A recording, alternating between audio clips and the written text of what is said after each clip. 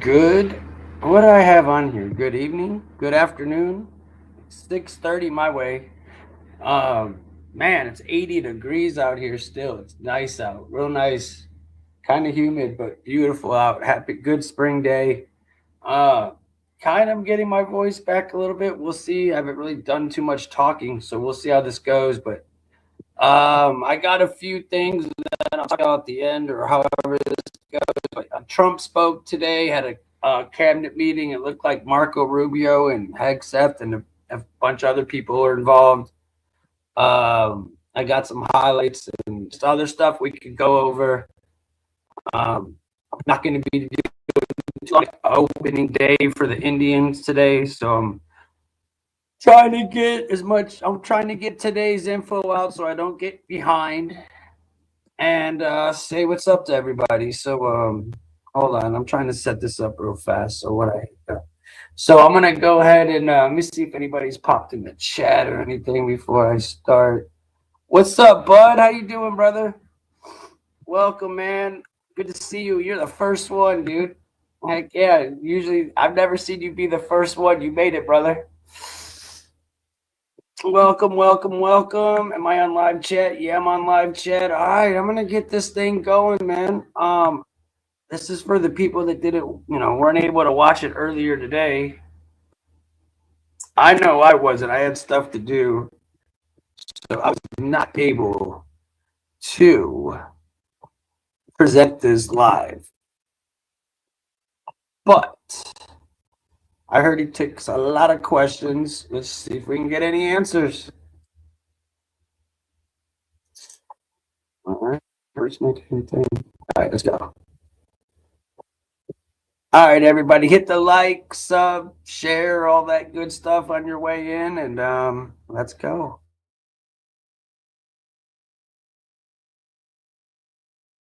Are you all ready? A lot of media, as usual.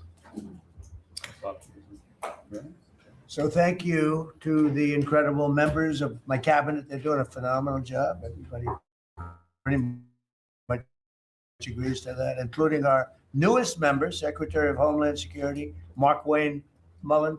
Thank you, Mark.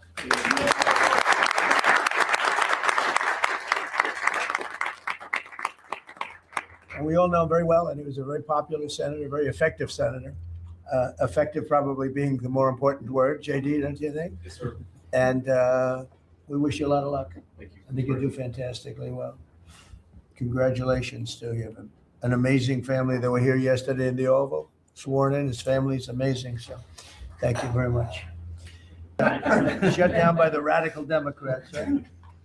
But Democrats are really punishing the American people.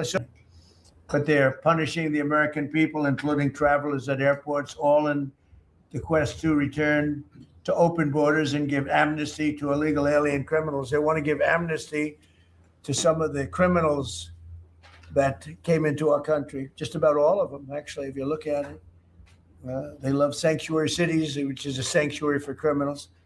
They want to make sure they're taken care of. That's what we're fighting about. That's really what they're fighting. They don't talk about that, but that's what they're fighting about. They want to protect criminals. In many cases, 11,888 murders. Many of them, I will say, are gone now because of us. We got them out. But still have some left. Should have never happened, should have never been allowed to come into our country. But we're not going to let it. This morning, I want to give an update on the Operation Epic Fury, which is an appropriate name because we are absolutely obliterating them. Over the past 3 weeks, we've been hitting Iran's military capabilities at a level that few people have ever seen before. People never knew there was such a capability. We have the strongest military anywhere in the world by far. I built it during my first administration, and I used it during my second administration. Unfortunately, because I'd rather not have to use it. But it's a display of force and precision and skill like nothing the world has really witnessed, although you got a pretty good witnessing of it in Venezuela also. That was a smaller version of what we're doing now. We're crushing their missiles and drone stockpiles, destroying the defense industrial base. We've wiped out their Navy completely, their Air Force completely. We've wiped out a large percentage of their missiles. And the missile launchers, without the launchers, the missiles don't do any good. And we've knocked out probably close to 90% of the launchers, probably more than 90% of the missiles themselves. Between some they fired and more than they fired, we knocked out. We've also destroyed a lot of the factories. We're continuing to do that, but a lot of the factories where they manufacture the drones and the missiles.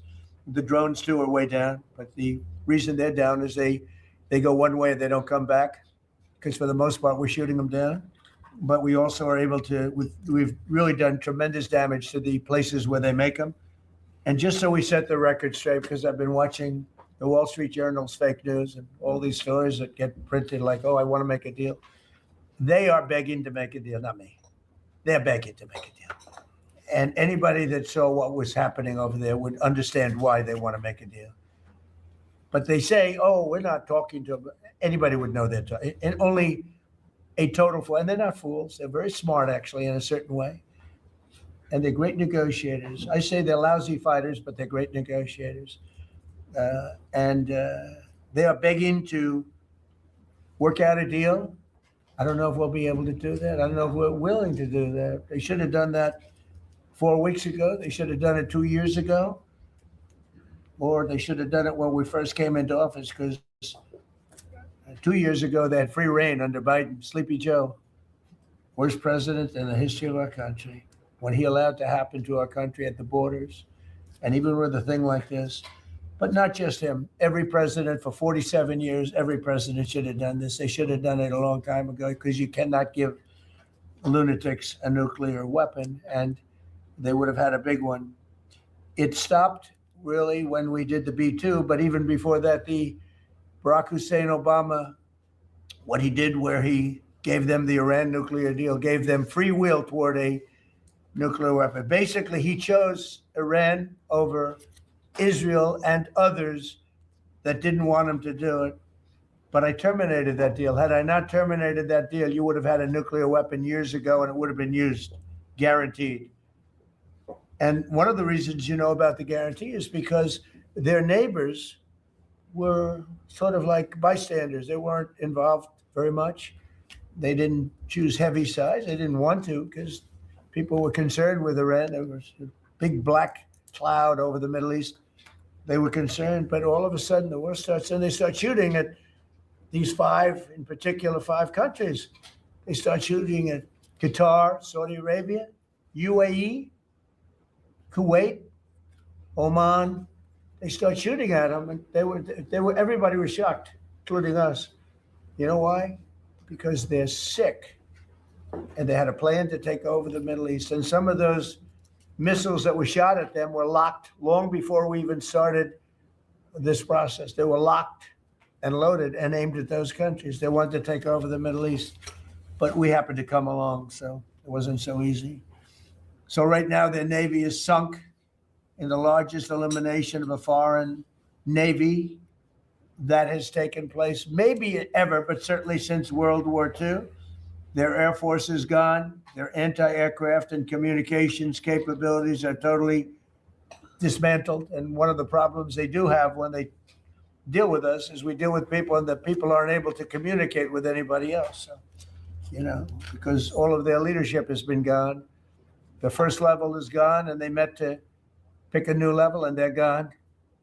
They're all gone because they didn't make a deal, and because they're sick people. They're really sick. They're really sinister, sick people.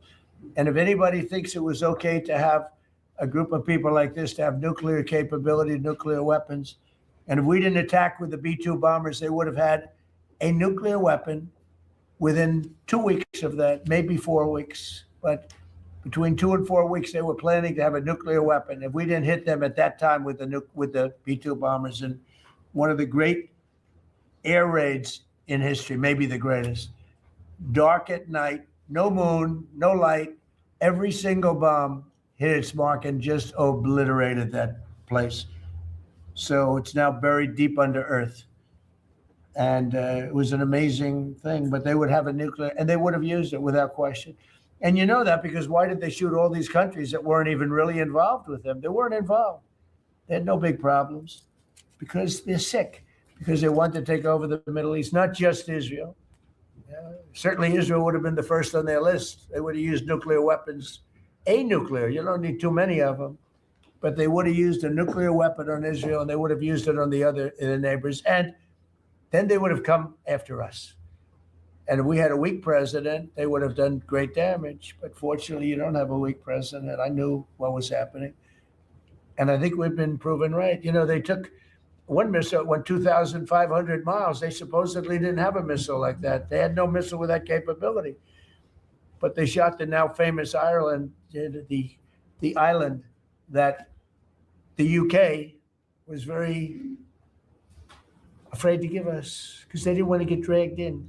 But we don't want to get dragged into their wars either. You know, it's one thing we're very disappointed. I'll say it publicly. We're very disappointed with NATO because NATO has done absolutely nothing. And I've always said 25 years ago, I mean, I was somebody that wasn't a politician, but I was always involved in politics and I understood politics. I said 25 years ago that NATO's a paper tiger, but more importantly, that we'll come to their rescue, but they will never come to ours. And I want you to remember that we said this. They didn't come to our rescue. Now they all want to help. When they're annihilated, the other side is annihilated. They said, we'd love to send ships. They actually made a statement, a couple of them, that we want to get involved when the war is over. No, it's supposed to get involved when the war is beginning or even before it begins. We had the UK say that we'll send, this is 3 weeks ago, we'll send our aircraft carriers, which aren't the best aircraft carriers, by the way. They're toys compared to what we have.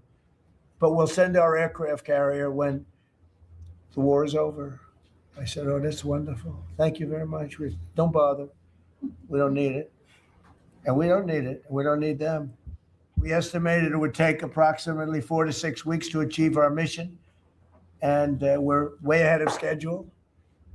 If you look at what we've done in terms of the destruction of that country, I mean, we're way ahead. Think of it. They have no Navy, and they had good ships. 154 ships have been shot down and are resting very nicely at the bottom of the sea. And we did that in a matter of less than a week. Because we have the greatest military in the world by far, nobody even close. So we estimated it would take approximately 4 to 6 weeks to achieve our mission. 26 days in, we're extremely, really a lot ahead of schedule. The Iranian regime is now admitting to itself that they have been decisively defeated. They're saying to people, this is a disaster. They know it. That's why they're talking to us. They wouldn't talk otherwise.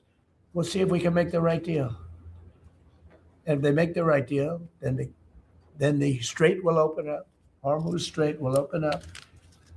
And even now, we don't know if there are any mines. You know, they have 22 they call mine droppers. Think of it. Who would have 22 mine droppers? There's a boat that drops mines. Who has 22 mine droppers? Except for people with very evil intention. So every one of those mine droppers has been struck with the same weapon we used to stop drugs from coming into the United States of America. When we hit those boats, it's the exact same weapon, extremely effective. We have unlimited supplies and extremely effective, but they have no more mine droppers. By the way, speaking of drugs, we're 98% down drugs coming in by water, by the ocean, by the sea, 98%. And we're trying to find out who are the 2% because we think they're the bravest men anywhere in the world. Maybe women. But whoever's on those boats is very brave or doesn't watch television. But where drugs coming in by sea, coming in by water, are 98% down. And now we'll stop the drugs coming in by land. The land is the easy one. You had to stop the water. A lot of it came in through water. Now it's all pinched. And these people are trying to come in by land. And we will, that's it. That's the easy one. But we had to take care of the water first. Nobody's coming in. Virtually nothing is coming in anymore. It was hundreds of millions of dollars a week were coming in by water. But they now have the chance that is Iran, to permanently abandon their nuclear ambitions and to chart a new path forward. We'll see if they want to do it. If they don't, we're their worst nightmare.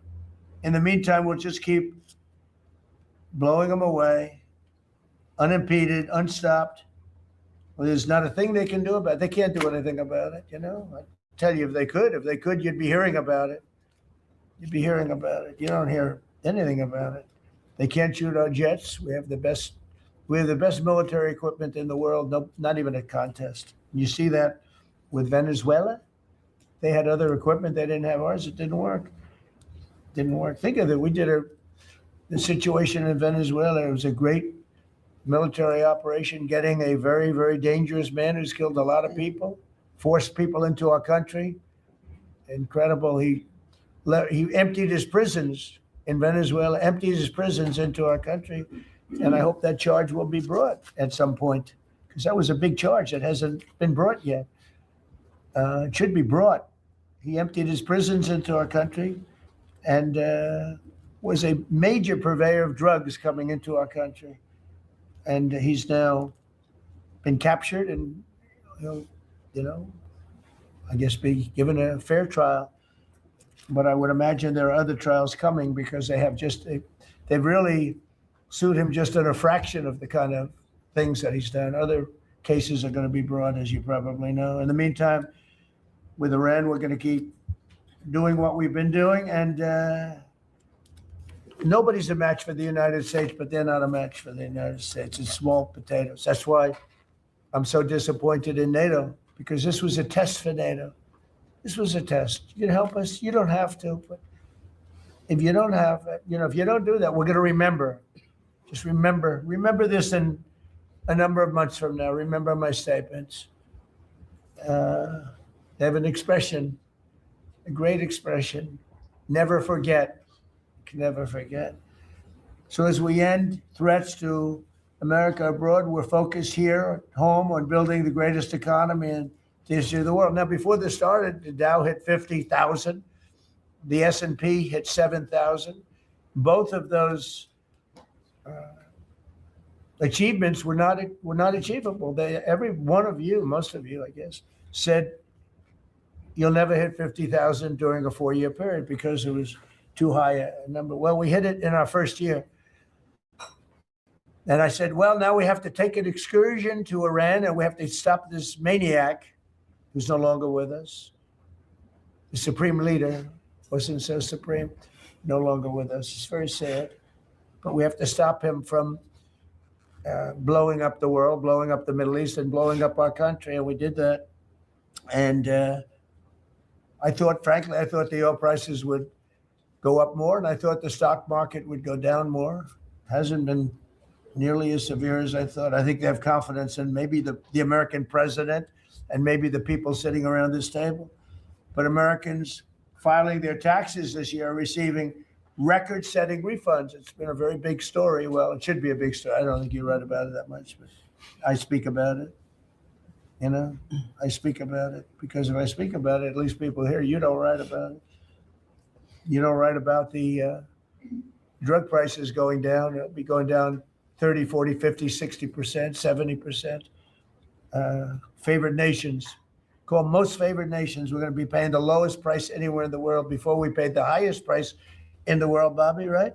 And now we're going to pay the lowest price in the world. That's quite a difference. It's a difference of from 40 to 70 and 80 and even 90%. That's a pretty big difference. But we're slashing regulations and investment is pouring in from all over the world. We have the most investment of any country in history has been put into our country in the last year. And again, we had a whole thing. So tomorrow we'll be announcing a variety of actions that we're taking to support American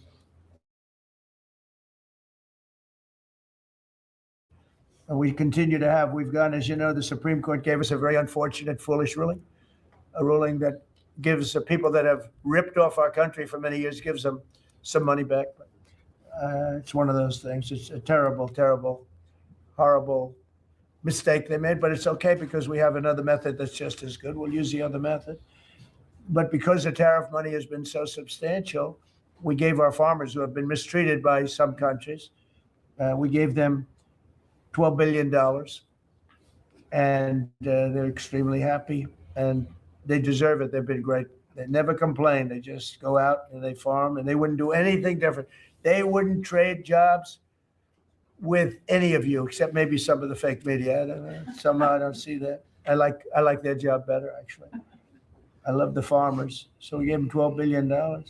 So in just a few moments, Treasury Secretary Scott Bessent will discuss the actions that we're taking to address energy prices, which have not gone up as much as I thought, Scott, to be honest with you. And, it's not over, so maybe it'll go up a little bit more. It's all going to come back down to where it was and probably lower. And my predictions have been right. Trump was right about everything. They have a new hat. Trump was right about everything. It's pretty right. But Scott's going to address that. And I think before we go very much further, I want to ask Vice President J.D. Vance to say a few words about where we are with the situation. He's involved with Steve and with Jared on negotiations, and then some of the others will speak. We'll have Marco say a few words. Pete Hegseth, who was born for this role. I mean, he's doing a great job. They gave him a hard time. And now people, I'll tell you, somebody came up to me yesterday, gave you a very hard time, said, I made a mistake. Pete Hegseth is doing a good job. So when I tell you who, you're not even going to believe it. He said, he gave you such a nasty hard time, but you're doing great. And then Steve is going to speak, and Scott will speak last. And if we have any questions, we'll take some questions. You may have questions. I doubt it, but you may have some. So, JD, please. Yes, sir. Well, thank you. It's good to see everybody. Proud to be part of this team. Proud to be serving the president of the country. Let me just say a couple of things. The first of all is the president summarized this very ably. But look, the Iranian conventional military is effectively destroyed. They don't have a navy. They don't have the ability to hit us like they could have even a few weeks ago. And what that does is that gives us options, Mr. President. Now, there's been a lot of reporting about diplomatic options, about negotiations. There's, of course, Pete and his team. There are further military options. But what we have now that we didn't have when the president took over just a little over a year ago is the ability to use every tool at our disposal to ensure that Iran doesn't get a nuclear weapon. Because when I say options, I think it's important the American people know options for what? And it's options to ensure that Iran never has a nuclear weapon. You talk about people who walk into a crowded supermarket and have a vest on, and they blow up the vest and a couple of people get killed, and that's a terrible tragedy. What happens when what's on the vest is not something that can kill a couple of people, but can kill many, many tens of thousands of people? That is the most important American national security objective that exists for any administration at any time, is you don't want the worst people in the world to have a nuclear weapon. That's why the president is doing this. That's why the president cares so much about this particular issue. I'll let Steve talk a little bit about the details of the negotiation. But the last thing I'll say before I turn it over to Marco is I'm very mindful, of course, that we have a lot of folks overseas fighting very ably for the United States of America. I know Pete and the whole team, we're very proud of them, but they're fighting at a time where we are about to enter as Christians the most important week of the Christian calendar, the Holy Week that celebrates the return of Jesus Christ to Jerusalem. And so I want to say to all of my fellow American Christians, but particularly those serving in the Gulf, that I wish you all a very blessed Easter, a very blessed Holy Week, and we continue to stand behind you and continue to support you every step of the way. Thank you, sir. Thank you very much. Marco? The most important job any president has is to keep the American people safe. And every president says it, but we have a president that means it and does something about it. As the president outlined very clearly to the world on the night this operation began, Iran has been at war with the United States for 47 years. For 47 years, Iran has been killing Americans and attacking Americans across this planet.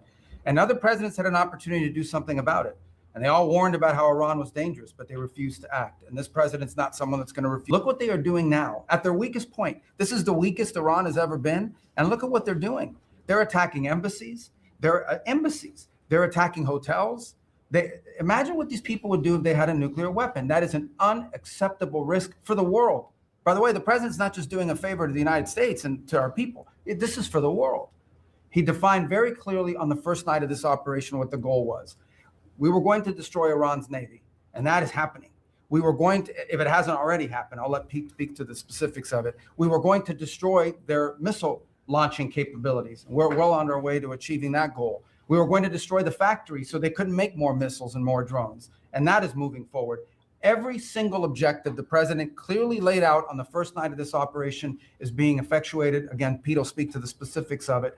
This has been an incredibly successful operation. Every day, it may not get covered because, you know, we're unlike them. We're not bombing embassies and hotels. We're hitting military targets. But every day, the Department of War lets the drummer get wicked over every portion of Iran that has these military capabilities, and the results are going to bear fruit for the world. The world is going to be a safer and a better place when President Trump's mission here is achieved. And frankly, I think countries around the world, even those that are out there complaining about this a little bit, should actually be grateful that the United States has a president that's willing to confront a threat like this and not allow it to continue to persist. Because these people will kill as many Americans as they have a chance to do. And if they have a nuclear weapon, as the vice president pointed out, they could kill millions of Americans in the future. And that is a risk that was not going to continue to exist as long as we had this president. Thank you, Marco. You know, it's very interesting because yesterday I was watching, is it Anthony Blinken? And he was saying that they should have done it, but they didn't do it. Nobody did it. Nobody did it. For 47 years, Marco, that's the number, 47. I guess now it's 48 because we've been saying 47 for a long time. It's probably 48. But for 47, 48 years, every president should have done this.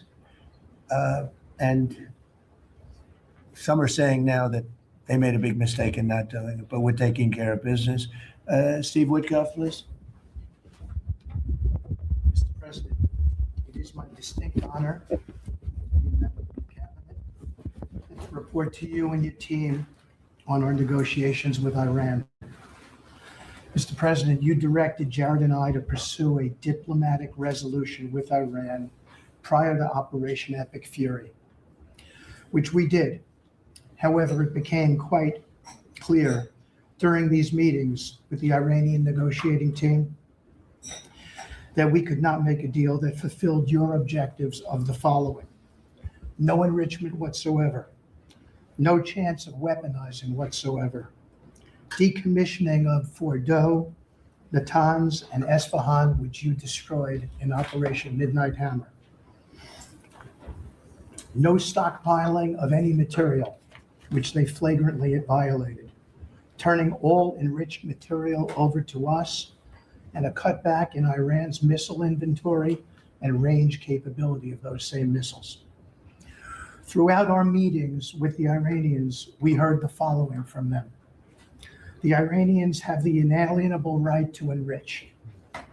Then we heard they possessed enough 60% enriched material, 460 kilograms, to make 11 atomic bombs. Finally, we heard the following statement. They would not give up diplomatically what we could not win militarily. In other words, they were again miscalculating the success of Midnight Hammer, which was a total success. These are incontrovertible signs among many other signs, sir, that their regime had not given their negotiating team authority to make a deal required by you. We conferred with you and all the other members of your foreign policy team, Susie Wiles, Pete Hegseth, the chairman, Marco Rubio, JD, Scott Bessent, Chris Wright, John Radcliffe, throughout all of these negotiations, and we were repeatedly rebuffed on everything we asked for. I have no doubt that we exhausted all efforts on behalf of a peaceful resolution, as you directed. Jared and I both agreed that the Iranians were there to buy time until a weaker president arrived. This was a flawed strategy, as your clear direction was to never allow Iran to obtain a nuclear weapon today or any time in the future. Against that backdrop and our compelling military successes in Epic Fury, we have had multiple reach outs from the region and others who want to play a role in ending this conflict peacefully.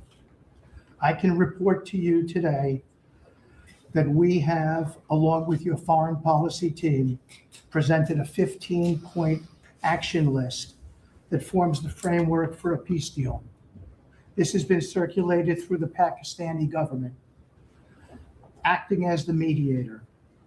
And this has resulted in strong and positive messaging in talks, as you just indicated to the press. But these are sensitive diplomatic discussions, and you have directed us to maintain confidentiality on the specific terms and not negotiate through the news media as others do.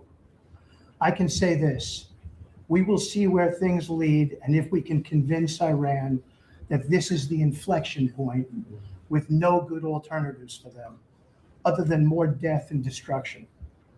We have strong signs that this is a possibility, and if the deal happens, it will be great for the country of Iran, for the entire region, and the world at large. Your policy of peace through strength is the most effective tool for a diplomatic resolution here, just as this policy was an effective tool in each and every one of all of the other conflicts you settled in your first year. Iran is looking for an off-ramp following your powerful threat on Saturday. Your indications that you are willing to listen to peace proposals have been well received. You have instructed us that your preference is always peace, and that we should make that our priority. We have delivered that message, sir, along with the 15 points for peace. Finally, we have told Iran one last thing: don't miscalculate again. Thank you very much. Everybody around this table is doing a great job. Pete Hegseth, please. Mr. President.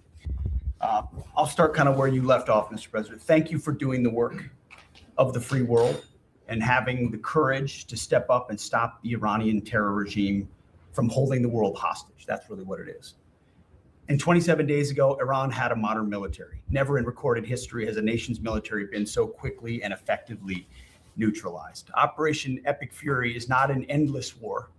It's a decisive campaign with clear objectives to destroy Iran's offensive military capabilities and ensure they never obtain a nuclear weapon. This is stuff for the history books.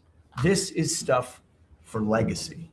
Mr. President, you are acting now to ensure future generations do not have to live under the threat of a nuclear-armed Iran. However, you wouldn't know it if you listened to the dishonest hate Trump media, as you referenced. The folks here in the room, these cameras, they have a choice. You're either informing the American people of the truth or you're not. Because I hear it from my people every day. Behind every headline you write, there's a helicopter crew in the air. And behind every news banner you write, there's a battalion on the move. And behind every fake news story, there's an F-35 pilot executing a dangerous mission. My message to the media is get it right. This actually isn't something new to me. I may be a young guy, Mr. President, but I'm not a rookie in this realm. In 2007, I helped lead the surge, the public fight for the Iraq surge. Stood and watched people stand in the Senate and declare the war is lost before it even started. Who was that? It was Harry Reid. That was the Democrats and the media working hand in glove. Back then, it was 3 years into a war. Now we're 3 weeks into an operation. But see, unlike Iraq, this isn't a tie.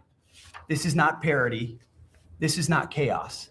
This is success, pure American success, on plan, and as the president said, ahead of pace. Over 10,000 enemy targets destroyed, over 140, I think now you're right, Mr. President, over 150 naval vessels sunk, underground facilities destroyed, their defense industrial base in shambles. And overnight, not only do they not have a Navy, Mr. President, they no longer have a Navy commander.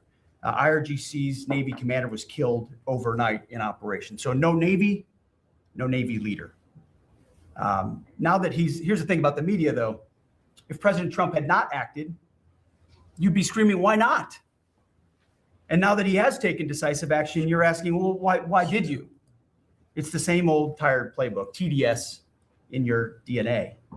But the hardworking, God-fearing, patriotic Americans out there know better. And you alluded to this, President Obama, Mr. President. Here's a fact that you don't hear on your networks that we know. Many of the Iranian military factories and bases that we're systematically destroying were paid for by the pallets of American cash that Barack Obama flew into Tehran under the Iran deal. You might call it an inconvenient truth. Iran took our money and turned it into weapons and bunkers and ammo. And now we're destroying those weapons, and you're writing, Mr. President, that grievous wrong. And make no mistake, we had to act. And our objectives are clear. No nukes, no Navy, and a complete dismantling of their missile program and defense industrial base. And as Marco pointed out, that mission, and the VP as well, has not changed since day one. Yet, 2 days ago, they shot 2 failed missiles on a target 4,000 kilometers away. For years, they told the world that their missiles could only range 2 kilometers. Surprise. Yet again, Iran lied. And to the world, I say London is 4,000 kilometers from Iran. Washington, D.C. is 3,300 kilometers from Venezuela, another country President Trump did something about that partnered for a long time with Iran. So you're telling us that Iran is not a threat to the world or to the U.S. President Trump knows better. And here's what success actually looks like right now. You mentioned it, Mr. President. A-10 Warthogs, if you know them, you love them, and Apache helicopter gunships are flying strike missions inside Iranian airspace and throughout the Strait of Hormuz at will. See, you only send these slow, low-flying, close air support platforms when the enemy has no meaningful air defenses left. Their presence is proof that Iran's air defenses are gone. Their command and control is shattered, their top leaders hiding in underground bunkers, while their mid-level commanders are being crushed in the field. The morale of their fighters plummeting. We see that disconnect daily. They're privately admitting, as you said, Mr. President, very heavy losses. We know that. President Trump has given us a clear mission. Our capabilities are only going up and Iran's are plummeting. We are here to win, and we're full speed ahead. So, Steve, we appreciate your efforts. War is negotiation by other means.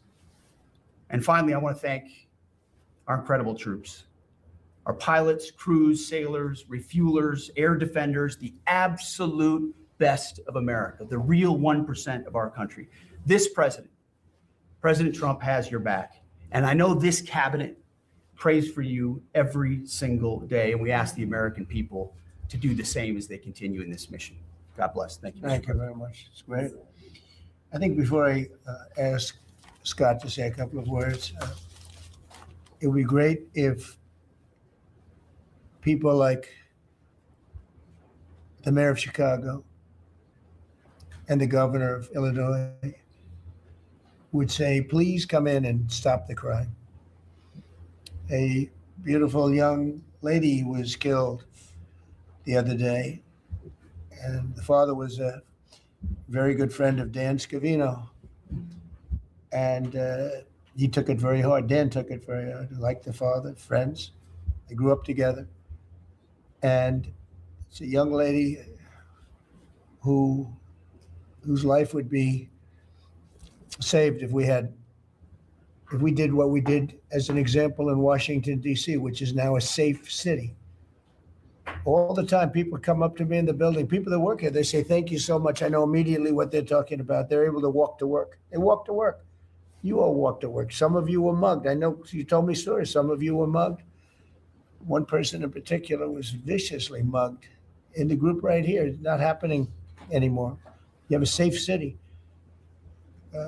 Louisiana, the governor of Louisiana called me, could you help me with New Orleans? They just had the Mardi Gras. He said it was the safest Mardi Gras we've ever had. Sounds terrible to say. No murders. You know, it sounds like, who would say this? No murders. But they always had murders. They had a lot of crime during Mardi Gras. He said virtually no crime. We had the troops down there. Memphis, Tennessee, I just got back. We were there. Crime is down 75%. In a short period of time, we're there 5 months. We could do that for Chicago. We could do that for New York. We could do that for LA. And we could do that for, frankly, San Francisco. I know they have a mayor who's trying very, very hard. He's a Democrat, but he's trying very hard. But we can do it much more effectively because he can't do what we do. He can't take people out from the city and bring them back to the country from where they came, where they were in prisons. They were allowed to go in prisons. They were drug dealers, the highest level drug dealers, murderers, 11,888 murders. We do things that they can't do. I had friends calling me up from San Francisco. Could you give him a chance? I said, absolutely. If you want him, we'll give him a chance. He's trying. He's doing okay, but we could do much better. We could make it a lot safer than it is. San Francisco, a great city, was a great city, could quickly become a great city again. But, they're going very slowly. I tell my friends, they're very substantial people. They're in a certain business where people have made a lot of money. I hope that lasts. But they have a tremendous potential. It was one of the greatest cities in the world. Now it's got a lot of crime. And the mayor is really trying. Again, a Democrat trying. And I spoke to him. He just wants to have a chance because we have nobody coming through our border. I mean, literally for 9 months, it's zero. It's hard to believe that number can be possible because millions of people came in through Biden. But nobody even tries. We don't have the caravans of thousands, 25, 30,000 people pouring into our border. They come up in caravans. We don't have caravans anymore. There's no such thing anymore. There's a name that I think I developed, but somebody developed it, but I think it was me. I thought it was inappropriate. Thousands of people would come up and just barge into our country, totally unchecked, totally unvetted. And this man came in, Dan, right? And he came in through the ridiculous open border of Biden. If we were there, the election was rigged. What are you going to do? Came back, big comeback. But if we were there, we wouldn't have had people coming through. It's amazing. It's so easy now because everyone knows they're not getting through. We don't have any caravans. Once they know that, when it was easy to come through. When I heard that they had an open border policy, I said, boy, this is going to be, I couldn't believe it. But when it was actually, it dawned on me because I had built 1,000 miles of wall and we were finishing up some and he didn't want to finish it up. I said, they really do want to have an open border. And we got it finished. But that young lady would be alive today. And she'd be alive for another reason, because we would have the National Guard in Chicago and in New York and in other places. And they love doing it. It's like training, to be honest. It's actually training. I never want to take them out of D.C. I mean, maybe somebody later on will do it, but I never want to take. The people, they say, we feel so good, we feel so safe.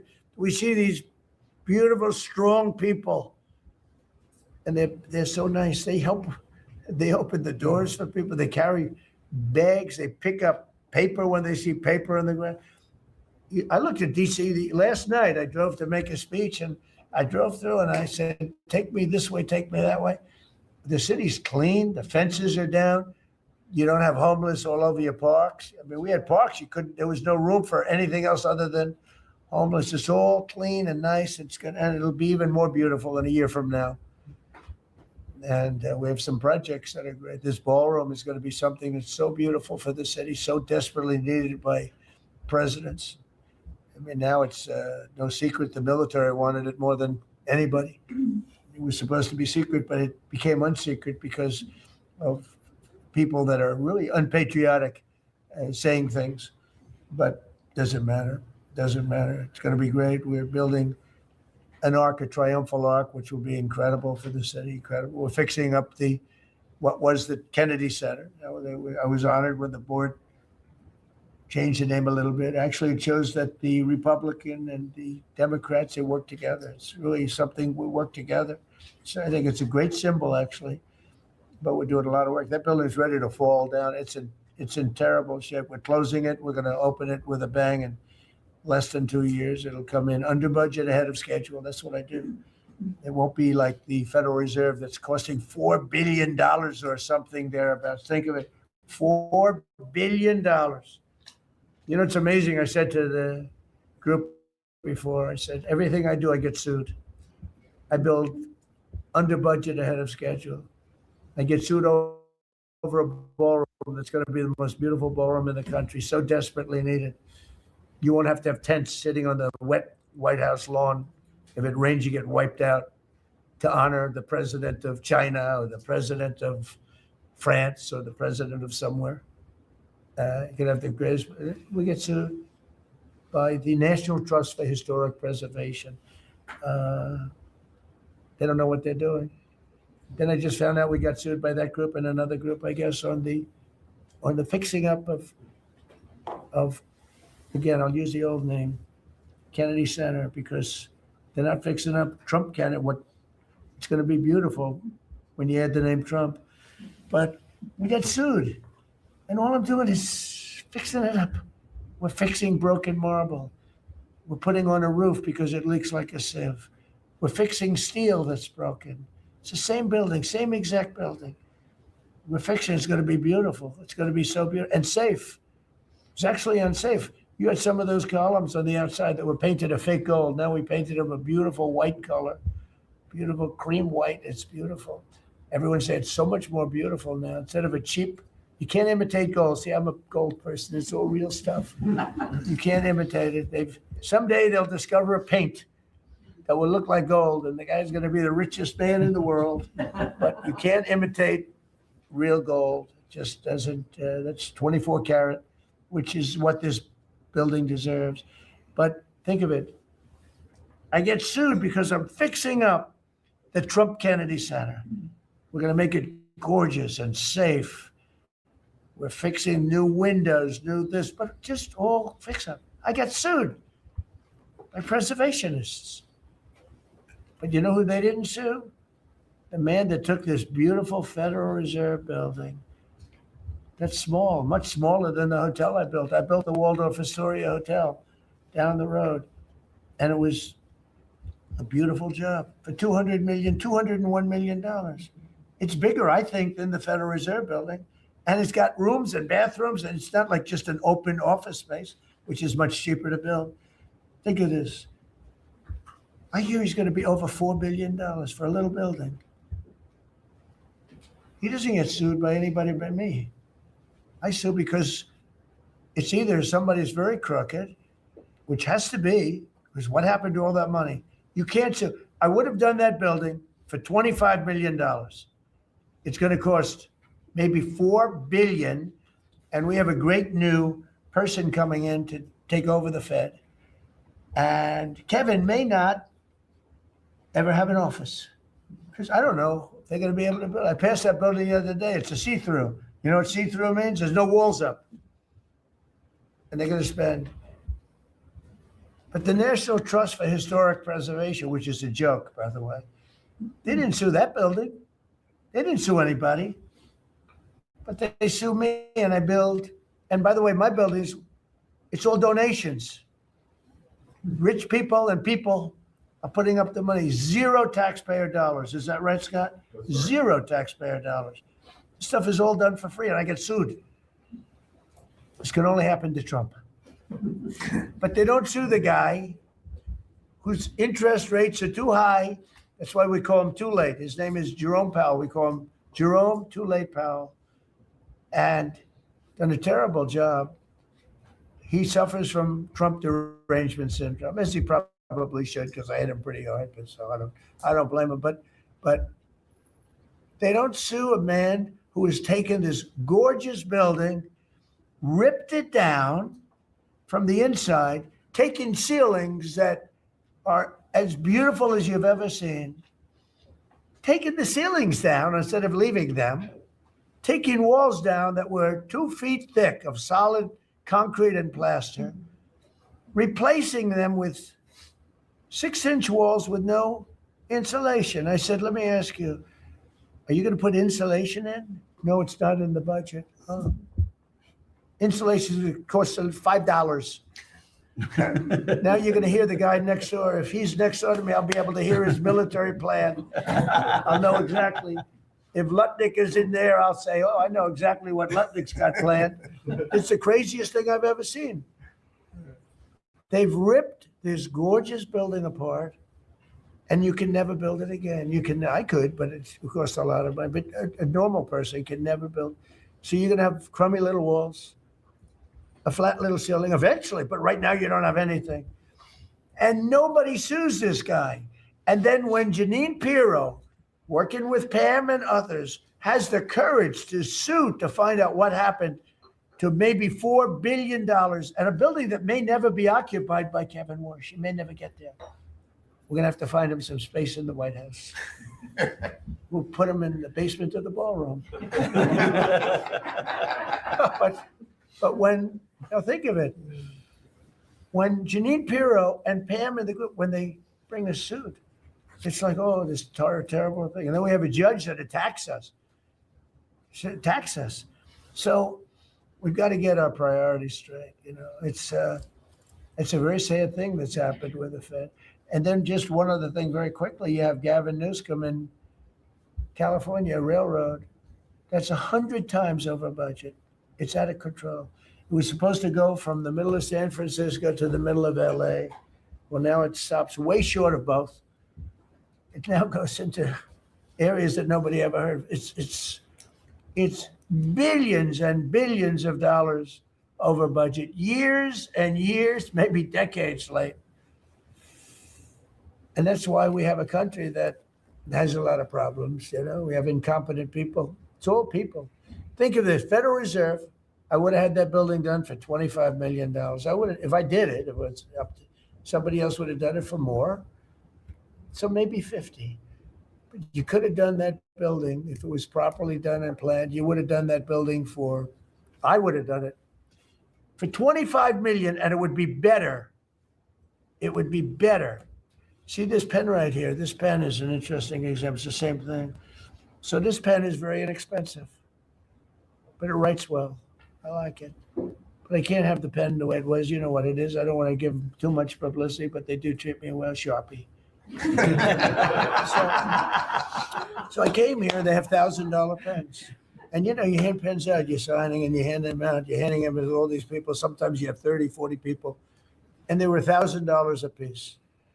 Beautiful pen, ball point. 1,000. It was gold, silver, gorgeous. But I'm handing out to kids. It's kids. They're getting a pen for $1,000. They have no idea what it is. And I feel guilty because I'm like, you know, I'm by nature, I don't, you know, it's the government. I love the government like I love myself economically. I want to save money. So I'm saying, this is crazy. And it had another problem. They didn't write well. So I take it out and I sign and there's no ink. And I got all you people looking and you're saying, there must be something wrong with Trump. And I'm signing and there's no ink in the pen and it costs $1,000. This one, I called the guy. I said, I'd like to use your pen, but I can't have a gray thing with a big S on it saying Sharpie. As I'm signing a $1 trillion airplane contract to buy brand new fighter jets, brand new B-2 bombers, of which we just ordered plenty. I can't do that with the press.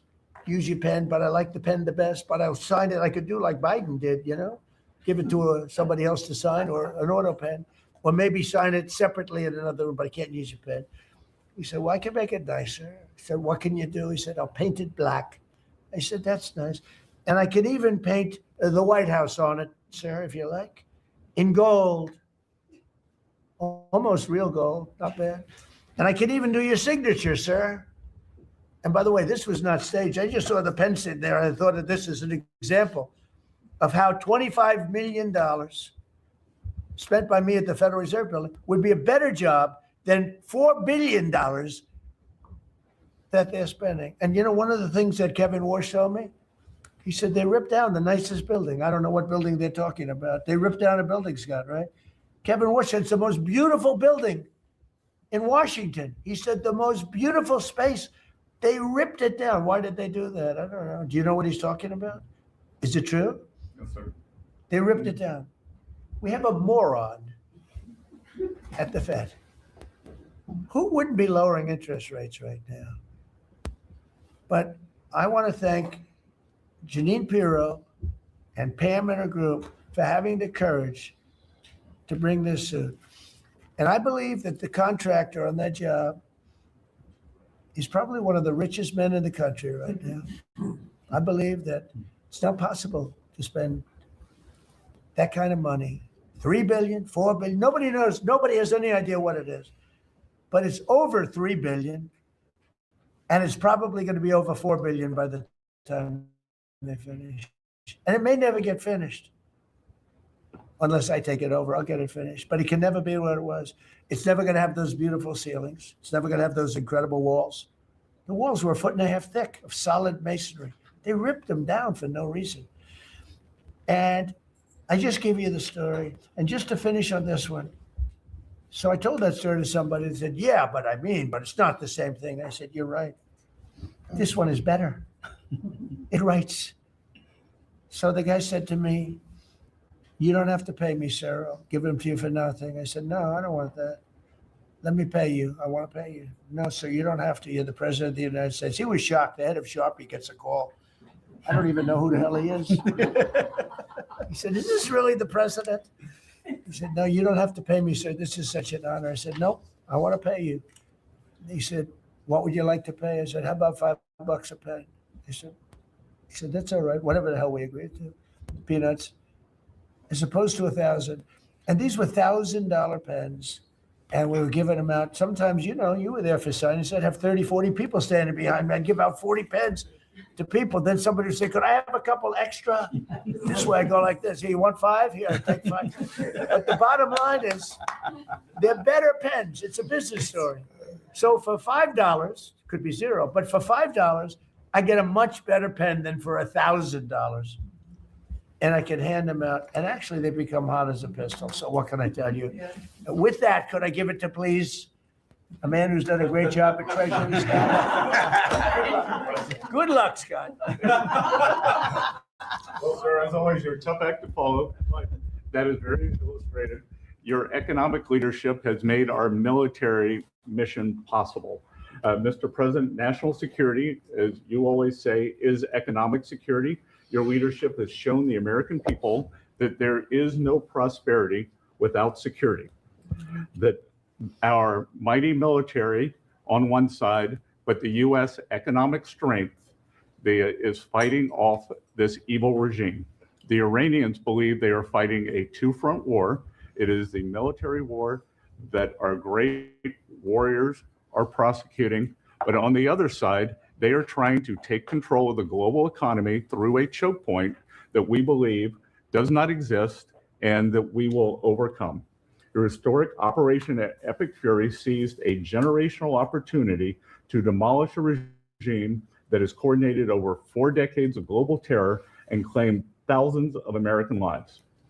Many people, especially the Democrats, underestimate the will of the American people for short-term volatility for 50 years of safety that we are going to have on the other side of this. And I believe energy prices will be lower, inflation will be lower before we had the appearance of security, which is not real security. Now, the American people, the Iranian financial system collapsed in December. We have systematically weakened Iran's ability to fund operations and procure weapons, and that required months of preparations. Threats to American national security have no place in the global economic system. The oil market is well supplied. We've taken actions to ensure oil supplies stranded at sea are made available to the global market. Your bold actions like the Development Finance Corporation's Maritime Reinsurance Program in conjunction with Central Command will soon provide shippers through the Gulf region with a level of security we have never seen before. Mr. President, we are starting to see more and more movement in and out of the Gulf today, and this is more than yesterday, and this is the beginning. I am confident that shipping traffic will continue to increase on a daily basis, even before we secure the straits. Turning to the home front, the U.S. economy remains strong. We had a strong economy thanks to you. We are the best insulated in the world thanks to your energy efforts in term 1 and term 2. The U.S. is an energy superpower. American workers' purchasing power is finally being restored. The latest figures indicate robust real compensation increases. We are starting to see the working family tax cuts benefits bearing fruit this tax season. 44% of tax returns have claimed at least one of your signature policies: no tax on tips, no tax on overtime, no tax on Social Security, deductibility of auto loans. The average tax refund is up more than 10% for working Americans. The economy you vitalized through your pro-growth policies is well positioned to withstand these temporary disruptions. The United States dollar has reasserted itself as a safe haven asset. The US dollar has appreciated since the hostilities began because everyone knows, thanks to your efforts, the US economy is the best position in the world and capital is flowing in. Efforts to reprioritize economic security are ensuring the United States remains secure, resilient, and prepared for the challenges ahead. As we approach the 250th anniversary, America will never be safer and more secure militarily and economically. Thank you. I just want to ask you a question. Is this guy central casting? I'm looking at him. I'm in Treasury. He might not be so good for war. I don't know. No, I'm looking pretty good too. I'm looking at this guy. He's central casting. Even the glasses are perfect. Where do you get those glasses? I think I'm going to get glasses. That's beautiful. Great job. That's really good. No, he's done a great job. You all have. Proud of you all. Do you have any questions? Yes, Mr. President, are you going to go in for the uranium? Like, how do you secure Iran and? Let's assume I was or I wasn't. Why would I ever answer? Can you accomplish? What kind of a question? Am I going to go in for the, oh yeah, I'm going in. We're going in tomorrow at 3:00. How could you possibly ask a question like that and expect an answer? I don't know. But I don't know. I think you're a friendly person too. It's just such a ridiculous question. Mr. President, yes, Mr. President. Please. Thank you, Mr. President.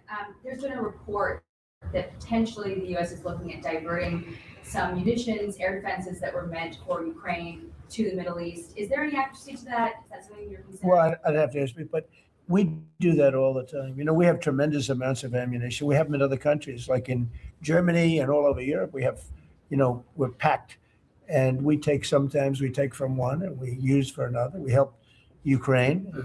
Biden started, and he gave $350 billion away. Too much, way too much. And we sell it now to NATO. We sell it to NATO, and they probably give it to Ukraine mostly, I think. We get paid for everything that we get in situation. Very, very tough. We're working very hard on that and solved. It doesn't have any impact on us, virtually nothing. In fact, if anything, I mean, we sell a lot of equipment for that unfortunate war. 25,000 people died last month, 25,000, so mostly soldiers. Some in the towns, but for the most part, soldiers. They're dying. Nobody's seen anything like it since World War II. It's a terrible situation, and hopefully that's going to get settled. You know, I settled 8 wars, and many of them I think were more difficult than this one. In theory, they were more difficult, but there's tremendous hatred between President Putin and President Zelensky. Tremendous hatred. I've seen it before, but I've never seen it maybe to this extent. And I think that's calming down a little bit, and I think we have a chance of getting it done. But it doesn't affect us thousands of miles away. That's why when I heard the head of Germany say, "This is not our war," about Iran, I said, well, Ukraine's not our war. We helped, but Ukraine's not our war. I thought it was a very inappropriate statement to make, but he made it. You can't erase it, but he felt that way. I said, well, you know, Ukraine's not our war, and it's not, but I would like to see all those young people stop being killed. I mean, they're being killed. It's like a slaughterhouse. What's happening there is horrible. 25,000 on average. Last 2 months ago was 31,000 people died in 1 month, Marco, right? I said, it's getting crazy. It's getting worse. Think of it, 31,000 soldiers, both Russian and Ukraine, died 2 months ago, 25,000 last month. And if I can solve that, it would be a great honor to do it. I wish it could have gone faster. I solved other ones in one day that have been going for 32 years. We stopped one that was starting. It was already started.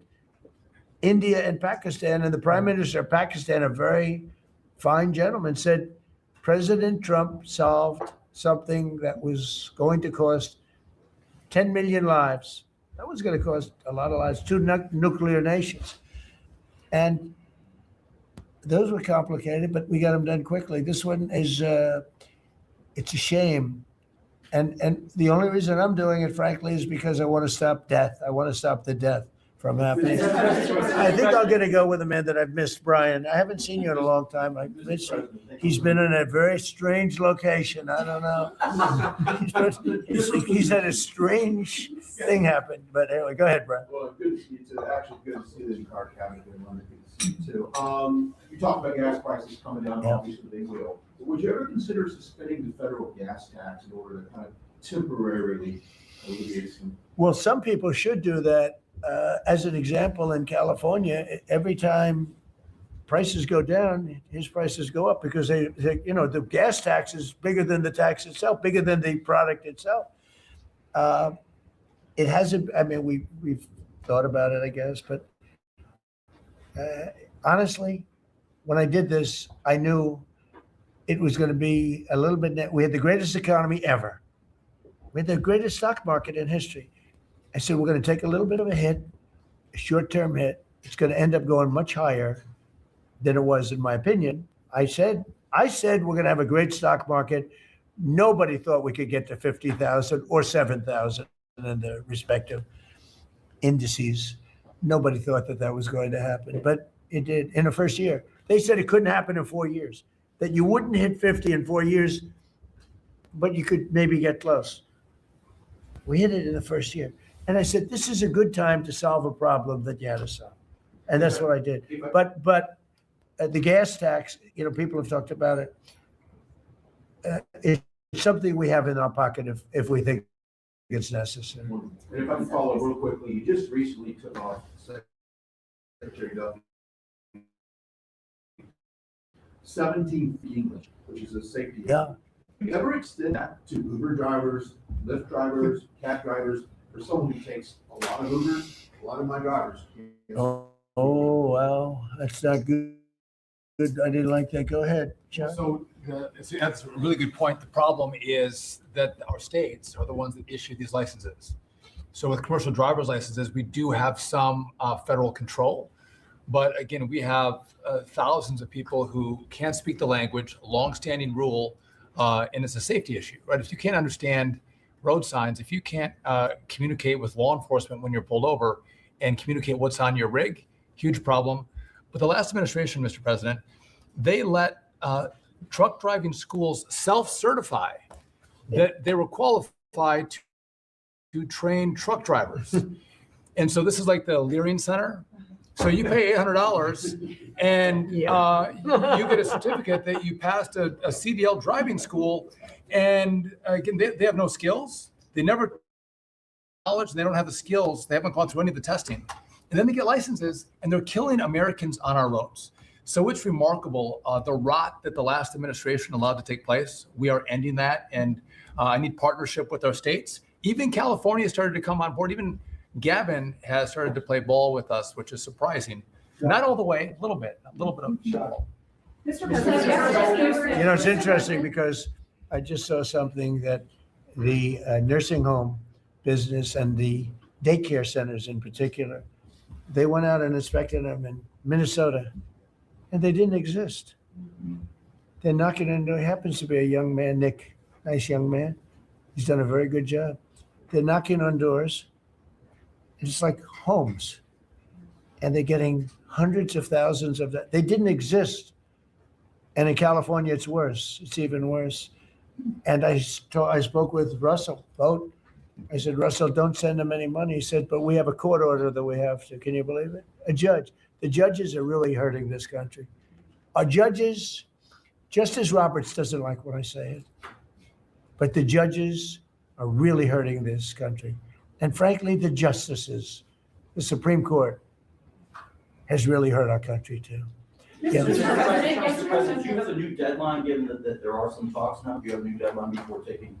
No, I'll announce it. I mean, right now, you're talking about a deadline for doing some pretty big damage, even bigger than we've done. We'll see. Well, look, we have very substantial talks going on with respect to Iran, with the right people. You know, I told you about a present, right? Steve, can I reveal the present? You can do anything you want, sir. And I didn't think much about it. And then I watched the news and they said, a very good anchor, actually, happened to be Fox, but I watched it and he said, something's unusual happening. There are 8 boats that are going right up the middle of the Hormuz Strait. 8 big tankers are going loaded up with oil right through. And I said, well, I guess they were right, and they were real. And I think they were Pakistani flagged. And I said, well, I guess we're dealing with the right people. And actually, they then apologized for something they said, and they said, we're going to send 2 more boats. And it ended up being 10 boats. And I hope I haven't screwed up your negotiations, but I thought it was appropriate to say, because I did taunt you the other day by saying they're going to give us a present. There were 2 Yeah, illegal immigrants who were arrested at San Francisco airport for ignoring deportation orders. At the same time, as you highlighted, really great reception from American travelers for ICE agents. Is there a PR aspect of this that can allow future deportations to go on with less protesting, less outrage? Yeah, it's amazing because by putting ICE there, look, the press was very unfair to ICE. So was everyone else. These are great American patriots. They have a tough job. They have to find murderers and take them out of our country. I wouldn't want to do it. You wouldn't want to do it. Most people wouldn't want to do it. They do it. And, 11,888 murderers. And that's murderers. That's not drug dealers. That's not lots of other things. It's not people from mental institutions. Entire jail populations were released from major countries and let into our country through the open border. And ICE has done an amazing job. I wouldn't want that job. It's a tough job, dangerous job. So what happens is by putting them at the airport, and I did say, do me a favor, take off your masks. And they did for that, not for when they're looking for some, cold-blooded killers and they're in the, but for that. And they did. They took them off. And the passengers, I see the interviews of people, they're saying, these are nice people. One person said, he's a very strong man, but he's a nice guy. He grabbed my bag. He helped the woman with a bag that she couldn't lift. And I'll tell you, I don't want to use the word rehab because there was nothing to rehab, but rehab from the press, because the press is so tough on them. And these crooks in Minnesota, these crooked politicians and dirty cops. They're dirty cops, they're dirty politicians. Waltz is a dirty, crooked politician. The attorney general is a crooked guy. He's no investigations. And I hope JD is going to do a great job. He's in charge of it now with somebody who's very talented. But I think it's easy stuff. They say $19 billion, think of it, is missing. 19 billion. If we would solve half of the fraud problem, Pam, in this country, we would have more than a balanced budget. We'd have a surplus. And in the case of Minnesota, it's very Somalia oriented. Think of it. These people come from a crooked country, disgusting country, one of the worst countries in the world, acknowledged to be one of the worst countries in the world. Some people say it's the worst. They have no money. They have nothing. They come to our country, low IQs, and they rob us blind. Stupid people. And they rob us blind because we have crooked politicians and we have dirty cops. The attorney general is a dirty cop. It's my opinion. It's only my opinion. And something should be done about him. Let's see what kind of job he can do. Yesterday you said that you hate Iran. Excuse me? Should Iran be able to charge a toll for the Strait of Hormuz? They're charging some vessels to go through. Oh, yeah. Well, should they be able to? Yeah. I mean, they shouldn't be able to, but they're doing it a little bit. I don't know. Look, Their capability is a lot less than it was 2 weeks ago. And with every week and every day, frankly, it gets less and less. All I can tell you is they're begging to make a deal. So let's see what happens. We may make it. Tell me about mail-in ballots. Go ahead. You mean I used the mail-in ballot? You probably said, yeah, I did. You know what? Because I'm president of the United States, and because of the fact that I'm president of the United States, I did a mail-in ballot for elections that took place in Florida, because I felt I should be here instead of being in the beautiful sunshine taking. You were in Palm Beach, sir, the last few weekends. That's right. And I decided that I was going to vote by mail-in ballot because I couldn't be there because I had a lot of different things. But, we have exceptions for mail-in ballots. You do know that, right? So if you're away, we have an exception. If you're in the military, we have an exception. If you're on a business trip, we have an exception. If you're disabled, we have an exception. And if you're ill, if you're not feeling good, whatever. So I was away, mostly in Washington, D.C., so I used a mail-in ballot. But I appreciate the question because I know it was so well-meaning. Yeah. Mr. President, I actually just looked at the company that owns Sharpie, and the stock turned positive. Actually mentioned it. By the way, they deserve it. Yeah, It's a good product. You gave a 5-day deadline. With oil tankers going through the Strait of Hormuz, is that a condition to move that 5-day deadline? Well, we don't want anything impeded. We want ships to go through. We don't know that they've dropped any mines, by the way, because we blew up all their mine droppers, right? We blew up every one of them. They're going to have to take them out on a rowboat or something. I don't know how the hell they get out there, but we don't really know. You might speak to it.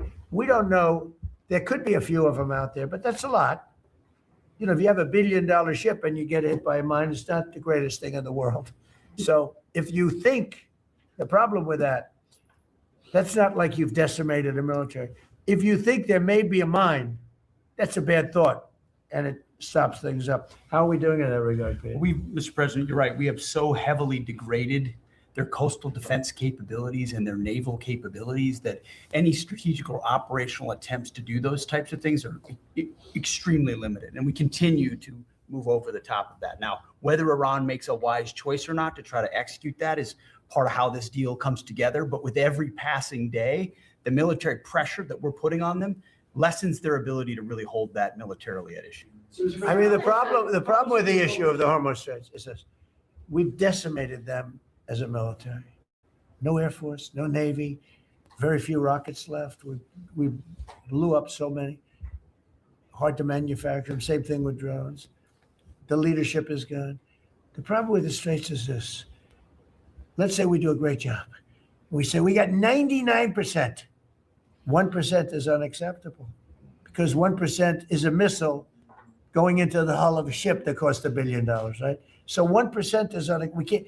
If we do a 99% decimation, that's no good. So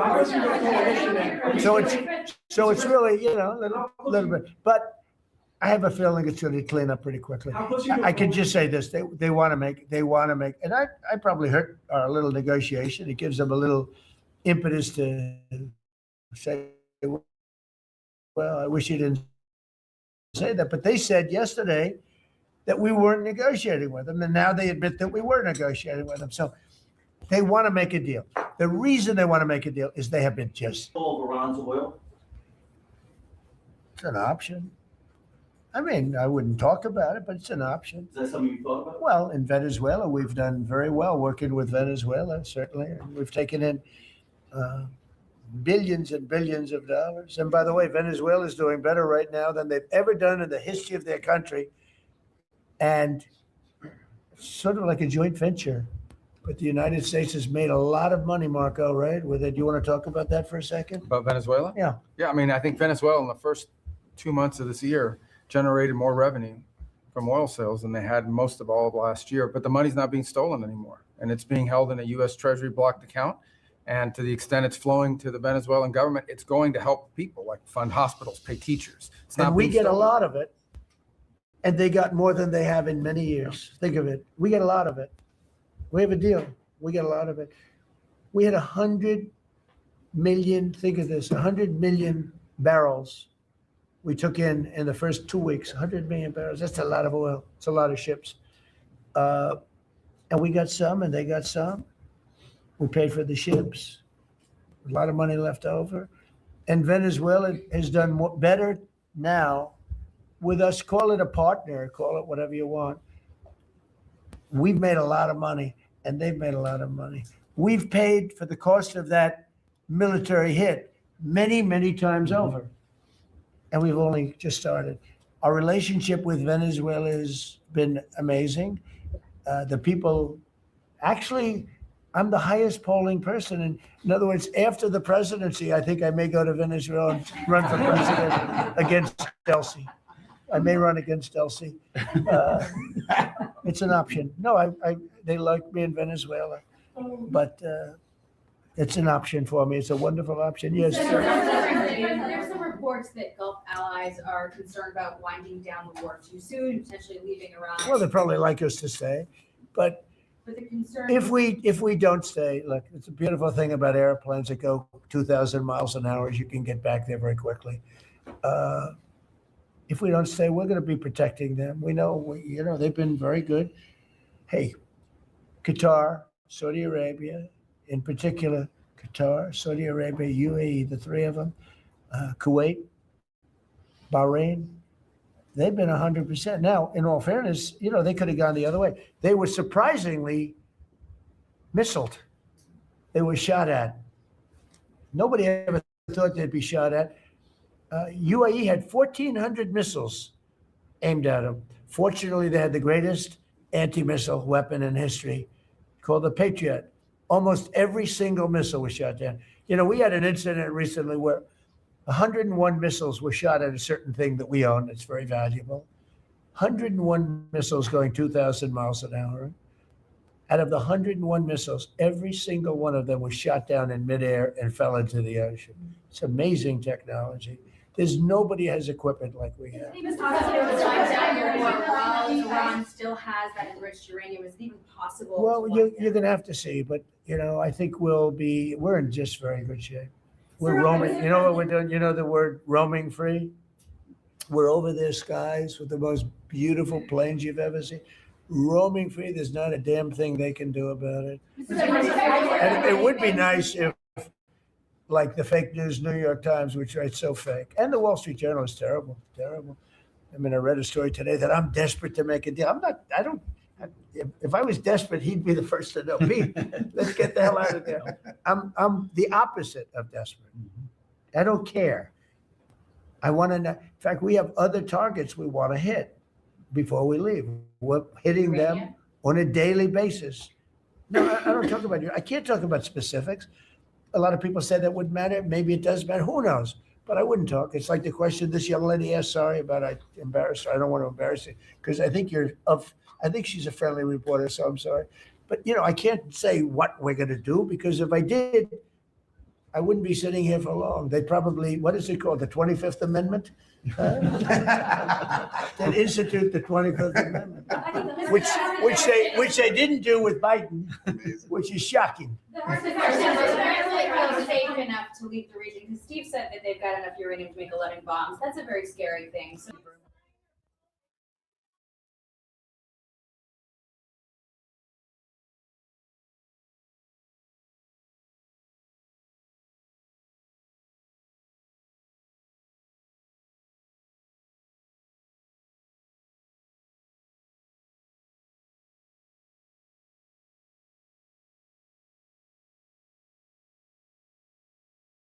space. Getting hard and getting turned on are not the same thing. That is why Blue Chew Gold was created. Science shows that arousal begins. 1-year-old trans illegal immigrant from Colombia wanted for robbery, prostitution, weapons charges, who just pled guilty to rape. This Colombian national followed a 14-year-old boy into a convenience store bathroom in New York City, brutally assaulted him. But the Democrats at the Manhattan DA's office, well, they agreed to just 6 months behind bars.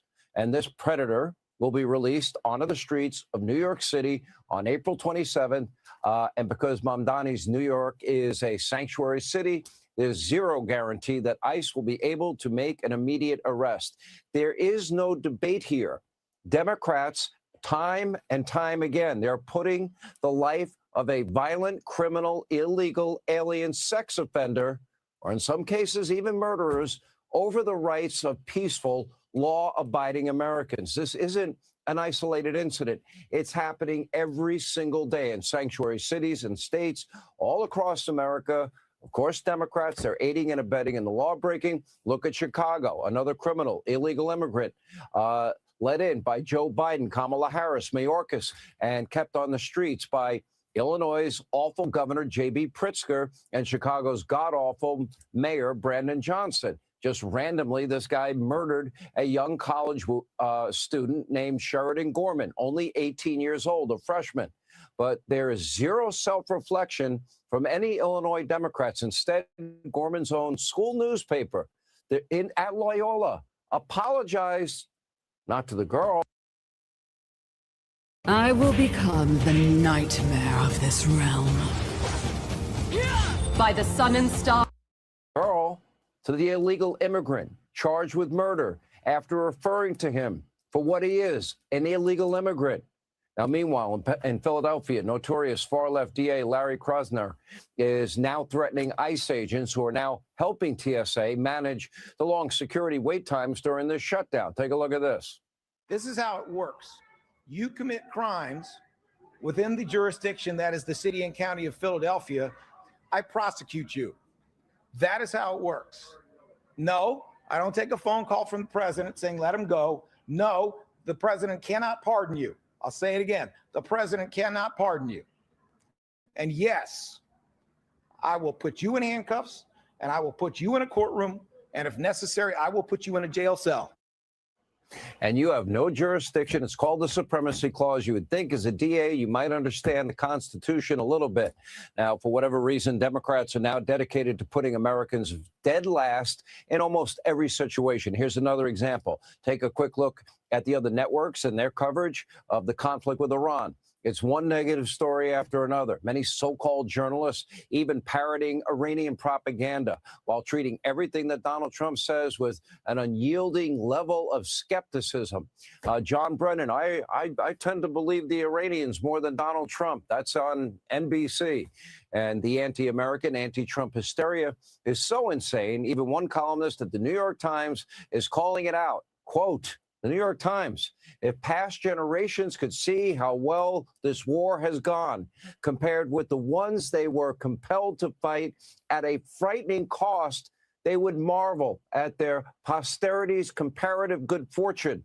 They would marvel, too, at our inability to appreciate the advantages we now possess. In less than a month, Iran's ability to project force anywhere in the world has been pretty much wiped out without any boots on the ground. This is such a historic success. Most Americans are trying to obscure out of their sheer hatred for Donald Trump.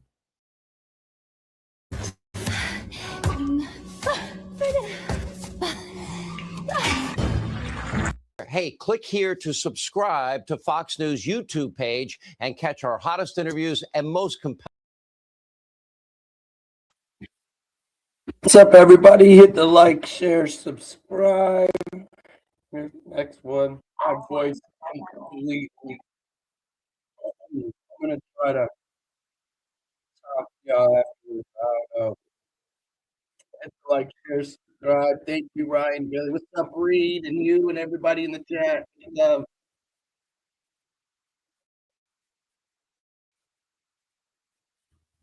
President Trump sending Iran a 15-point plan to end the war as he readies 2,000 troops to head to the Middle East. Iran is reportedly suspicious of 47's deal, but they have a counteroffer, calling for war reparations and sovereignty over the Strait of Hormuz. Here's Carolyn.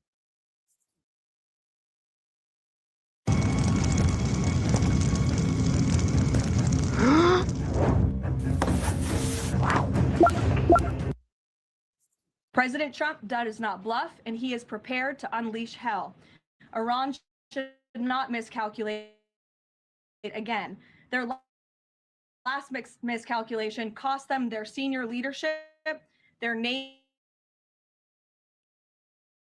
violence beyond this point will be because the Iranian regime refused to understand they have already been defeated and refused to get blown to bits as much as we do.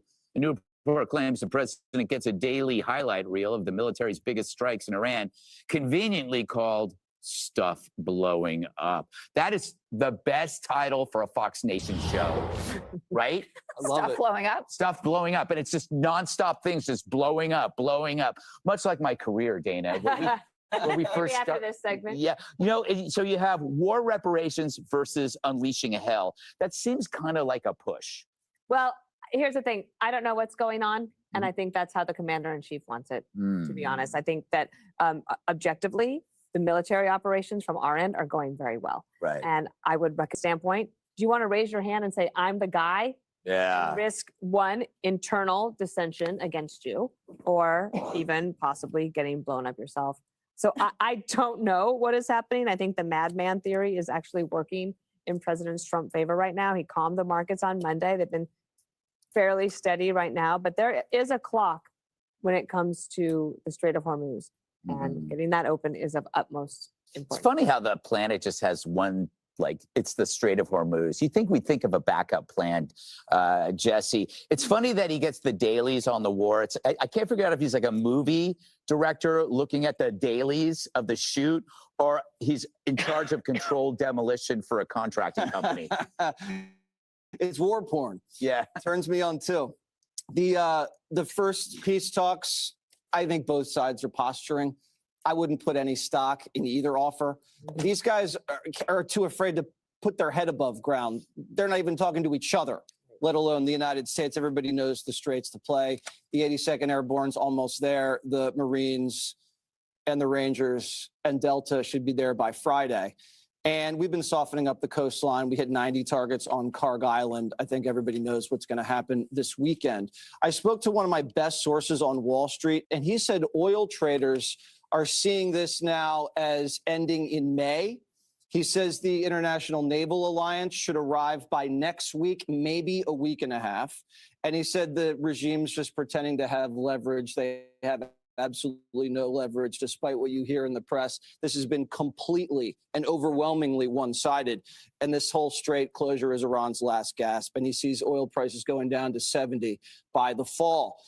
Oil prices under Barack Obama closed under over $100 a barrel for around 3.5 years. Under Joe Biden, closed over 100 for 5 months. You know how many days it's closed over 100 under Donald Trump? 6. So everybody just needs to chill here, okay? Great article that you mentioned, Dana. I brought it and highlighted it for Jessica. Operation Desert Storm, widely considered a lightning-fast military success. I think 42 aircraft got shot down.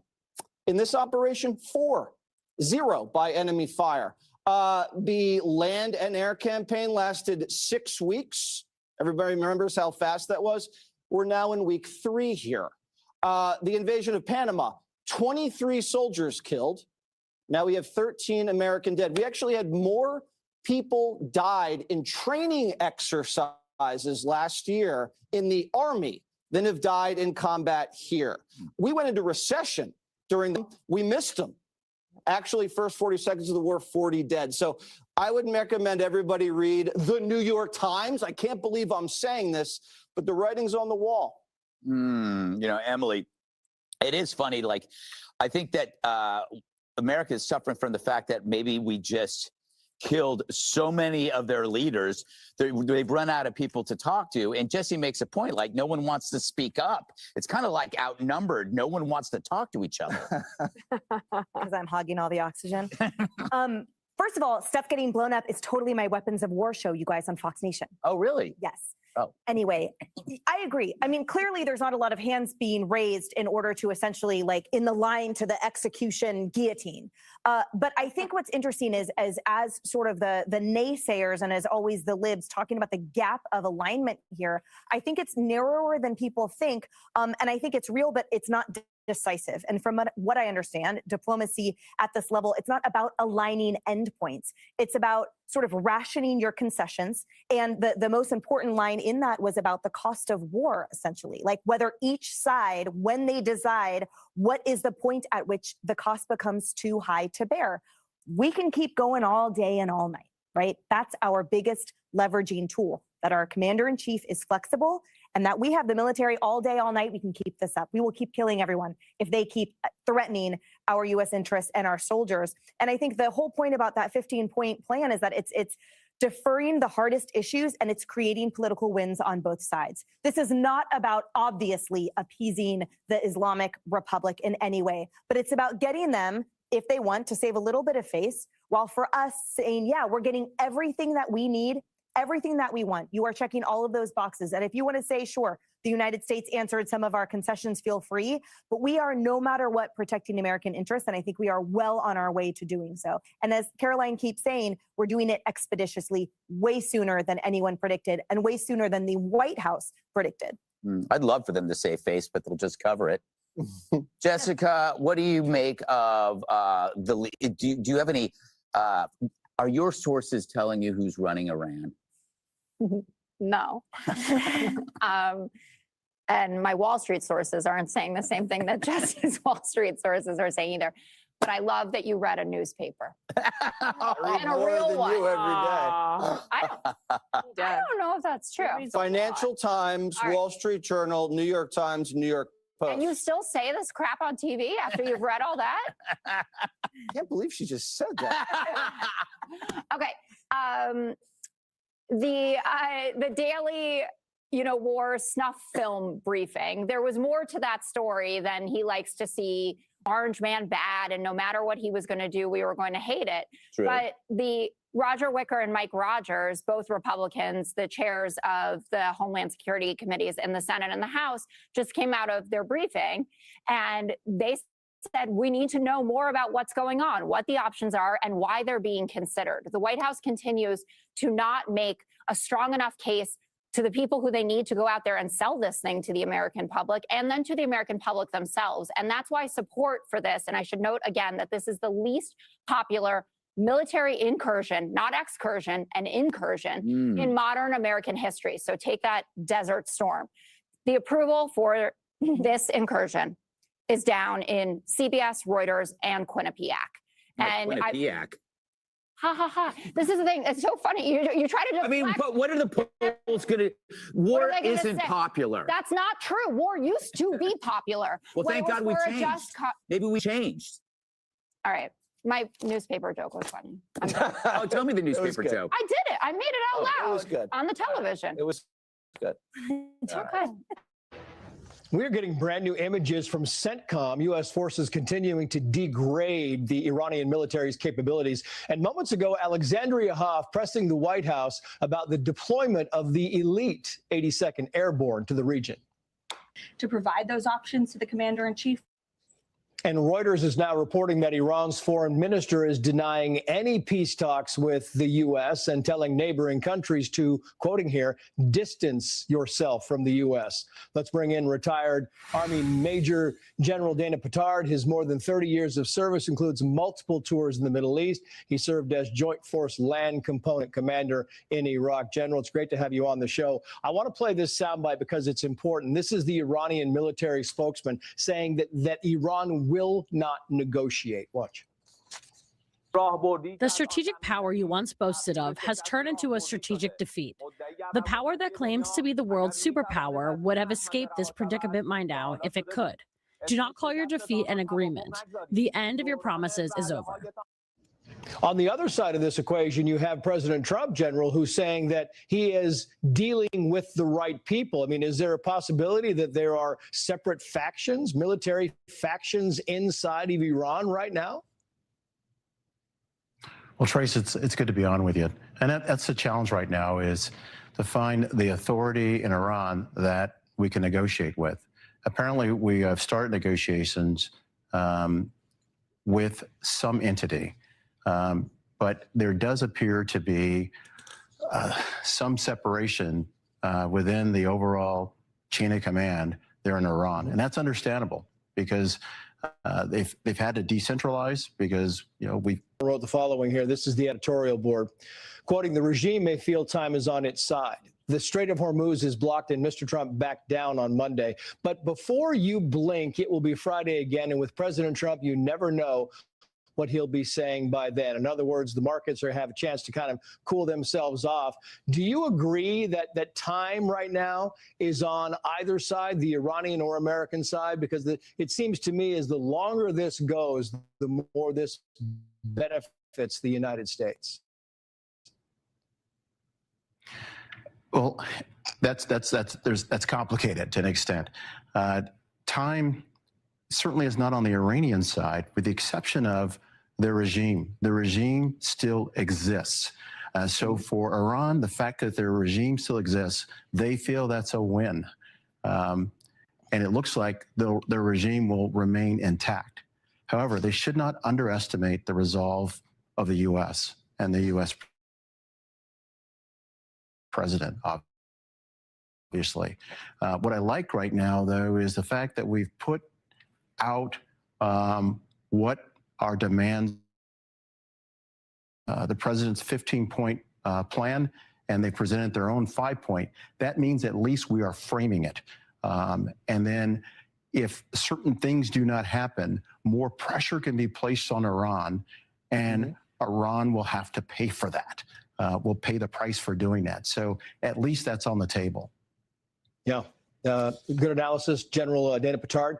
Great to see you as always. Thank you, sir. Happening in the region, in the theater, and knowing that there's more firepower coming in. 82nd Airborne and the Marine Expeditionary Unit.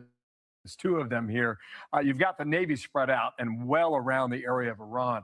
On the Strait of Hormuz, Matt was touching on this a little bit. There's these little islands that are not a lot of people live there. In fact, they're just manned on behalf of the Iranian military.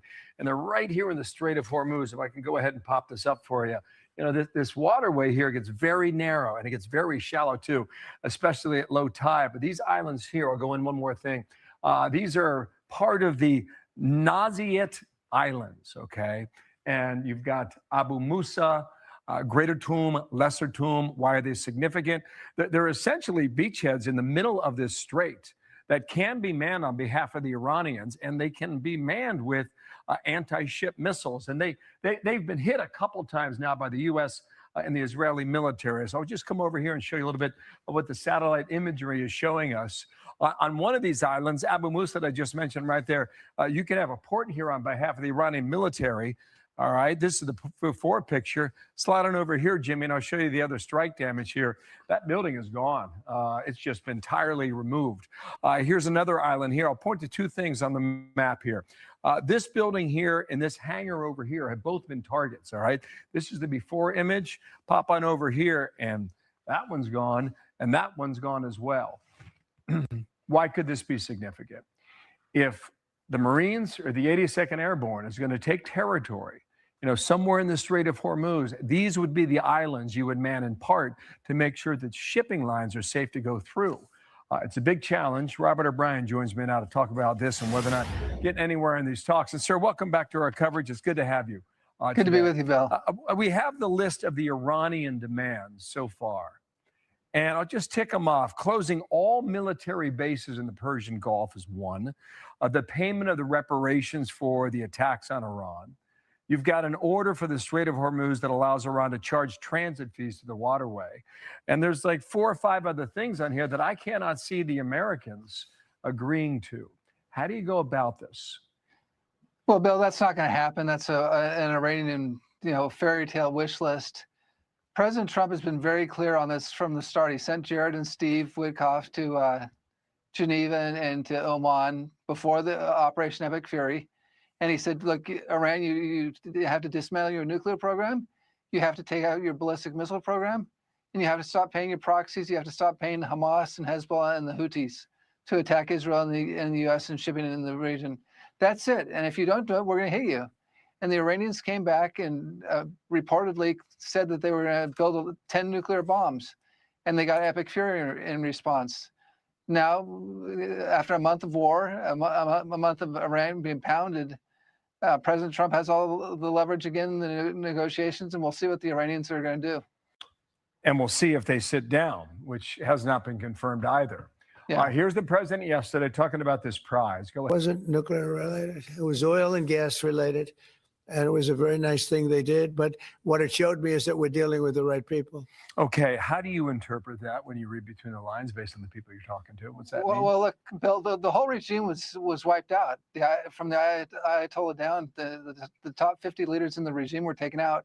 So we need some sort of proof that the people we're talking to actually have the authority to negotiate. And so my guess is, and I don't know, I haven't talked to the president about this, but my guess is they let a tanker through or something of that nature to show that they had the authority to negotiate, kind of a proof of authority. They've now done that, and now the negotiations can start, and we'll see if they can, fulfill their obligations if that they agree to.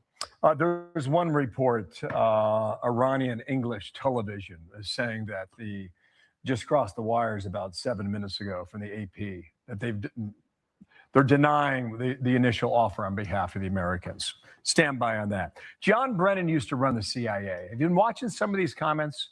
Just go ahead and play the clip about how he trusts the Iranians more than the American president.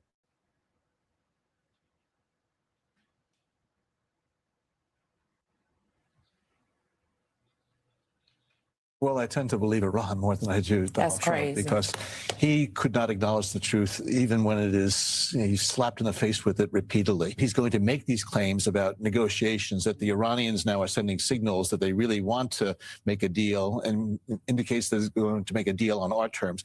I don't think anything close to the truth in that statement. Who are they cheering for?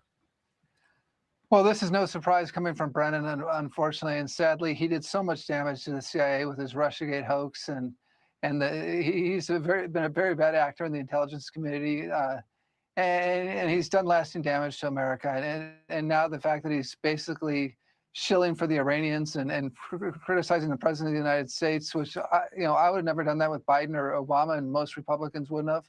But the fact that he's basically rooting for the Iranians is really a heartbreak to see a former official do that. No doubt. Robert, good to see you again. Thank you, Bill. Nice seeing you. So for the best, maybe this comes together. We'll see. Robert O'Brien, thanks for your time. Right about 20 minutes now past the hour, President Trump sounding optimistic about talks with Iran, saying that negotiators have made progress on at least one major point. But they've agreed they will never have a nuclear weapon. They've agreed to that. That from Tuesday, now on Wednesday morning, Peter Doocy picks it up, North Lawn, White House. Peter, nice to see you. Good morning. Bill, good morning. And that is a big step closer to the end of Epic Fury if Epic Fury was started to stop Iran from getting a nuke. Now officials here are floating a 15-point peace plan to end the war once and for all. We're dealing with the right people. Part of the problem reached the point where you are negotiating with yourselves. Our first and last word has been the same from day one, and it will stay that way. Someone like us will never come to terms with someone like you. But President Trump is suggesting that the old guard is out of the mix. Think the best of the best don't herd together? Rethink how to round up the goats. We killed all their leadership. And then they met to choose new leaders, and we killed all of them. And now we have a new group, and we can easily do that, but let's see how they turn out. We have really regime change. This is a change in the regime because the leaders are all very different than the ones that we started off with that created all those problems. President Trump is still really frustrated by a lack of help with the war effort from NATO allies, but he says with this war, America's allies in the Gulf have been pretty good.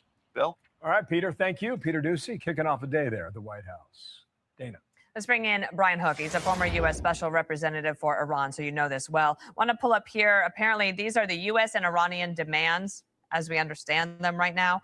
Among other things, the United States, in addition to the no nuclear facilities, zero nuclear enrichment, missile constraints, guaranteed free and safe passage through the Strait of Hormuz, and an end to Iran's proxy support in the region. There are several things that Iran is demanding, like compensation for the war and a new payment system for the Strait of Hormuz. But also, you just heard Peter Doocy say that at least state media is telling the world that Iran is not having any of these discussions. Based on your experience, where do you think it actually stands? Well, Dana, where I think it stands, we're at a fascinating moment that has eluded so many American presidents. And President Trump seems to have Iran where every president has wanted to have Iran, which is under pressure and coming to us for a deal. And historically, if you look at either President Obama or President Biden, it was the reverse. We were under pressure because of Iranian nuclear blackmail, and then we would give into the pressure, and then we would chase Iran all over Europe trying to get some sort of deal, which ended up being the Iran nuclear deal, which President Trump was right to leave.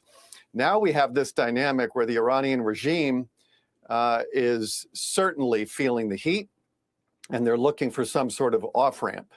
And so this is a really important moment. It's a sign of possible progress. I'm going to put up on the board for everyone to see the leaders who have been killed, but there's also some that the president might be able to work with and talk to. I don't know if you know this Parliament Speaker, Galibaf, if I'm saying that correctly.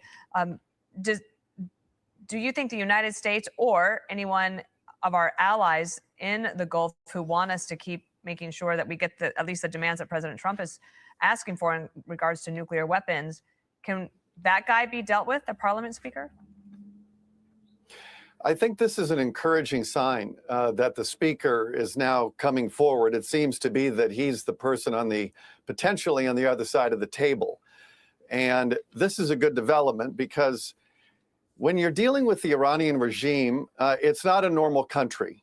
And if you're sitting across from the foreign minister, that's often theater and smokescreen.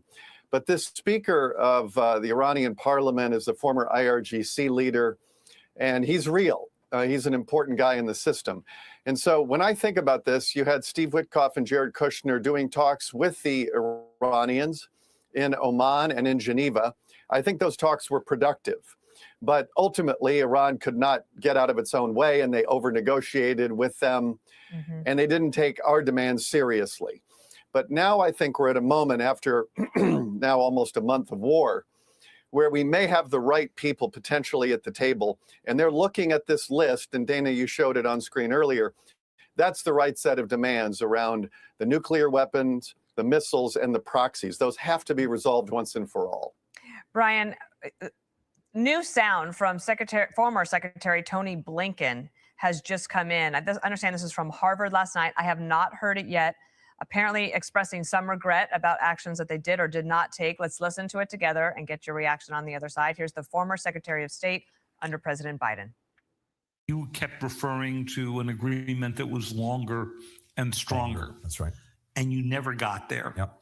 Given what's going on in the world, is that a regret? Yeah, it is. I wish we had gotten there. Now, Brian, you and I and our audience are hearing those comments from Secretary Blinken for the first time. Do you have an immediate reaction to that? Well, the problem with that whole line of diplomacy that he pursued is he had no leverage. And the Iranian regime did not fear President Biden. Power. It's just the reverse now.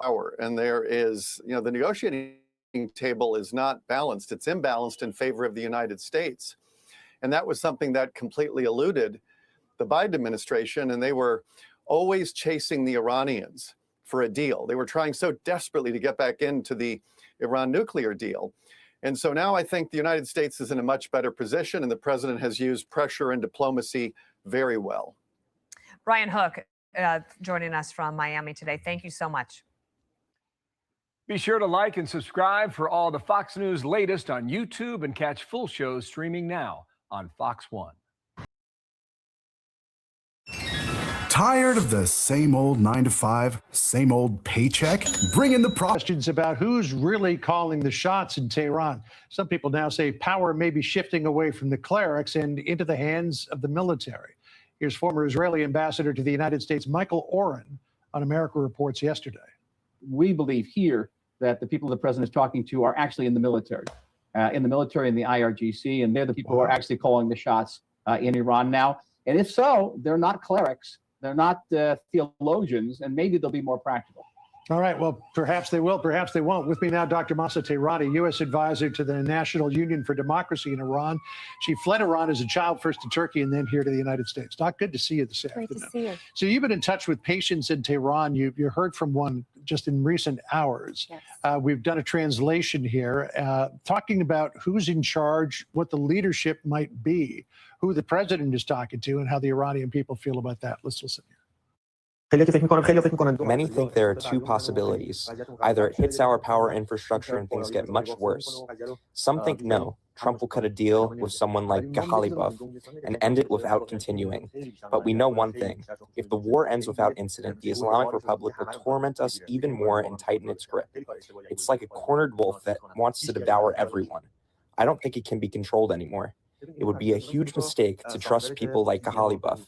Nobody's happy about the situation. So he is the Speaker of the Iranian Parliament. There was word out earlier this week that the U.S. was talking with Ghalibaf. Then some people said, no, they're talking to Iranchi. Michael Orin said neither one of those have the heft to engage in talks, and he thinks it's someone high up in the IRGC. But the point that this patient was making was that if the president were to leave the regime in place, they think that would be a very bad thing. Yes, John, this is a very common sentiment among Iranians inside and outside. You know, the Islamic Republic, if a deal is struck with them, there is this concern that it may embolden them to just tighten their control internally, which is what we've seen happen in the past uprisings. They've become more repressive, more brutal. And in fact, I get messages saying, we're not afraid of dying. We're afraid of what will happen to us were this regime to remain in place. So they're very concerned, rightly so, about their security, about the dissidents and how they would treat it, how they would be treated after this. You know, I don't know what President Trump is thinking about the way forward in terms of the regime, but I mean, take a look at the Venezuelan model, where a lot of people want a Maria Corina Machado to be basically declared president, a wholesale eradication of the Maduro regime and bring in somebody new. The president said, no, we don't want to do that. We're going to leave in place Delcy Rodriguez because she is part of the regime. She's still got the support of the military. We're going to work with her. I mean, if that's the model for Iran, would that potentially work for the people? Unfortunately, John, Iran and Venezuela are very different. Remember, it's not just a couple of people. This is an entire radical Islamic ideology, and you can't replace that by changing a couple of faces. The ideology would remain if the Venezuela model were to be implemented. And I do want to clarify, Islamic Republic and IRGC are really the same entity. It's not like, you know, appointing someone from the IRGC is a better thing. These work together as a unified model, and they have all the power for the military, the economy, the internal repressive apparatus.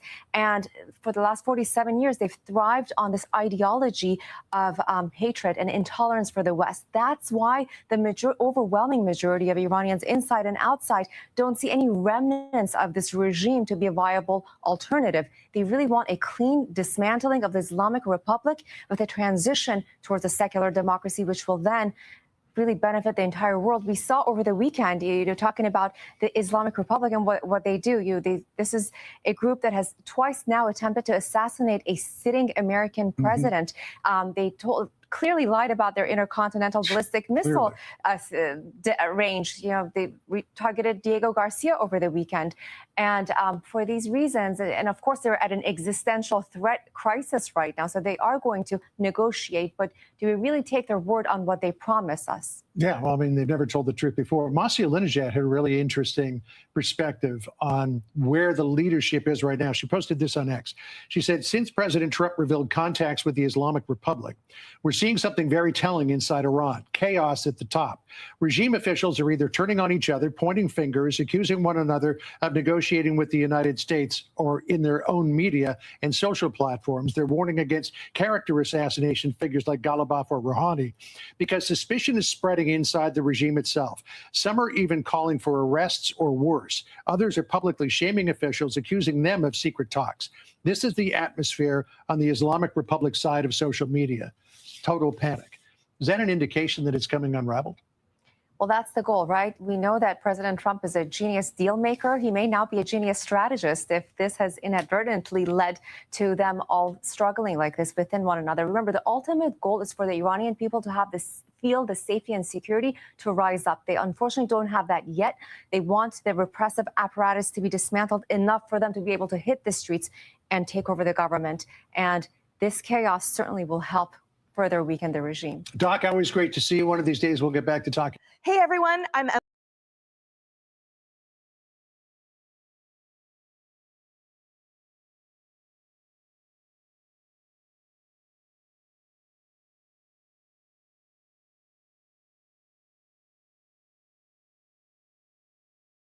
conflict began, the regime in Tehran has launched repeated retaliatory strikes. This map shows the U.S.-Israeli strikes in Iran, these yellow dots here, and then the retaliatory Iranian action against the Gulf countries of Oman, UAE, Qatar, Bahrain, Saudi Arabia, and Kuwait. These are the red squares.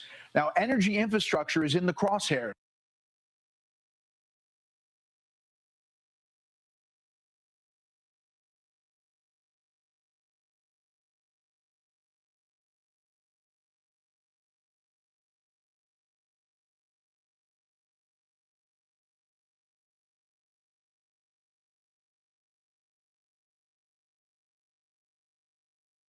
With Iran targeting key Gulf sites, such as this attack on an oil refinery in Kuwait last week. And there are rising concerns about Iran's military capabilities outside of the Middle East. Now, Friday, Iran fired 2 missiles at the island of Diego Garcia down here, a joint U.S. military and British military base in the Indian Ocean.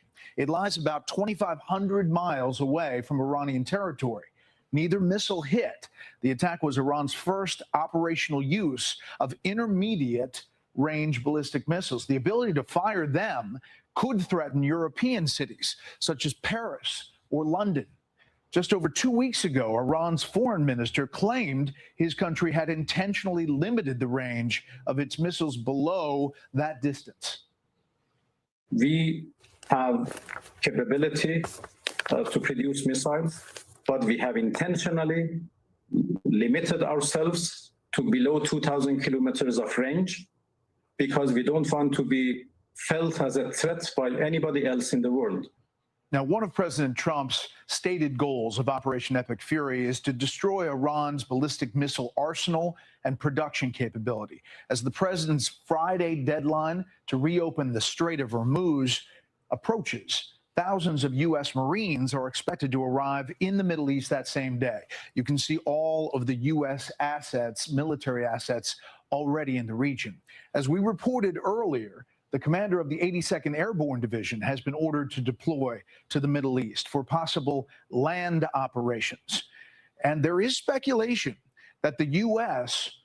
could or would use ground forces for missions inside Iran or possibly to take Karg Island right here. Now, Karg Island is a 5-mile strip of land in the Persian Gulf. It holds Iran's most important oil facility, an export terminal that handles 90% of the country's crude.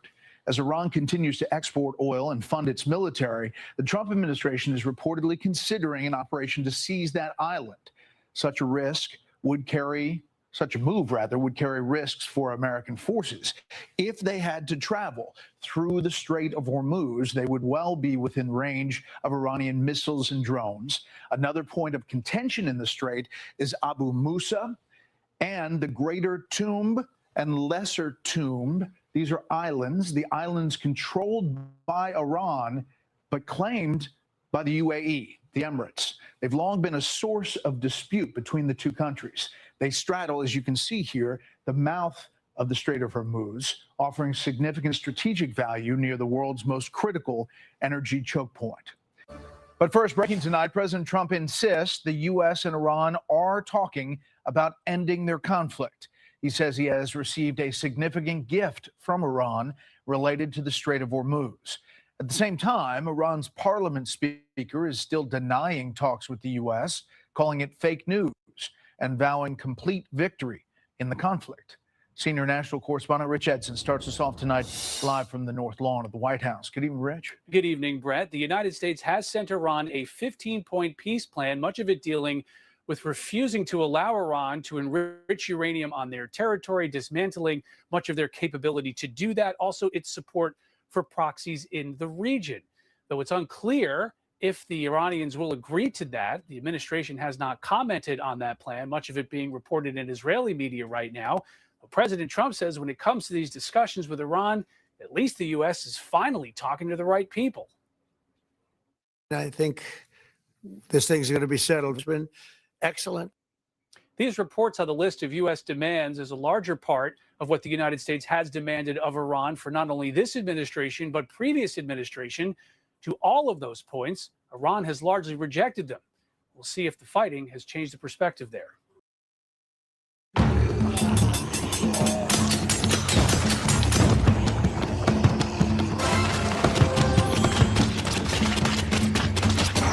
Ambassador to the United States. He joins us now from Tel Aviv. Mr. Ambassador, always good to have you on.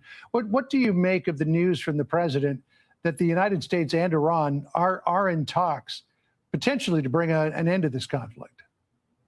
Well, if the conflict ends and if the goals of the war are achieved, John, then everybody in Israel will be very, very happy. I just got out of the bomb shelter about 5 minutes ago. We had another two very large missiles striking not far from where I'm talking to you.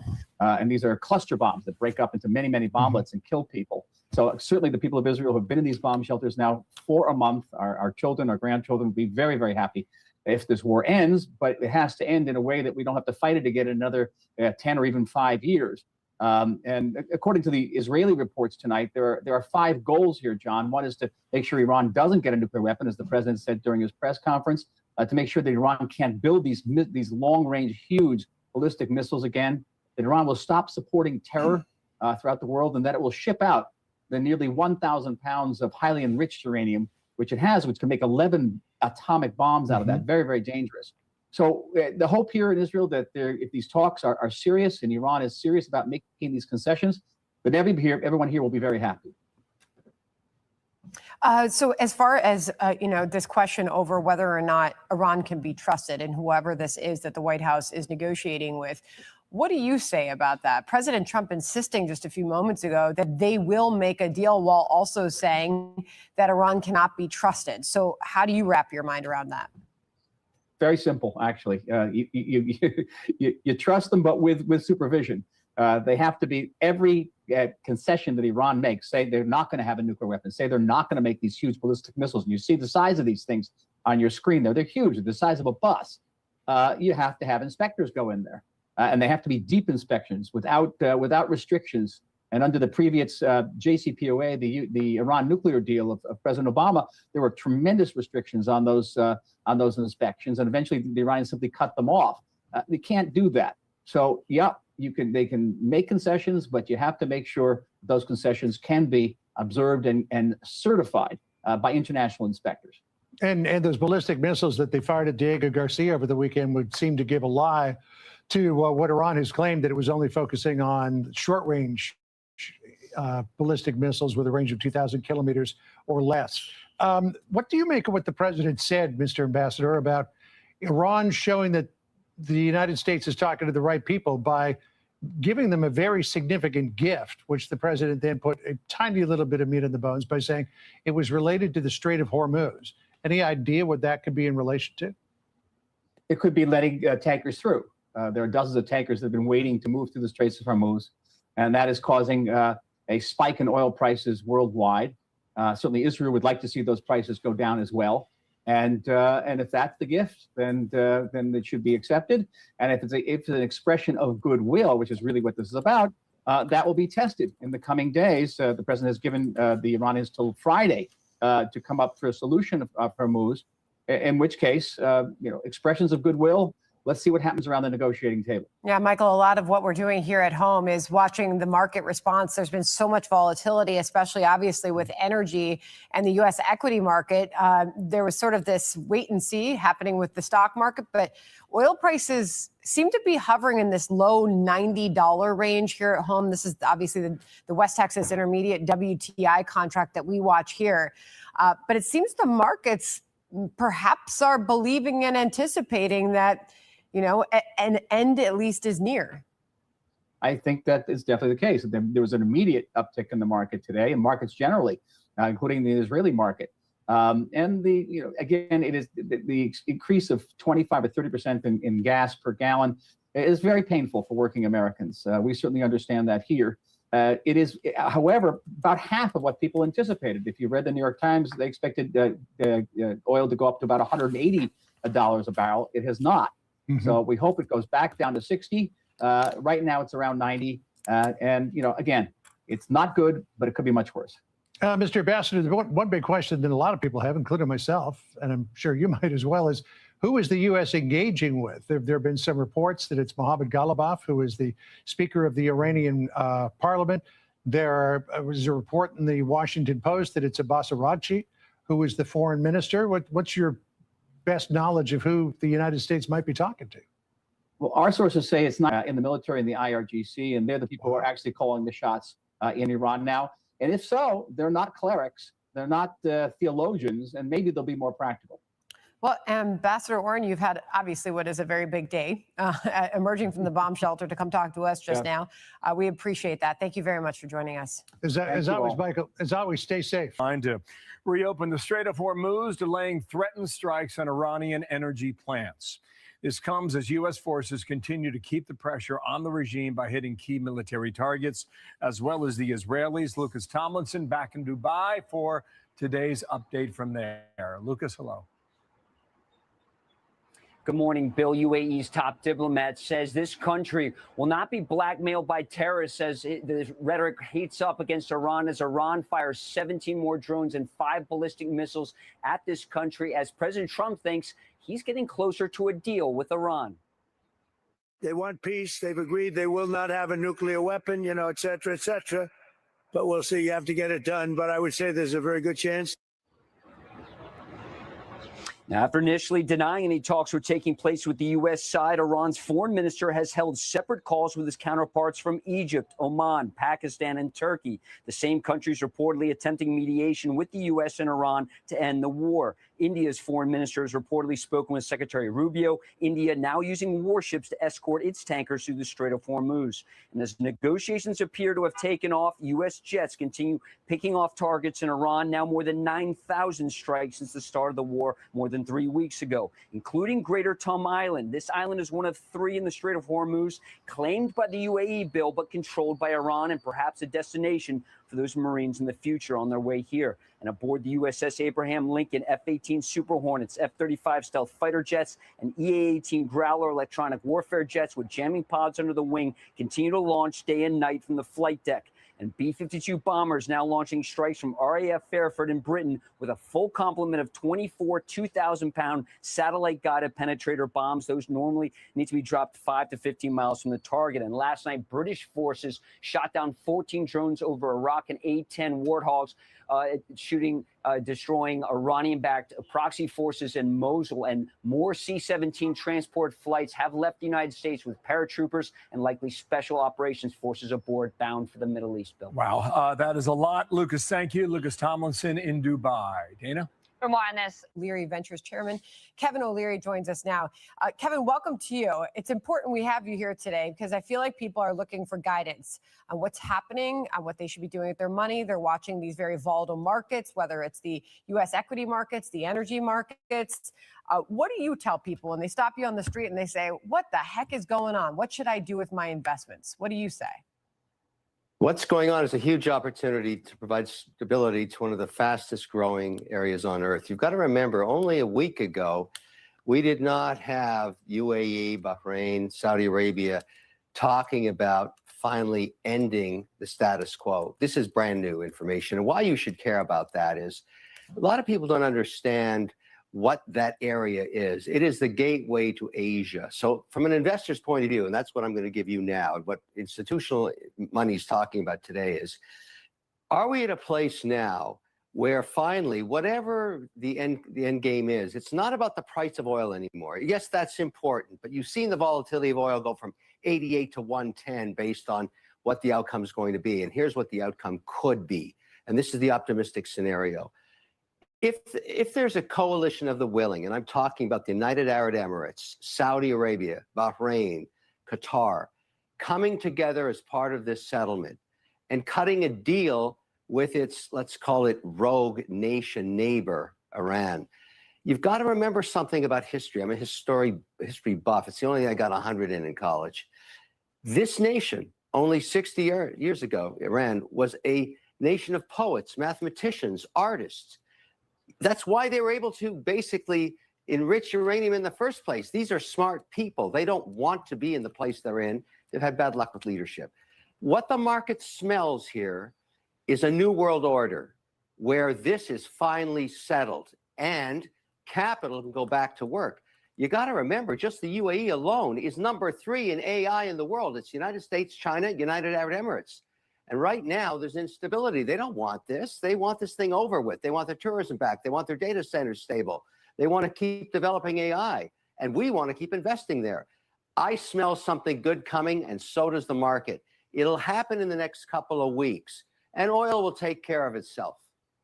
And that is the message we've gotten from the White House, right? Together as part of this settlement and cutting a deal with its, let's call it, rogue nation neighbor, Iran. You've got to remember something about history. I'm a history buff. It's the only thing I got 100 in college. This nation, only 60 years ago, Iran, was a nation of poets, mathematicians, artists. That's why they were able to basically enrich uranium in the first place. These are smart people. They don't want to be in the place they're in. They've had bad luck with leadership.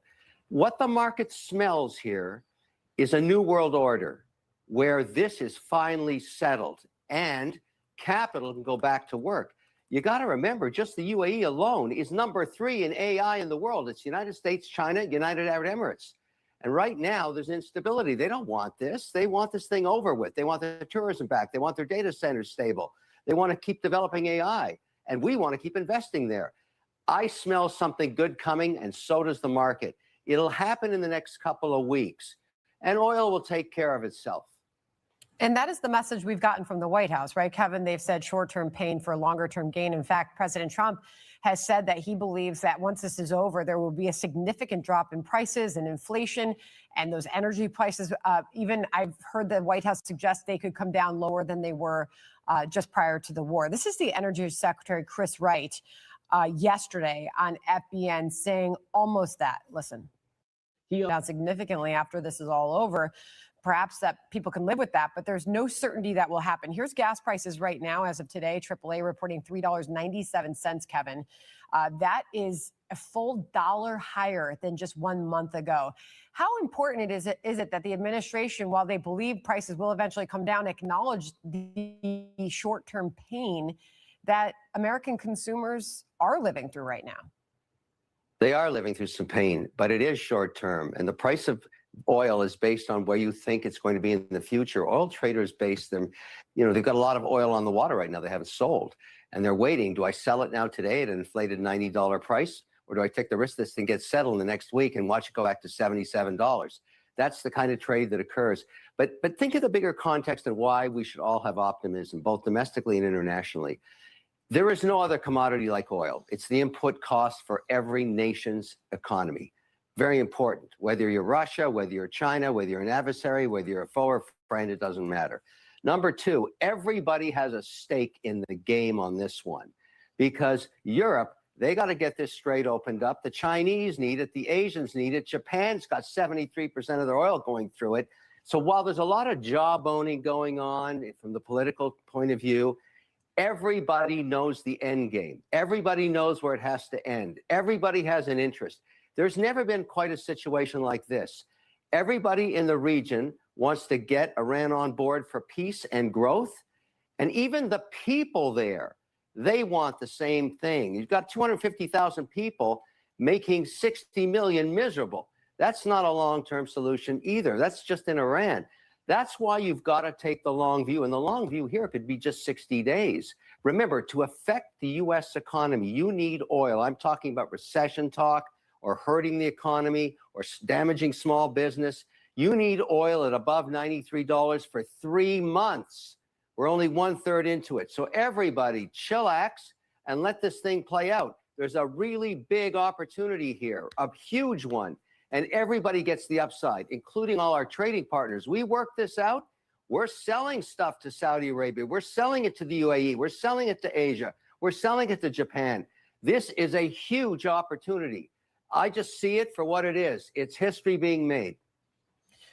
All right, Kevin, appreciate you being here. There's a lot to watch there, and the markets obviously are super sensitive to any bits of news we get from all of this, and that's why we're seeing all that volatility, which can be hard for people to stomach sometimes. Kevin, good to see you. Thank you very much. So what happened? That's opening the Straits of Hormuz by force and keeping it open.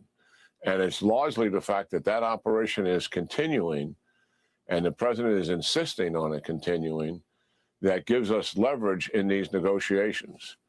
And while we can't get into the details of what those negotiations are, I mean, based on what I do know in a general sense about it, intelligence evidence of what they were doing demonstrated that clearly, and that is why hostilities began. If there really truly is a change of heart here, and they are clearly willing to give up everything that they value, while I'm skeptical of it, certainly that would be a monumental deal and concession on their part. Yeah. It remains to be seen. It's clear that the regime wants to survive, and that is the most basic element of what they are hoping to hang on to here. I just want to play this soundbite. This is from back in February. This is the Iranian president, Pezeshkian, who is still in power. Here's what he said back in February. Watch this. We are not seeking nuclear weapons. We have announced this over and over, that we are ready for any verification. So he has long said, we're not seeking nuclear weapons. I interviewed him several months ago. He said the same thing to me. And I said, well, why do you enrich to 60% then? And he said, because the IAEA allows us to enrich to that level. That's why we do it. So what is different now? Obviously, their military has been decimated. How do you see it? Well, what's different now, I think whoever it is that we're speaking to, by the way, we're not speaking directly to the Iranians yet. We're talking through mediators or third parties who are relaying messages back and forth. And what our negotiators, led by Steve Wickoff, are attempting to do is have a direct meeting face-to-face, possibly Pakistan or some other place. And that answer has not arrived yet. But listen to that. That has created a chaotic decision-making process, which has been difficult for us to access. And the Israelis underscore that because they have penetrated it. And they have an understanding of how chaotic that is. Lower morale among the troops down there who actually do the enforcing of their policies. And that's to be understood. Given what's happening, we've killed hundreds and hundreds of them as well, in addition to their leaders, not to speak of all the military capabilities we've taken away from them. We got to leave it there, General. As always, we are grateful for your time, and it's wonderful to have you with us. One of the things the president said the other day was, you know, maybe we share the strait. Maybe I'm in charge of it. We're waiting to find out. Former assistant to President Trump and special presidential envoy for Ukraine. General, how would you characterize where we're at right now? And what do you think that our Marines could do when they get into theater? Yeah, Brian, it's good to be with you. You brought up some really great points there on ground forces. Look, I'm a big believer right now, we just need to secure the Strait of Hormuz. And you can do that with 2 amphibious ready groups, Marine ready groups that are headed in that way. They're a self-contained unit.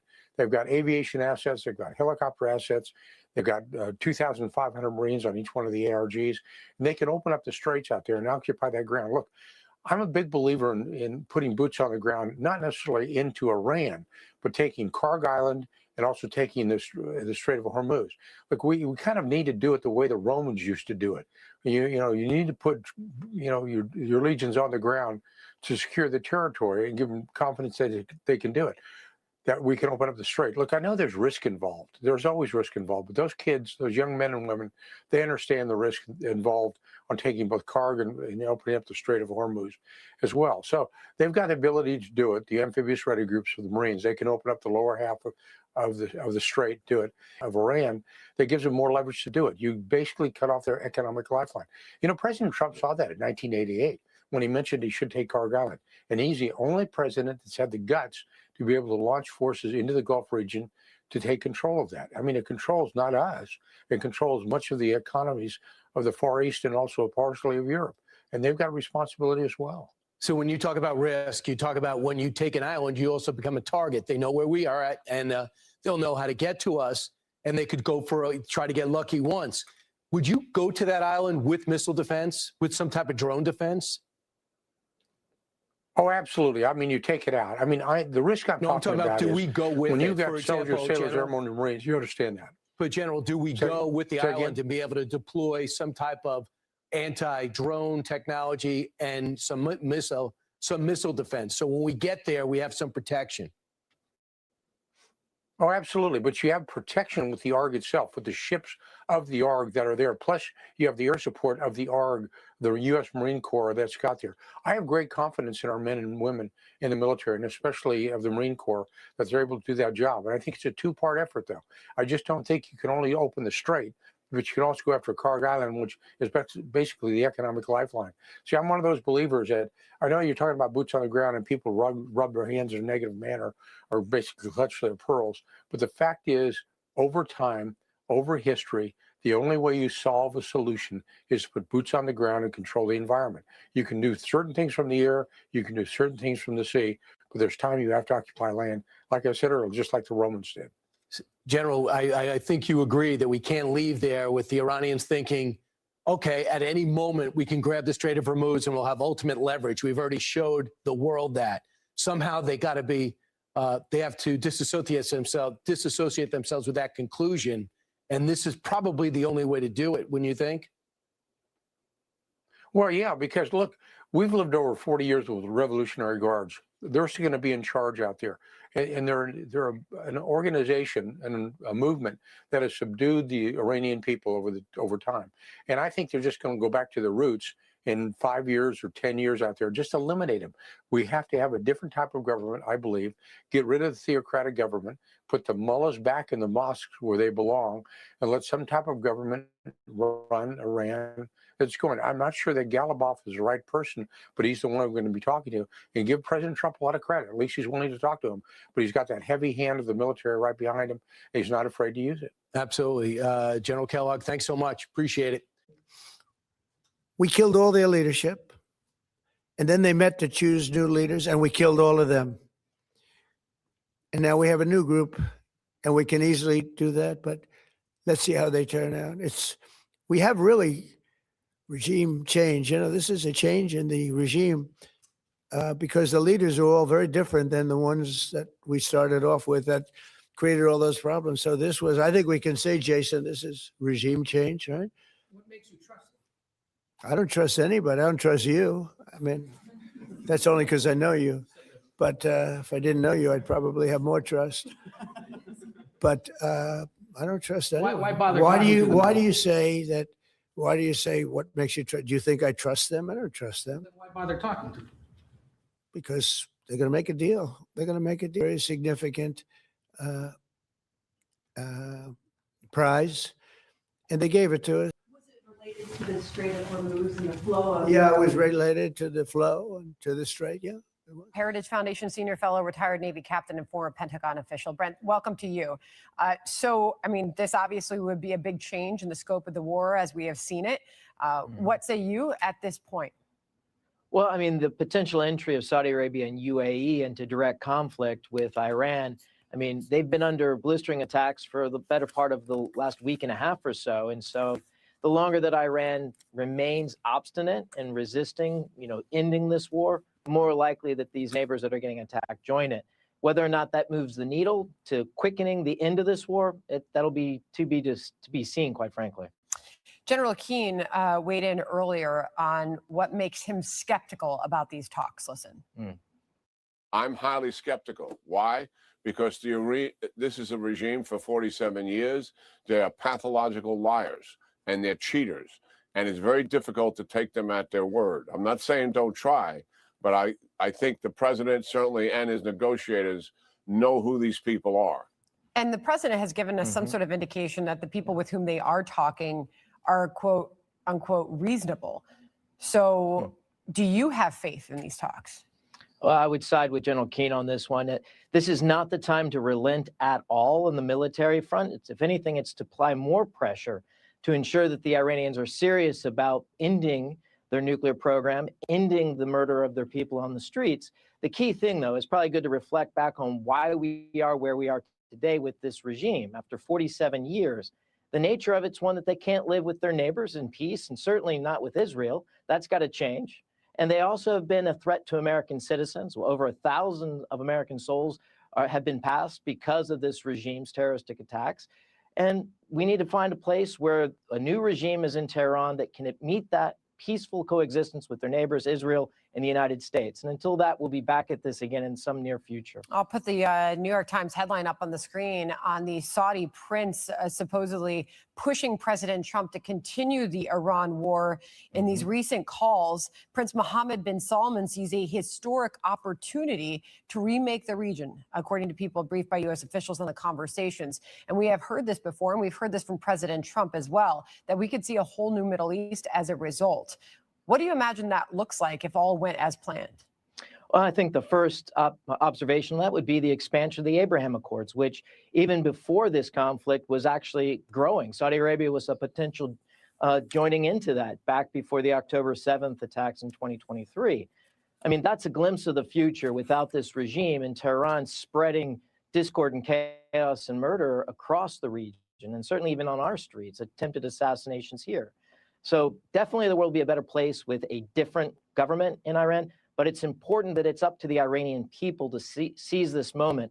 You know, well over a plurality, in some counts, 80% want, and it's for the Iranian people to act on. Have about 30 given an opportunity. I have about 30 seconds left. Leave us off with what you see happening next with all of this.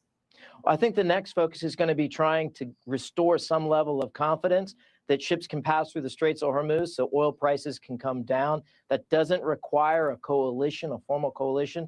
But with the French sending a carrier strike group and perhaps other allies stepping up, I think that's the type of message that'll send to the shipping world and to the insurers that it's safe to go through that strait, or at least safe enough for the shipping to pick up and the prices to come down. Yeah, just took a quick peek. Oil seems to be holding steady right around $92 a barrel right now. Brent, always good to get you on. Thank you very much. Thank you. All right, John.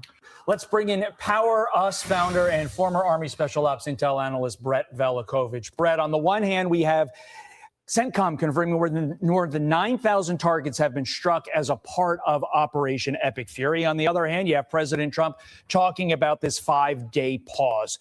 Do you expect this pause to ultimately lead to a negotiated end to this conflict? And is Iran really looking for diplomacy?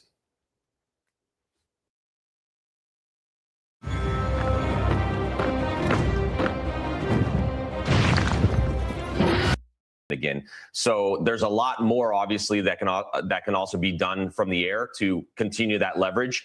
Air campaigns like this, they don't just destroy targets, they're going to collapse entire systems. You're degrading logistics, command and control networks, communications, resupply chains. And I think what we're already seeing is that Iran's missile and drone output has dropped dramatically because of these strikes. And so continued air operations, they can go even deeper, in my opinion. We can target mobile launchers, leadership nodes, air defenses, stop Iran from regenerating their capability, and really keep tightening that pressure until they can no longer project force outside their borders and we can have lasting peace in that region. Okay, so from air to potential boots on the ground, the Times is reporting senior military officials are weighing a possible deployment of a combat brigade from the Army's 82nd Airborne Division and some elements of the division's headquarters staff to support U.S. military operations in Iran. You hear that word support, support, support over and over again. But at the end of the day, do you expect boots on the ground as the inevitable next phase of this conflict if peace is not achieved? Well, Todd, look, in reality, there are limits to what air power alone can achieve. You can destroy infrastructure, you can degrade capability, but there are certain objectives that require physical control. You can bomb a position all day long, but until you control it, your enemy always has the ability to come back. And I think air power gets us maybe 80 to 90% of the way there, but high impact ground operations, if used correctly, secure that final outcome and close the gap. And that's why you're seeing these discussions about airborne troops, Marine elements, potentially moving into the region, not for occupation, but for precision missions. We have to seize key positions, eliminate remaining threats, and then lock down these strategic areas that Iran uses to threaten global shipping and U.S. forces. And I think right now that Iran is really trying to bet that the United States doesn't have the will to finish what it started. They're not confused. They're a bit calculating. And right now they're calculating that we're not going to hit back hard enough. And that's why real American leadership here matters. President Trump's been dealing with a situation that didn't develop overnight. It's the result of years of hesitation of our feckless leaders and strategic drift. And so what we're seeing right now is the United States reestablishing that clarity, that the global economy can't be held hostage, that nuclear brinksmanship has consequences. And our military right now, frankly, is the only thing standing between stability and total disruption in that region. So we need to do whatever it takes to ensure that total victory is secured. Brett, you mentioned the calculus going on in Iran. Listen to this. The Wall Street Journal is out with a report this morning that Saudi Arabia and the UAE, Iran's neighbors, are getting closer to actually joining the fight against Iran. In about 30 seconds, how would that impact this conflict going forward? Well, I think our neighbors are tired of it. If anything that these strikes have done has brought our allies closer and closer. Groups that normally would remain neutral are tired of taking Shahed strikes every single night and seeing their tourist centers bombed. Iran's terror empire, in my opinion, is on borrowed time. The mullahs, they've been misfiring. They've tried to sow chaos in the region. Their spokesmen are being silenced forever, and America and its allies are about to end this once and for all. And now the question becomes, not only who are you negotiating with, but how many different groups are you negotiating with? You've got the secular, you've got the religious factions. Really, the common person like you and I doesn't really know who's in charge. Hopefully, the White House is negotiating with somebody who can actually end this. But to your point, Brett, we will see. Brett Velikovich, it's always a pleasure. Thank you, sir. Well, the other part of this, and Kaylee McEnany on out.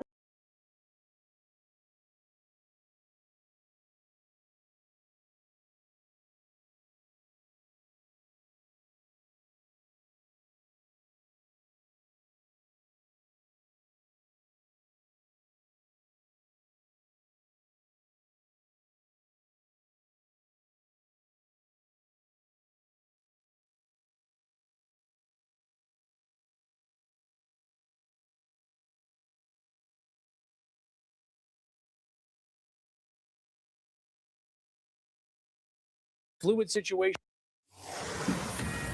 All right, we are 33 minutes past the hour, well into the trading day. It's off the highs of the session, but still way up. The Dow up 673 points. It's a gain of 1.5%. This as oil prices are coming down.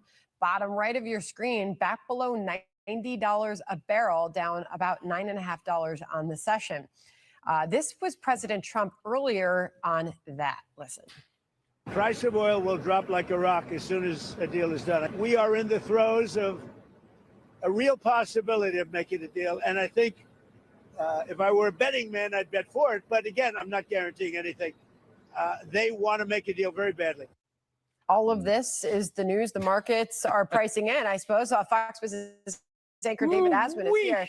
I mean, obviously, yeah, this is a lot. You never know. Well, Volatile market. Just think, it's in 48 hours, the gyrations that the market went through. On Saturday, he had his Truth Social post saying he was going to attack the various power plants in Iran, and the price of oil went up because there's a lot of trading that goes on during the weekend. It's kind of informal trading. Trading was up, way up, over $100 a barrel for West Texas oil. And then came this Truth Social post this morning saying, we're going to have a 5-day rest period we're not going to attack the power plants until we see whether they're true or not. And now it's down around $90. Well, and I'm noting that the Dow just popped 100 points since I introed it. You see that little spike there. So naturally, I checked the wires. And crossing right now is an interview that J.D. Vance gave with Axios. And apparently J.D. Vance, and the vice president, and Benjamin Netanyahu of Israel discussed the components of a possible agreement to end the war with Iran. This is crossing right now. Vance spoke by phone on Monday morning with Netanyahu and discussed efforts to open negotiations with Iran. Obviously, this is all in line with what we are hearing from President Trump, but clearly giving a boost right now to the American stock market. And look at the bottom right of your screen. It's now below where it was when we started this segment about 2 minutes ago. It's now close to $88 crude oil. That's West Texas. The Brent oil that reflects more about the trading in Europe is up higher, but again, that's coming down percentage-wise about the same. So this market is totally fixated now on oil. That's the only thing. And Iran. Everything else, well, yeah, the two go together, but everything else is doing well. The growth is doing well. The corporate earnings are doing well. So the markets are poised. They really want to take off from here, but people are afraid to make this first step. There's a bit of this is nothing, by the way. It was up over 1,100 points earlier this morning. So the potential for growth here is great, but they want to be sure, and there are too many if, ands, or buts to really wholeheartedly buy into this market. Also, President Trump indicating, obviously, that it could be him in control of the Strait of Hormuz. That was an interesting moment that we heard in that gaggle earlier today. Chris Wright, the energy secretary, revealing that U.S. oil from our stocks started flowing last Friday afternoon. Obviously, all of this is feeding into the market movement. Add to that, crossing right now, New York's LaGuardia Airport is on track to open at 2 p.m.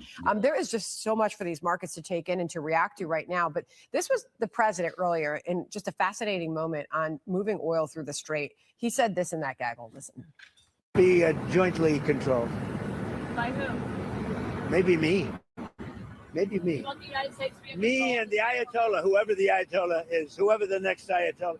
Look, and there'll also be a form of a very serious form of a regime change. Not sure what that tells you, David. Well, and we're not sure who he's talking to in Iran either. I mean, that's a big point. General Keane was on earlier this morning with Stuart Varney, suggesting that he thinks he knows who they're talking to and that they're not quite as accommodating as the president is indicating. So that's putting some pause in the markets too. Who it is that they're talking to, whether or not they have control. So many of the leaders have been killed by airstrikes that it's difficult to tell. But what is not difficult to tell is the world is producing more oil than the world is using right now. The world uses about 105 million barrels a day, and we're producing about 107 million barrels a day. So we're producing more. That's why when you hear the phrase, we're awash in oil, it's not just hyperbole, it's true. We have more, we produce more oil than we're using. The problem is getting that 20% of what is produced every year through the So let's watch this one. It literally just dropped. Let's see what the hell they're saying.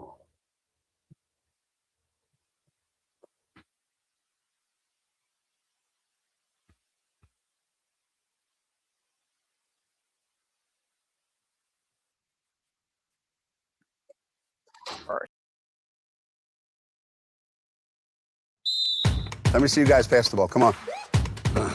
Really? Think it's impossible to have. So at their weakest point, this is the weakest Iran has ever been. And look at what they're doing. They're attacking embassies. They're attacking hotels. Imagine what these people would do if they had a nuclear weapon. That is an unacceptable risk for the world. By the way, the president's not just doing a favor to the United States and to our people. This is for the world. He defined very clearly on the first night of this operation what the goal was. We were going to destroy Iran's Navy, and that is happening. We were going to, if it hasn't already happened, I'll let Pete speak to the specifics of it. We were going to destroy their missile launching capabilities. We're well on our way to achieving that goal. We were going to destroy the factories so they couldn't make more missiles and more drones. And that is moving forward. Every single objective the president clearly laid out on the first night of this operation is being effectuated. Again, Pete will speak to the specifics of it. This has been an incredibly successful operation. Every day, it may not get covered because, you know, we're unlike them. We're not bombing embassies and hotels. We're hitting military targets. But every day, the Department of War lets the drummer get wicked over every portion of Iran that has these military capabilities, and the results are going to bear fruit for the world. The world is going to be a safer and a better place when President Trump's mission here is achieved. And frankly, I think countries around the world, even those that are out there complaining about this a little bit, should actually be grateful that the United States has a president that's willing to confront a threat like this and not allow it to continue to persist. Because these people will kill as many Americans as they have a chance to do. And if they have a nuclear weapon, as the vice president pointed out, they could kill millions of Americans in the future. And that is a risk that was not. I'd vote on voter ID, and I'd vote on citizenship. I'd vote on no mail-in ballots other than if you're, military or you're ill or you're traveling. I mean, I'll be generous about it, but no mail-in ballots are inherently dishonest. Jimmy Carter said that the greatest thing Jimmy Carter ever did was after he got out of office, because his tenure in office was not good. He did something that is horrible. He gave away a thing called the Panama Canal for $1. This was perhaps the worst deal ever made. The Panama Canal for $1 was not good. It was I don't know if you know, Panama Canal was the most expensive thing, if you bring it to current dollars, ever built in the history of our country, in the history of the world. And it was a massive, we lost 38,000 people because of the mosquito and a particularly vicious snake. This was not a friendly area. This was not a hospitable climate for the climate change people. and they built the Panama, but they lose 38,000 American lives were lost. And it's it was the most, at the time, it's the equivalent to $5 trillion today. And he gave it away for $1. It's also very profitable, by the way, always was very, very profitable. Should never have given it away. So, I like to see things done. I would like to see the filibuster terminated. I think it's great. And here's the one thing, and I saw Greg say this the other night, and I do like his show. I like all of your shows, actually. I'm glad Jessica's not there. Because I think, no, actually, I think your show would be better without her. But, who am I to say that? Isn't that terrible? I think it would be a lot better. Sacred releases immediately and blocks acid that causes heartburn for 24 hours. Feel the difference. It was the stock market that started history's greatest wave of wealth creation. But Kennedy, you're doing an excellent job. Thank you. But we have a filibuster that would give us the right to vote, and we got bad this. And then he looked at the room and he said something to the effect that I'm dumb just like all of you people. And he ends up being called a racist because of that statement. This was the worst interview, but he admitted that he was a stupid person. And we don't want a stupid person as president. And if you watch him with the hands and everything else, there's something wrong with the guy. He's a nice looking guy, but he's losing the look. He's losing it. It happens. It happens. It's all right. He's losing the look. And, we want an intelligent person. He admits that he suffers from mental disability. He admits it. And somebody said, a reporter, a fake reporter said to me, well, it's not fair that you talk about he's mentally disabled. I said, yeah, but he said that he's essentially mentally disabled. And I think it's fine. I just don't want it in a president, okay? We have enough problems. We just had that, by the way. We went through 4 years of that, and look what it got us. Not good. Not good. Not Sleepy. good. It got us Sleepy Joe. Hi, it's Dana again. So I have a kind of a pop culture question for you. Okay. So I'm new to New York, relatively speaking, so 15 years. And there's all of these young people across America are watching Love Story, which is the story of JFK Jr. and Carolyn Bessette. And I'm curious, Did you know JFK Jr. and do you have any nostalgia for the 90s? So, a little bit, but actually I love the 80s a little more than the 90s. We were in sort of a depression, a countrywide depression. And depressions aren't great when you're in the real estate business, but I did great in it. I did well. I always made money. I made money in good times and bad times, but it was it was a sort of a nasty time economically a lot of the nights. But I actually knew him and liked him, and he liked me, believe it or not. He actually put me on the cover of his magazine, George. And I got to be friendly with him, and he would go down to Mar-a-Lago with me and with Carolyn. It was a tragic thing. Look, he was going to sell that magazine, which was, a little bit of an anchor. It didn't work out too well. It was okay, but it was fine. Today, magazines are not doing too well, but in those days, they'd be all right. It was all right, but it wasn't great and wasn't good for him. His mother he wanted to be a Broadway actor more than any other thing. He wanted to be a Broadway. I knew him very well, actually. He liked me. Can you believe it? He liked me. And I liked him. Let me tell you, he's a very handsome guy. He was a handsome guy. You don't get better looking. And he was going to run for politics. He was going to run for the Senate. He told me. And nobody would have beaten him. And he probably would have ended up being president. Sort of a great guy. I knew them both pretty well. I knew him much better. They would go down to Mar-a-Lago together. And they had a very interesting relationship. They would bicker. I want to be nice. They would bicker together. They would, in other words, have little fights. And then they'd make up and start kissing wildly. So it was one of those relationships. And you never know how those relationships are going to turn out, frankly. I've seen them go on for years, and I've seen them go on for about 2 days before they broke up. But they would bicker like few people I've ever seen. But the bottom line is, and every woman loved him. He was a truly good-looking guy that was a nice guy, and I think he would have been the senator easily. I mean, easily. And he's going to run for the Senate in New York, and I think he would have gone on perhaps to be the president. Well, someone who's a little less charming than JFK Jr., God rest his soul, Jimmy Kimmel, Right. one of those lackluster late night hosts, took aim at your new DHS chief. Let's hear what he had to say last night about Mark Wayne. What do you think about those comments? Well, I've watched this guy. He's a loser. He gets no ratings, none. He's got no talent.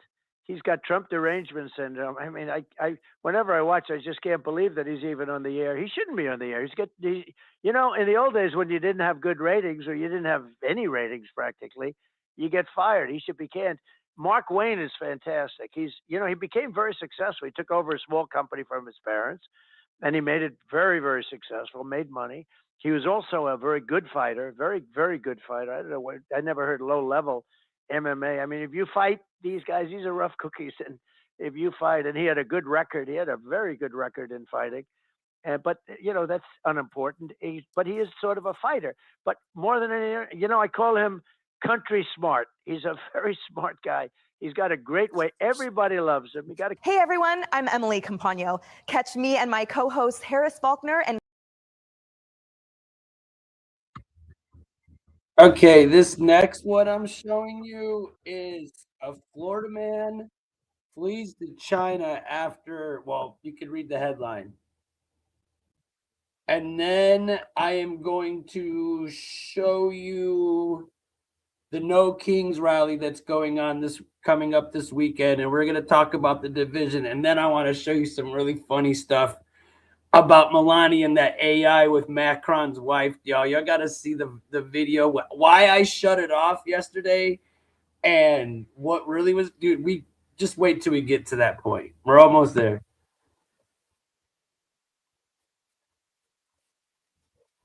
We're here to discuss the bombing investigation coming out of MacDill Air Force Base.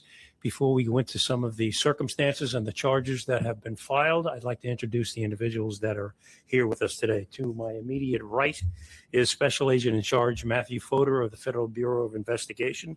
To his right is the Special Agent in Charge for the Office of Special Investigations for the United States Air Force, Larry Runk. To my far left is Detective Justin Wolverton of the St. Pete PD. To his right is the Commissioner of FDLE, Martin Glass. To my right behind me, to the right of Commissioner Glass, is Major Eric DeFelice of the Tampa Police Department. And over to the right is Captain Kim Killian of the Pinellas County Sheriff's Office. All of these various entities were significantly involved in the investigations that I am about to discuss with you. And what we're talking about, of course, is the bombing investigation and threats to MacDill that have happened over the recent weeks. As you know, everybody in this room knows that MacDill Air Force Base is the headquarters for the Central Command, Special Operations Command, and the Air Mobility Command of the United States Air Force. Oh, extremely, extremely important assets for the Department of War that are obviously involved in ongoing operations in the Middle East and elsewhere. What we'd like to talk about is the bomb that was planted in the MacDill Air Force Base on the 10th of March, 2026. And I will go through that, and I will talk to you about a subsequent investigation and the two investigations on Knot 26. Alan Zhang planted an improvised explosive device. Often we will hear it terminology in the IED. For those who have covered bombings in the Middle East will know by that terminology. He placed it outside the visitor center at the Air Force Base in Tampa. The device did not detonate, but minutes after the device was planted, a 911 call reported that a bomb had been placed on the base. When that phone call came in, no location for that bomb was in fact given in that 911 call. The MacDill personnel searched the base and the entire base and did not find the device at that time. The next day, the individual who placed that bomb, Alan Zhang, and his sister made plans to flee to China. On March 11th, Zhang and his sister purchased tickets to China and sold the vehicle that was used by the defendant, Alan Zhang, to bring the improvised explosive device from his home to the visitor center at MacDill. What we're going to take you through right now is the remarkably quick and efficient work that took place by these law enforcement officers to identify the individual involved and to apprehend that individual involved. And let me say this, that before the device was, the law enforcement was brought in to take the device on March the 12th of 2026, Alan Zhang and his sister, Anne Mary Zhang, fled to the People's Republic of China. So by the 12th, they were gone. On the 16th of March, Air Force Base Security found the device in question secluded. They immediately contacted law enforcement, and law enforcement, the gentlemen that you see, ladies and gentlemen that you see before you, responded. The FBI safely removed the device and determined it was, in fact, an IED.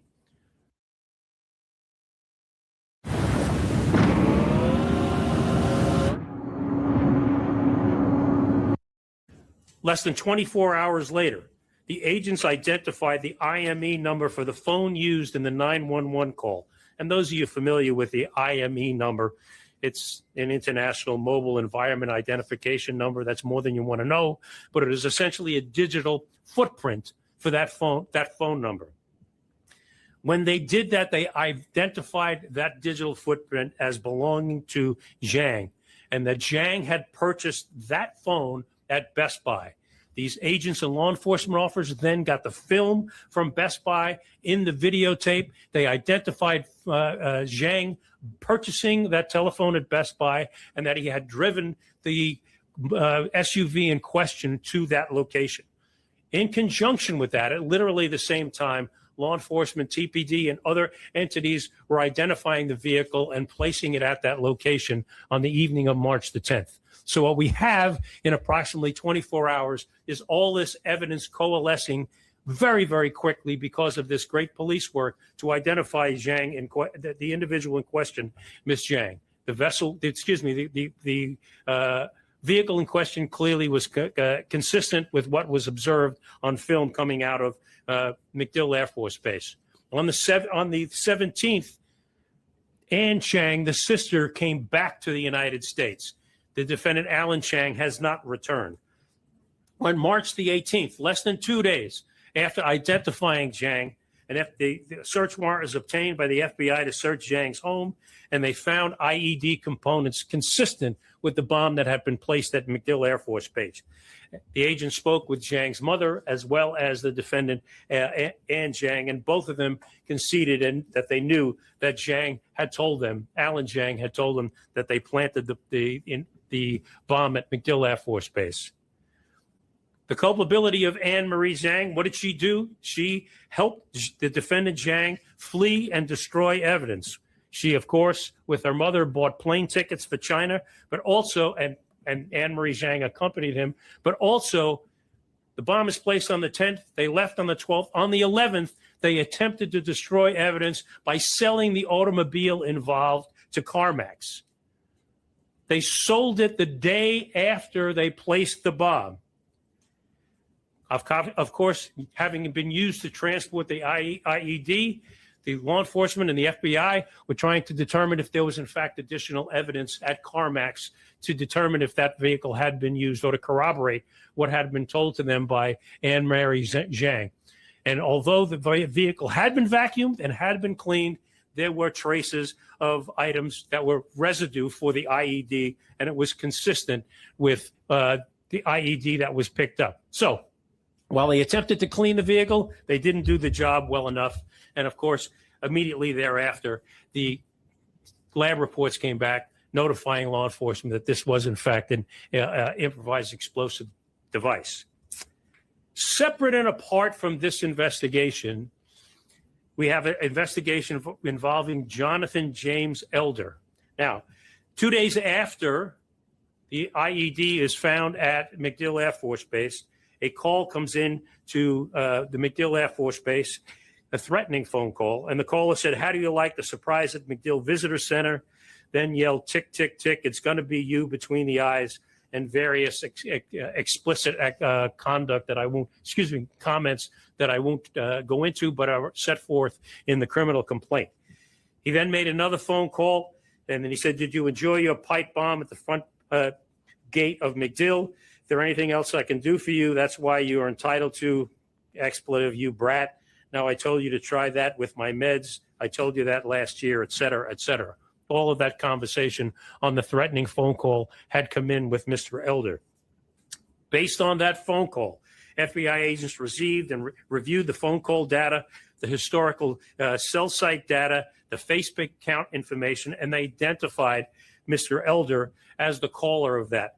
On the evening of March the 18th, this all came to their attention on the 18th. On the evening of March the 18th, the FBI, in conjunction with the assistance of the Pinellas County Sheriff's Office and the St. Pete Police Department, arrested Mr. Elder at his location where he was staying. He was staying at a care facility. Mr. Elder, as you can see from the complaint, has had some emotional and mental difficulties, but nevertheless, he was put into Baker Acted for several days, and he has been since taken into custody and charged. So today we have 3 indictments before you. Alan Zhang, he's charged with attempted damage of government property by explosive, making a destructive device and possession of a destructive device. He faces 40 years. And Mary Zhang, his sister, is charged with being an accessory after the fact, tampering with evidence. She faces 30 years. And Mr. Elder is charged with making a threat of an explosive, and he faces 10 years. These investigations are ongoing. I know that the question that's going to be asked, the investigation hasn't ended. We are exploring any number of leads to see anyone and everyone that is involved in this matter will be brought to justice. Let me say this to you, and I've talked about this on many occasions that we've been before you. If you threaten to harm somebody, or if you harm somebody in the Middle District of Florida, you will be brought to task. You will be brought to book, and you will be charged. Again, if you harm somebody or you threaten to harm somebody, or if you decide that you are going to get on the telephone and you're going to telephone a threat to some place like MacDill Air Force Base, these ladies and gentlemen behind you will investigate that matter, and you will be charged by this office. We are simply not going to tolerate this type of conduct here in the Middle District of Florida. I have to say this, and Special Agent in Charge Fodor will go into the extraordinary work that went on with all of the agencies here. But I just have to comment the Joint Terrorism Task Force and the FBI, the Air Force, the FDLE, the Palm Beach County Sheriff's Office, the Pinellas County Sheriff's Office, Tampa PD, St. Pete PD. They all worked together this in an extraordinary short time frame to bring these cases to fruition. I think you have before you the 2 indictments we have on the Zhang, both Alan as well as Ann Zhang, and the complaint that has charged, that has charged Mr. Elder. At this point, before we take any questions from you, I'd like to bring up Special Agent in Charge Matthew Fodor for a few comments. Matt? Thanks, Fred.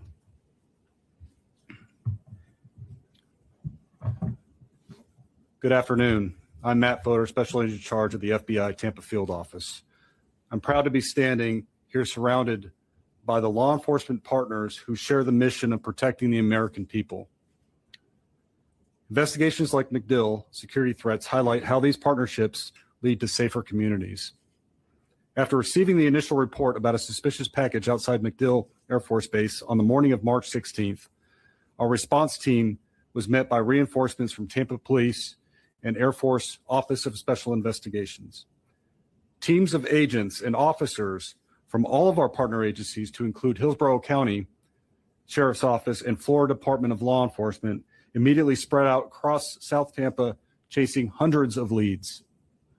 It was only a matter of hours before we had viable information that eventually led us to the indictments of Alan Zhang and his sister Anne Marie.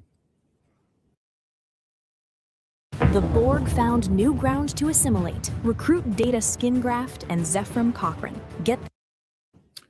The power of partnership proved itself once again when a second bomb threat, unrelated to the first event, was phoned in to MacDill on March 18th.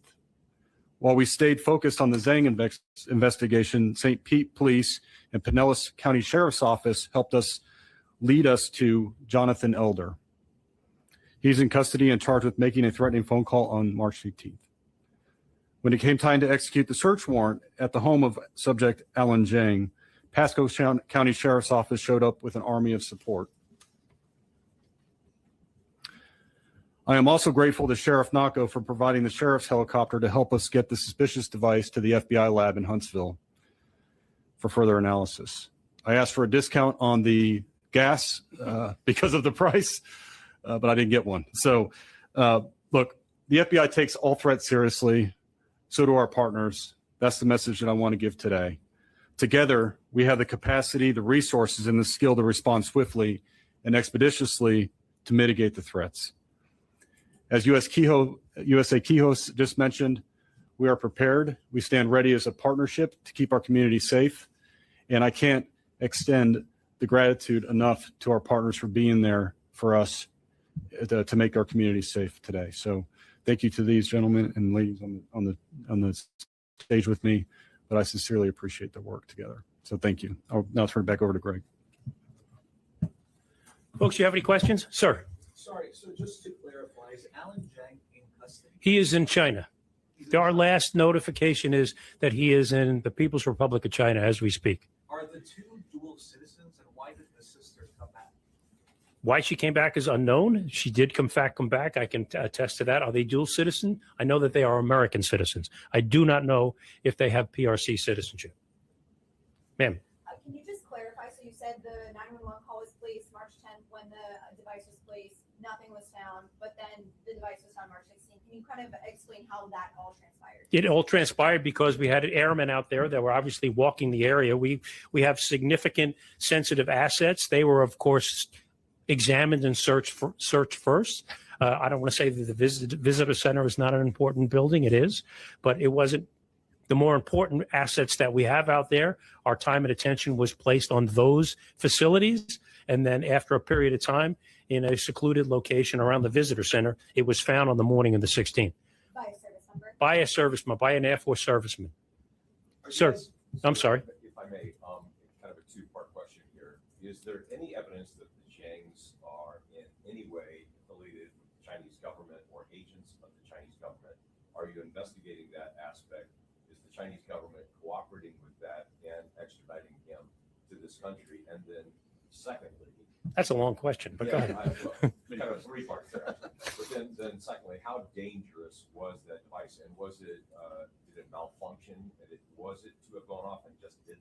Well, the first part of the question is that we're exploring every avenue we can to get him back to the United States. And is there any evidence that we have at this point that any other country has been working in concert with the Zhangs? We do not have that evidence.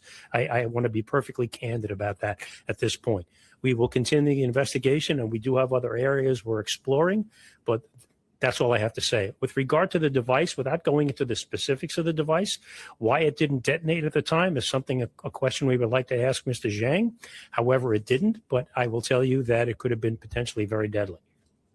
Ma'am. Are there any charges pending against the mother who was involved with all this? Not at this time. She's in ERO custody and pending removal from the country. And do you know if Alan, Orin, and Mary were involved in any of the videos sent potentially times last week? We can't. I can't verify that. We are examining that as we speak, but I can't verify that one way or the other. And I am familiar with the videos that you're talking about, sir. I'm sorry. No, I'm not going to get into the components of the IED at this point, because there are some investigative leads from those components that we are exploring, and I just don't want to get into those types of leads that we are looking at. And there will be a time and a place where we can talk about it. It just is not now, sir.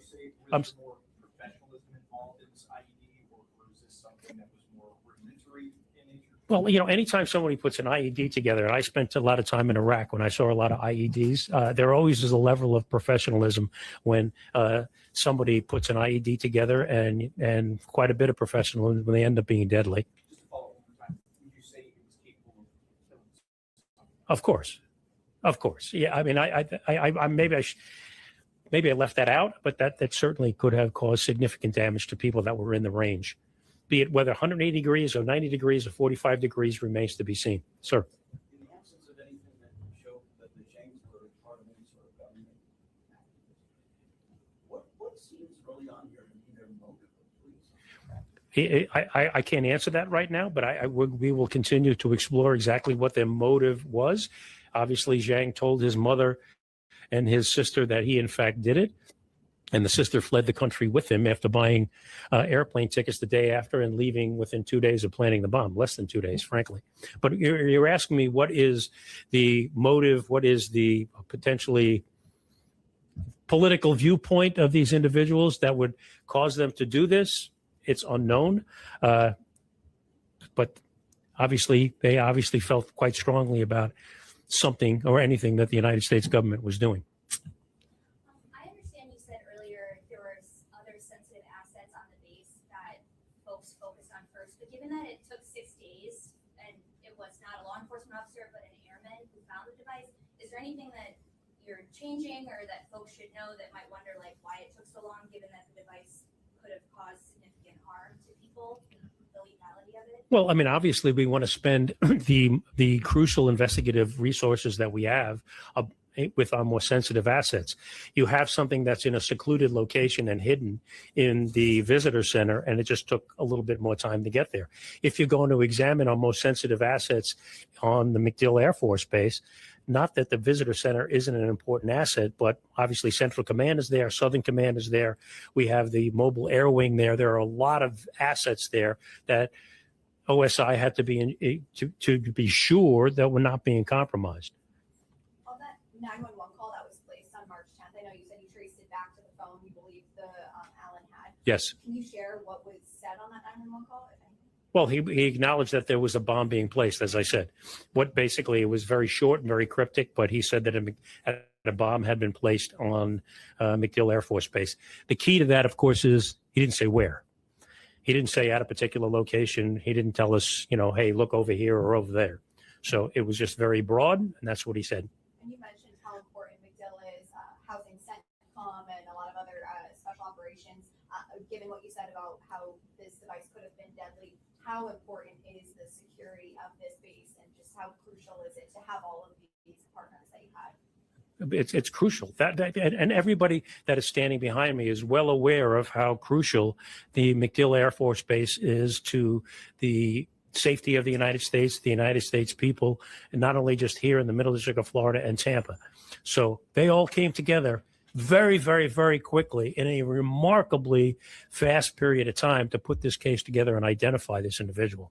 And that's all because they were well aware, without having to explain it, how sensitive, how important MacDill is in our assets there.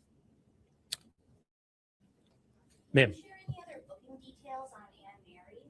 Like, help me out here. I think that she... I will become the nightmare of this realm. By the... I don't know if she's arrested. Was she transferred to another facility at some point? Well, she had her initial appearance before the judge this morning. She was arrested and she was presented for her initial appearance. If you're asking me where she's going to be housed, I am not sure where the Marshal Service is going to take her.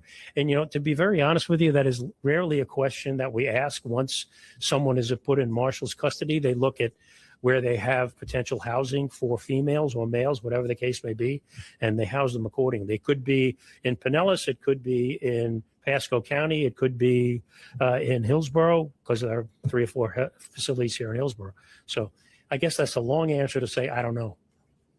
Sir. Were Chinese authorities alerted before today about the search for Mr. Zhang? And also, do we know what airport they departed from and what airport the sister came at? Well, I mean, what I can say to you is I'm not going to get into what our discussions are with the Chinese government at this point. I'm just not going to get into that. Where the sister came in, is she came into Detroit. We stopped her and started to talk to her in Detroit. I believe that was March 17th. And then she made it back here to Tampa by the 18th. And what airport did they leave from? Was it Tampa? Oh, I believe they left from Tampa. Yes. Yeah. Is the mom in custody? The mom's in custody because she is an overstay, and that's ERO has picked her up, and she's in custody for deportation. You know, the investigation continues. I'm not precluding any possibility. At this point, I will say she has not been charged. So it remains to be seen. But the investigation is continuing. I'm not saying she will, and I'm not saying she won't. It just continues. Was there Sir. The 911 call that reflected why the call would even be placed, which the device hadn't exploded, and just left it alone. There was no need to necessarily place a 911 call. Right? Well, I think that I think that he wanted to make sure that he was known as the person that did it. Look, I'm speculating at this point as to why someone made that 911 call, but he did make a 911 call, and he did tell the people that a bomb had been planted there. Sir. Where in China do you guys believe Alan Zhang to be, and where did they fly into in China? At that point, I can't answer that question. Sir. With this IED, was this something that was set up for remote detonation, or was it on a timer for you going to I really, given where we are and pursuing additional leads on the IED, I don't mean to be cryptic, but I will. I'm just not going to get into that. Excuse me? It was secluded. I just will say it was secluded.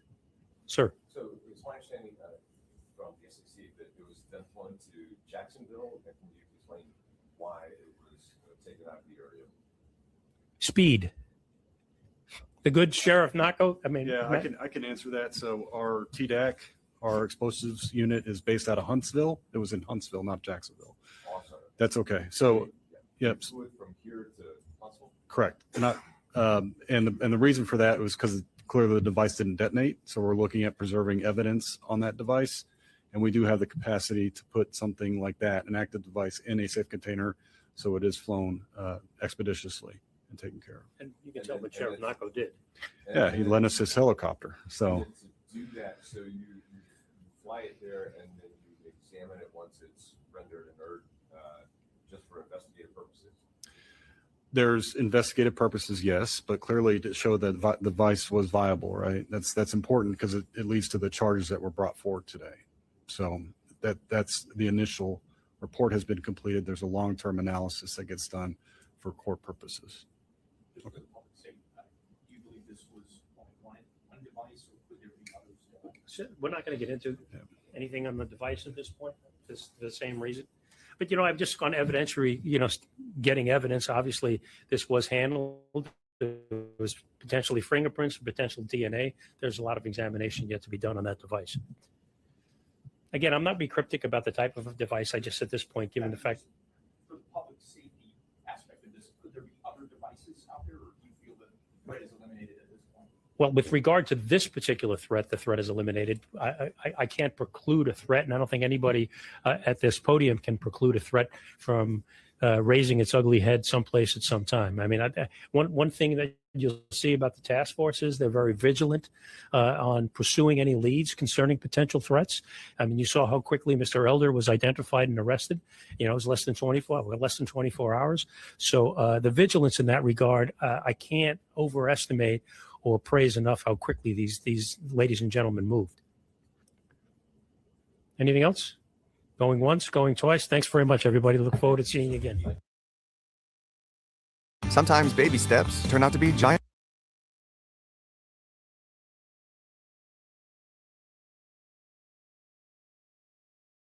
Okay, now I have no clue what this video is going to be about. I know what it's about, which is the No Kings rallies that are going to be on Saturday. Now, we're about to watch and see what these people have to say. Forgive me if I go on a rant. I have drank so much tea and honey for this moment. I may not, but I have a feeling watching this, it's going to annoy me because it's just going to be a bunch of Karens and Chads. And guess what? They're coming to my city, to my town, to Ryan's city in his town, to Billy's city in his town. They're coming, and it's Saturday, guys. So yeah, anybody that said we're not divided, you got the game messed up, y'all. You really do. Y'all got the game messed up. We're divided. We're so divided that you got a bunch of morons running around claiming that Trump's going to be a king. That's how literally gone these people are. Let's take a look. The No Kings Coalition here, and today we're going to hear from leaders from across our movement ahead of Saturday, which will be expected to be the next record-breaking largest single-day nonviolent protest in American history. I'm first going to pass it over to Katie Bethel, the executive Okay, first off, let's stop right there. She's like, as usual, a non-violent protest. How much do you guys want to bet that I will come up with a story on Sunday about some violence that happened at this protest? Who wants to bet? Who wants to bet me, y'all? For real, who wants to bet? Director of Move On. Thanks, Unic. And welcome, everyone. It's an honor to be here with you all. I'm here representing the millions of Move On members who span all 50 states and every congressional district and are proud to come together with millions of others for No Kings on Saturday. Our members will be turning out peacefully in the streets because they believe in a better future for this country, and they can't sit by on the sidelines about what Trump and his administration are doing to our home. Let's be clear. The Trump administration has become a threat to the American people at every level. They are waging violence at home and abroad. They spent $25 billion and counting on a war that nobody wants and that Are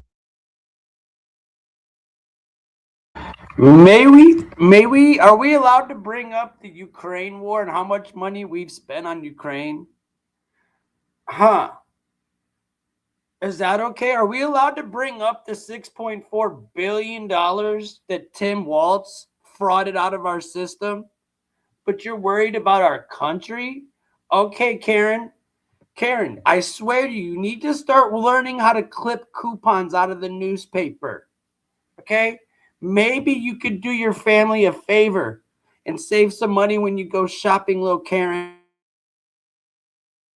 Congress has not authorized. They spent billions sending masked ICE agents to terrorize our communities and kill people. And now they're sending these same rogue agents to airports across the country and instilling fear in travelers everywhere.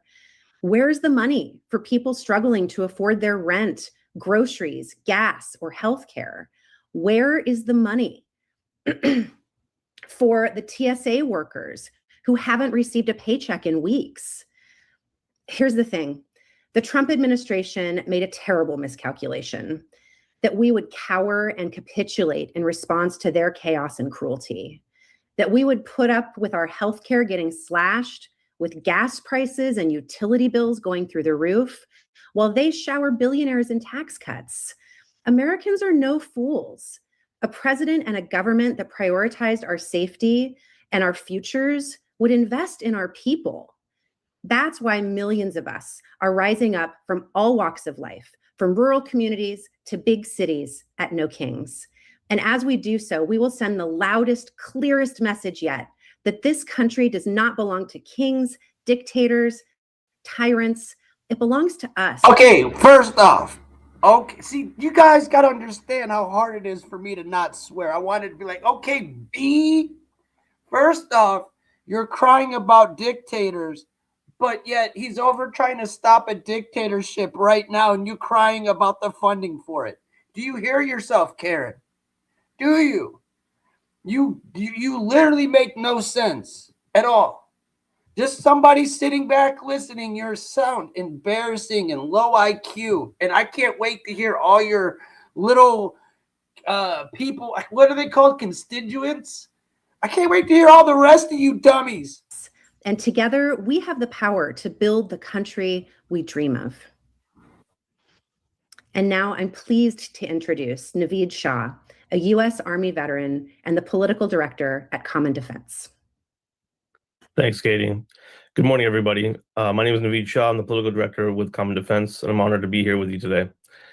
When I stood at the first No Kings rally, we were fighting to protect democracy at home and against federal agents and troops that were deployed on American streets, against a government that was manufacturing a crisis to justify. Oh, yeah, no. She can't get away. I didn't get to finish my point with her before I get to this guy. Last lady, they were sent out to unalive people, is what she said. What a far farce. Two people. One of them drove at one, and we don't know about the other. You act like they just ran around, and dude, the only mass genocide that we're fighting is in Iran. Think about that. The one that you just said You're marching about no kings and dictators. So this should be against Iran, right? Right? Using its power against its own people. Today, we're still fighting that same fight, but now that manufactured crisis has gone global. This illegal war with Iran is built on the same lies as the one with Iraq 20 years ago. I know because I lived it as an Army veteran who served in Iraq. Me and my friends know that our leaders lied to us into a war with no strategy and no end game. I swore an oath to this Constitution, not to a king, not to a politician, and I will not stay silent while we march down that same road into another forever war. Let me be clear about where we stand right now. 13 American service members have been killed, approximately 140 more have been wounded, and thousands across the Middle East have been killed, wounded, or displaced already, and this war is only 4 weeks old. There is no exit strategy, there is no plan for what comes next, and there are reports that boots on the ground are coming, which every veteran in this crowd knows means one thing: another quagmire in the Middle East with no end in sight. This war was not authorized by Congress, it was not even debated, and polling shows that you, the American people, do not want. Okay, Smarty, why don't you, when you're going to say that, when you're going to use that stat, why don't you make it clear that we have not had any wars since World War II that was declared by Congress? Not one. Obama used drone bombs and bombed 9 different countries without Congress. Go down the line. The only war Congress has ever approved was World War II. Think about that one, Snowflake. Want it. It's costing us more than $1 billion per day. The White House is now asking for $200 billion more. $200 billion. Let that sink in. That's Medicaid coverage for families where a diagnosis is away from bankruptcy. That's housing for veterans who are sleeping on the streets. That's childcare for working parents who can't afford to go back to work. That's community college for kids who just want a shot at the future. That's money for the people of this country, and instead it is being funneled into a war no one voted for under a commander-in-chief who believes that his power is absolute. But in America, we have no kings. We saw that truth with the first no kings. We saw it at the second. And today we're saying it louder than ever because the stakes are higher than ever. What started as a fight against troops on American streets has become a fight against an administration that will deploy force anywhere, at home or abroad.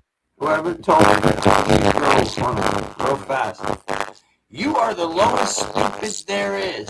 Why don't you enlist yourself in the war?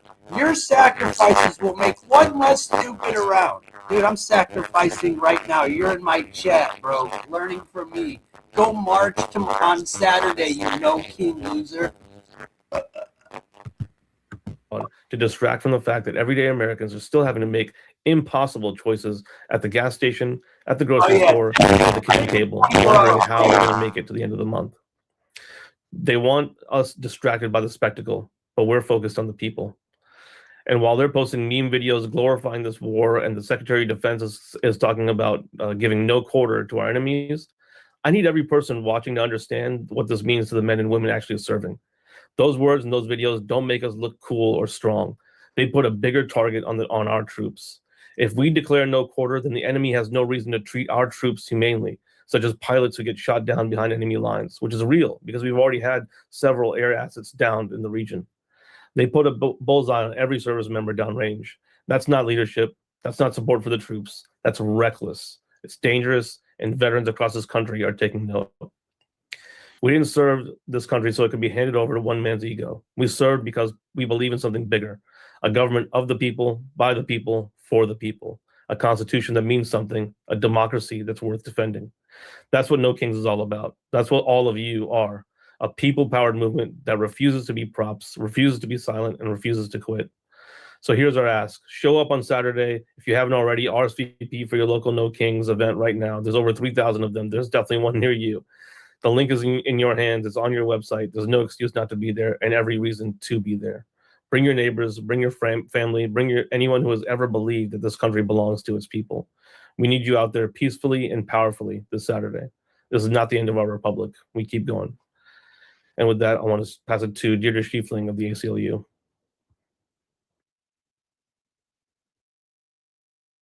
Never drive off immediately after filling your tank. What happens in those first few minutes is the reason your gas disappears. So thank you so much, Naveen.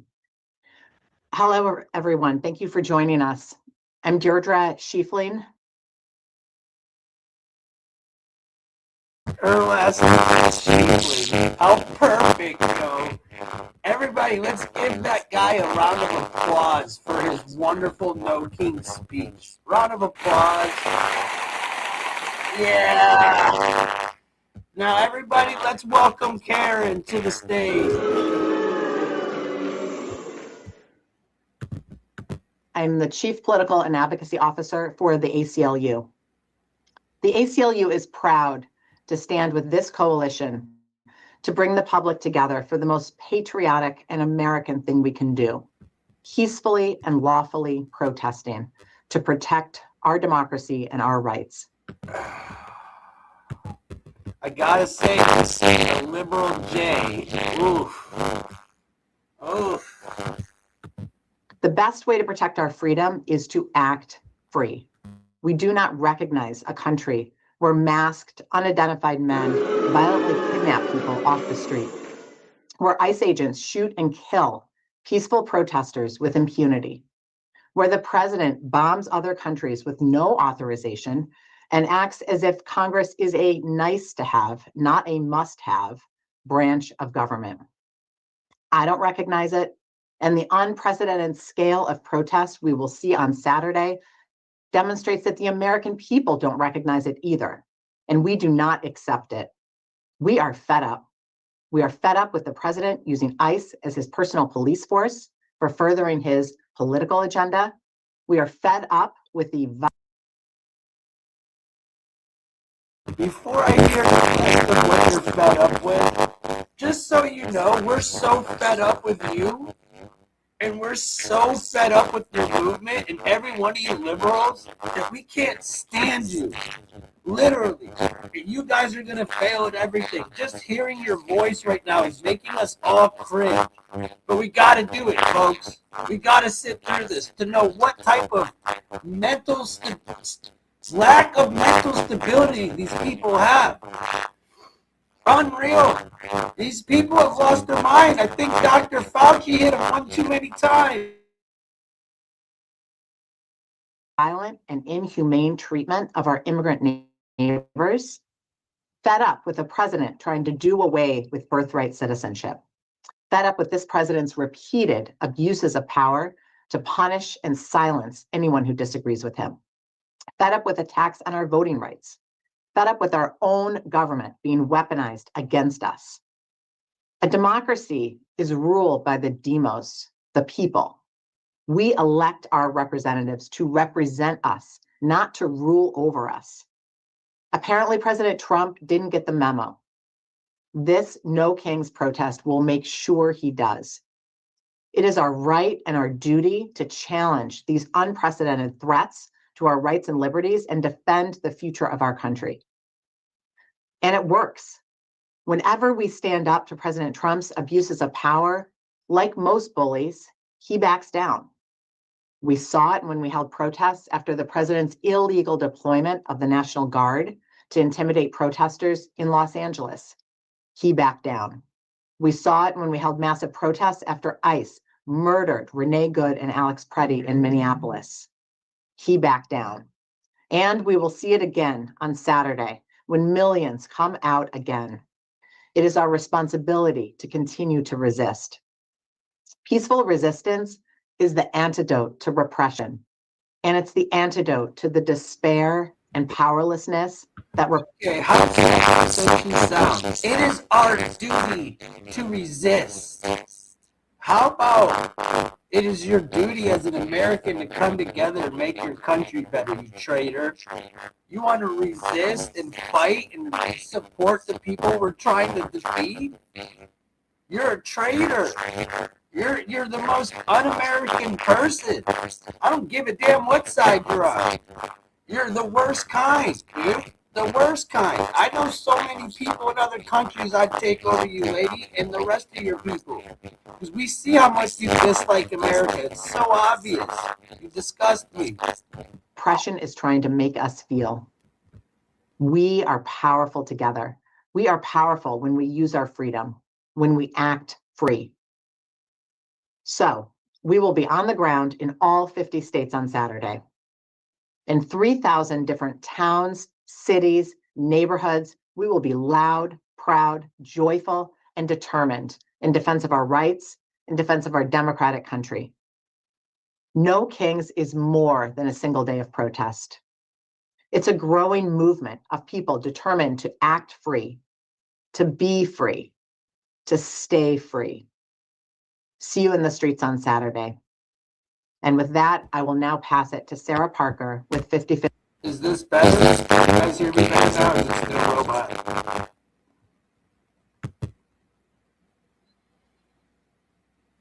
Is my mic still bad, y'all? I'll just be quiet if it is.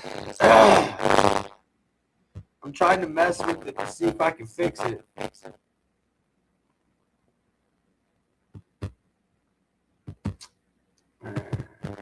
51 and the Voices of Florida Fund. Thank you so much. Hi, my name is Sarah Parker. I'm the 5051. I'm one of the 5051 national coordinators, and I am also the executive director of Voices of Florida Fund. I want to start off by naming how incredibly important this moment is. Since the last No Kings, we're seeing higher gas prices and groceries, all while there's an illegal war in Iran. We've also seen our neighbors executed, American citizens executed, and our children carrying the burden of owning their own power and walking out of school in defiance. The people of America are pissed. They are the ones demanding for No Kings. They are the ones powering this movement, and this movement is owned by them and driven by them. I want to be crystal clear that these people are not just showing up because they're angry. They're showing up most importantly because of love. Disciplined and real love. Love for their neighbor, their community, and most importantly, as a mother, love for their children. Anyone who says that this movement is not powered by love or the people, they're using smoke and mirrors and trying to change the narrative with played out talking points. The people that are mobilizing on March 28th are refusing to cede ground to an authoritarian because they love their country. Let me give you some numbers.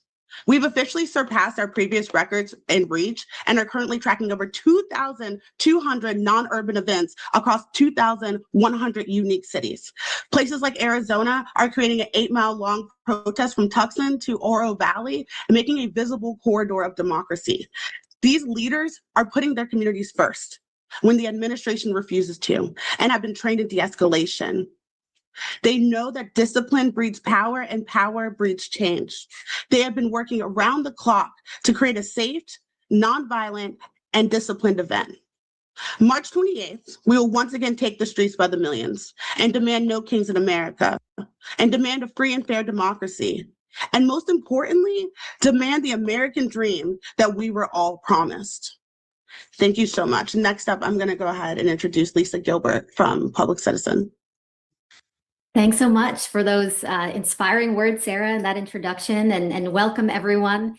Before I jump in, I just want to encourage anyone with us today who has questions to stick them in the Q&A box. We will try to get to them when we are done. So as Sarah said, I'm Lisa Gilbert. I'm co-president of Public Citizen. Public Citizen's mission on behalf of our 1 million+ members is to fight corporate power and preserve our democracy. And I couldn't be more excited than being here today with all of these incredible speakers talking about the critical inflection point that is coming at us this weekend. This is our chance to say no to the lawlessness, to the cruelty that is being perpetrated by our very own wannabe dictator, Donald Trump. It's our chance to say no to a president that has been consistently abusing his power. He's sending masked agents into our streets and now our airports. He is terrorizing our communities, and he's detaining people without warrants. He's threatening to overtake our elections and trying to make voting more difficult and rigging electoral maps to try and silence dissent. He's spending billions of our tax dollars on missile strikes abroad in support of an illegal and unauthorized war. And he has just taken overall lawlessness to a new level, from political prosecutions embarked upon by his clearly non-independent DOJ, to the arrest of a sitting member of Congress just for performing her oversight role, to the militarization of all of our cities without cause, to court defiance, to attacks on sitting judges, the media, universities, nonprofits. Unfortunately, this list is kind of endless. And this is all, of course, in addition to the blatant corruption that we have seen as we've watched Trump and his family cash in on the presidency, adding billions to their own wealth. But No Kings is about the fight, and we are fighting back. The Trump regime, what they want to do is intimidate opponents. They want to chill dissent. They want to silence us. They want us to be scared and isolated. But we are instead joining together in overwhelming numbers to speak out against authoritarianism and these abuses of power. You know, as others have said, we are seeing staggering numbers of No Kings events across the country, but particularly notable and worth mentioning are the many, many rallies planned in red states and the massive surges of RSVPs in suburban areas. This is the definition of a groundswell. No matter where these events are located, these protests are nonviolent. They're disciplined. They will be grounded in solidarity. And this is really what the administration is scared of, our unity in this moment. And that's what we're going to show them in droves this Saturday. Our courage, our unity, our conviction, and that we will not suffer kings in America. So with that, I'm thrilled to hand it to the next speaker, the incredible Randy Weingarten, president of the American Federation of Teachers.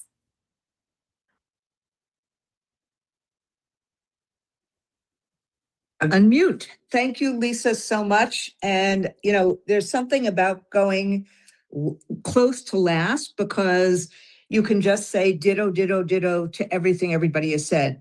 Let me just start by this. Very early on, when No King started, people said, this is a democracy. What are you talking about? We don't have a king. Donald Trump was elected as president. The Congress was elected. But look what is happening. Every single time the people are saying, this is what we need. What is happening with this administration? One of our speakers said it already. $1 billion a day for this war. And yet we couldn't find the money for the Obamacare tax credits. Then now we're seeing a huge increase in premium payments that people have had to pay. We couldn't find the money for Medicaid that is closing rural hospitals all over America. We couldn't find the money for SNAP when people were having parties at Mar-a-Lago. The people are saying we need to find a way to support ourselves. We don't want a war that's costing billions of dollars. We don't want a war that is increasing the cost of gas. We don't want a debate that is actually making the lines of TSA, like the line I had this morning, hours long. People in America are saying, you have been elected to help us and our families have a better life, not to help the billionaires, not to create robots as teachers, not to just create ways that you and your family get rich, Donald Trump.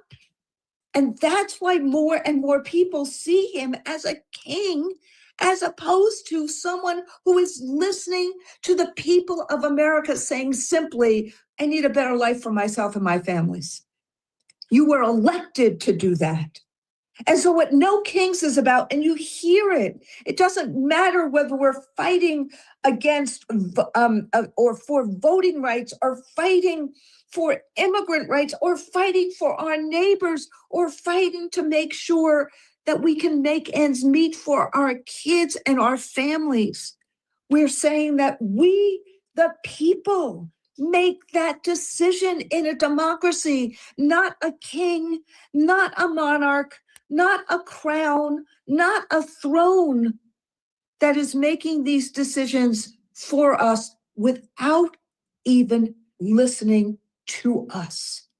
That is the essence of how this movement operates.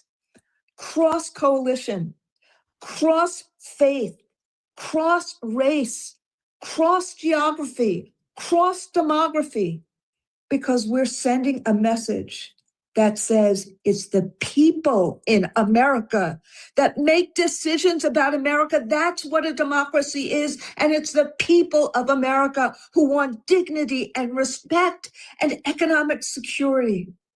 So my members, educators and nurses across the country, are going to be out there everywhere on Saturday. And we're asking every one of you, if you care about this country, if you care about immigrants, if you care about our neighbors, if you care about strangers, if you care about kids, if you care about vets, if you care about our military, if you care about voting, if you care about the future, join us on Saturday to say, we the people want a government that befits freedom and opportunity and fairness. That's why we're calling for no kings and no thrones and no crowns. Thank you. And I'm going to pass it to a colleague, dear colleague of mine forever, Reverend Al Sharpton.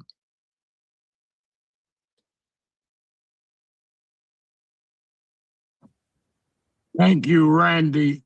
And let me say, as president of the National Action Network, we as a civil rights organization will be out in force with our chapters and affiliates all over the country, because the threat to any of us is a threat to all of us. The civil rights movement, of which I grew up, had to fight to get voting rights. Women had to fight to get the right to vote. The irony is that this president, who wants to be treated as a king, wants to celebrate the 250th anniversary of the country on July 4th. Well, on July 4th, some of us, in July 4th, 1776, some of us were slaves. Women couldn't vote. Women got the right to vote because we fought, because we marched. Blacks got the right to vote. Bloodshed, interracial bloodshed. Goodman, Cheney, and Swerner, 2 Jews and a black, died to protect our right to vote. The sitting president, the wannabe king, is saying that he will not sign legislation unless you pass a bill that would in many ways impede that right to vote. So it is not just some abstract protest. It is a movement that has seen numbers across racial lines and economic lines. We may not all agree on some issues, but we all agree that if we do not protect the right to vote and protect democracy, it doesn't matter where we disagree, we will all be muted and ineffective. So I want you to know National Action Network will be out there. We have other civil rights groups joining, unions, and just regular people.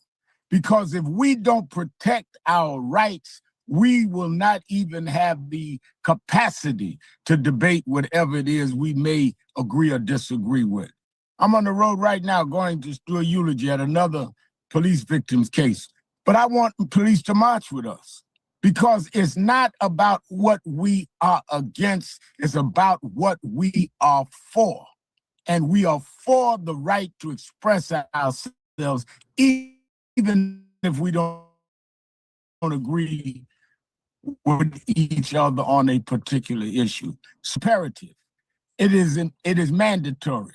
One day your children will ask, where were you when a man tried to become king, when so many gave their lives, shed blood, and gave their income up to give this democracy to where it is? And now it is under serious threat. We are sitting in a nation that is saying we want $200 billion to deal with Iran. We want to do change of the hierarchy and the government in Venezuela, while they are really trying to change government in the United States. Some of us are saying we cannot do that. We cannot allow that. You can finance wars around the world to change for regime change, but you will not have regime change in the United States. And that's why by the millions, we're all going to be out on Saturday. So I urge you to do it. I urge you in the name of those civil rights leaders that before me that paved the way, and I'm standing and marching for them.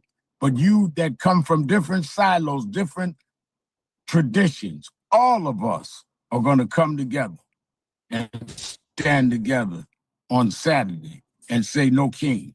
Not now, not on our watch. Now I'm proud to bring you Edwin Torres de Santiago from the Minneapolis Immigrant Defense Fund. Let us hear Edwin. Thank you so much, Reverend Al Sharpton. Good morning, everyone. My name is Edwin Torres de Santiago, and I lead the Immigrant Defense Network, the largest coalition of over 100 organizations protecting immigrant rights in Minnesota and in the upper Midwest. Right now, across Minnesota and across this country, immigrant families are living in fear that something as simple as going to work or taking their children to school could separate them from their loved ones. That is the reality. A mother texting her child just to say, I made it. A father calling in the middle of the day to just say, I'm okay. I know this because it's exactly what both of my parents do every single day. For 25 years, I lived without documentation, and my parents still do. And let's be clear about what is happening. You don't send mask agents into neighborhoods, into airports, into communities to keep people safe. You send them to keep people terrified. And that fear is not accidental. It is part of our larger escalation, and we're already seeing the consequences. We've seen the consequences. Keith Porter Jr., Renee Good, Alex Preddy, Dr. Linda Davis, Ruben Ray Martinez, and dozens of others that have been killed by this administration's escalation. And let's not forget the 40 deaths inside detention centers since this administration has taken office. Silence and inactions are not an option anymore. In Minnesota, when tragedy struck, our communities did not disappear. We showed up. They showed up. They protected each other. We protected each other. We marched by the thousands. And through that, the Immigrant Defense Network has grown into something powerful. We have trained over 33,000 constitutional observers, everyday people ready to document, to witness, and to defend each other. That is what people power looks like. And this Saturday, millions of people across this country will come together to say, enough. Enough fear, enough harm, enough abuse of power, because power does not come from intimidation. Power comes from the people. And let me now speak directly to our Spanish-speaking community. Y ahora quiero hablar directamente con nuestra comunidad latina. Soy Edwin Torres, el director de la Red Defensa de Inmigrantes acá en el estado de Minnesota. A las familias que están viviendo con miedo todos los días, a las madres que no saben si van a regresar a la casa, a los padres que salen a trabajar con el corazón en la mano, los vemos, los sentimos y estamos con ustedes. Sabemos lo que se siente vivir con ese miedo, el miedo de una puerta tocada por un agente de ICE, el miedo de una llamada que cambia su vida, el miedo de no saber si mañana todo seguirá igual. Pero quiero que escuchen con toda claridad, no están solos. No están solos en Minnesota, no están solos en el país y no están solos en esta lucha, porque en este momento estamos construyendo algo poderoso, una red, una comunidad, un movimiento. La línea de defensa de inmigrantes no solo es una organización, es una línea de defensa, de protección, es de comunidad organizada. Somos miles de personas, más de 33,000 observadores constitucionales listos para protegernos a nosotros, listos para documentar injusticias, porque cuando intentan gobernar con miedo, respondemos con unidad. Este sábado millones de personas van a salir a las calles, no con violencia, sino con dignidad, con fuerza, con el poder de saber que estamos juntos. No hay fuerza más grande que nosotros. Y juntos vamos a resistir, juntos vamos a avanzar, y juntos vamos a ganar. Gracias. Thank you. Now I have the honor of introducing Leah Greenberg, Co-Executive Director of the Indivisible Project. Meet Ryan Rivers. He's an America First conservative. In the state Senate, Rivers will fight for our values, lower property taxes, and support law enforcement to keep us safe. Ryan Rivers for state Senate, the conservative we can trust.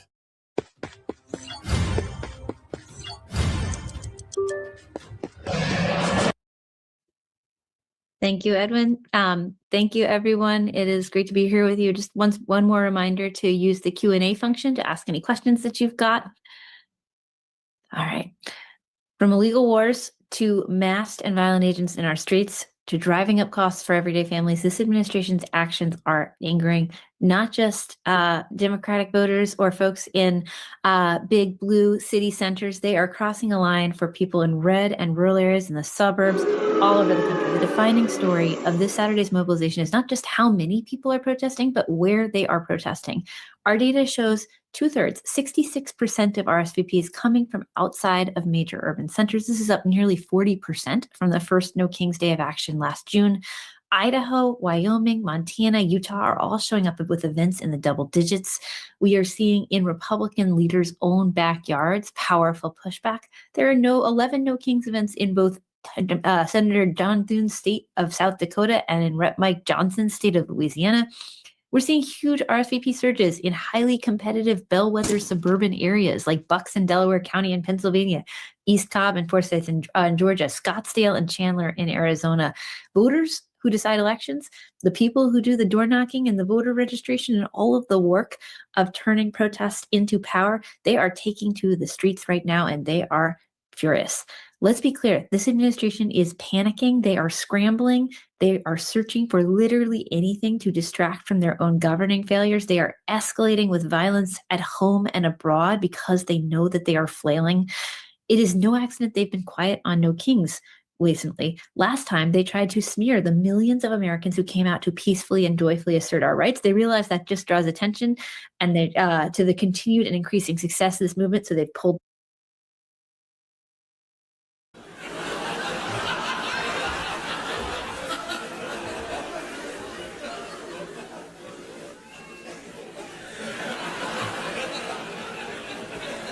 back, but we will not be silent. We will be louder than ever. And it doesn't end after March 28th. Our third No King's Day of Action will happen on Saturday, and Trump will still be in the White House. This illegal and unconstitutional war will still be going on. This administration's secret police force will still be terrorizing communities. That is why we see No Kings as not only a powerful day of defiance, but an organizing catalyst to support local organizing everywhere. The people who come out on these days, they get asked to show up on an ongoing basis for ICE Watch, for mutual aid, for defense and support of immigrant communities, for advocacy against this illegal and catastrophic war, for voter registration and all of the work of building power locally. We will continue organizing with them for what comes next. And now I think we will take questions. Absolutely.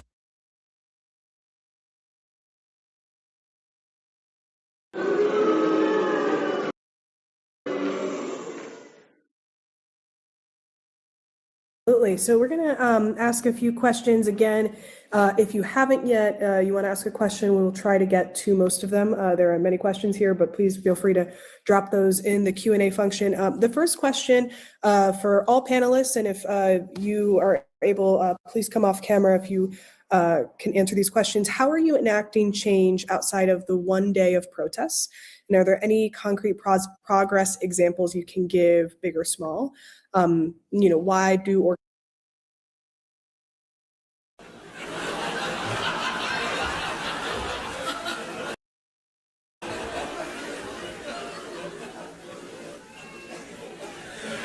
organizers say this moment is different from past protests? So how are you enacting changes outside of the one day of protests, and how is this different from past protests? So who wants to take that? Leah, do you want to go ahead? Absolutely. Well, one thing that we think is really important is continuing to emphasize that this is one tactic in a sea of mass defiance that is taking place around the country, and it helps to both build on and fuel so many other approaches. And so we're working with local hosts, people who are organizations, groups, regular people who just got their protests together and are maybe figuring out what's next, to build out plans for how do you keep people engaged after No King. So we'll be talking and pre-planning with the folks who are organizing these all over the country to make sure that these are not only big moments, but also recruitment and absorption events. That, you know, the person who comes to the 50 or 200 person protest in a small town, they get signed up by somebody on a clipboard and they go to a meeting next week and they get trained up and they start to organize in their communities. That's going to look different in different places. It's going to look different based on your local priorities, based on who's leading the charge wherever you are. This isn't intended to be about one organization or one approach, but it is intended to move as many people as possible into ongoing, sustained, in real life activism on their home turf that starts to build and change power in this country.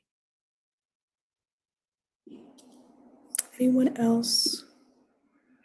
Oh, if I can add one additional thing, that's an approach that No Kings has.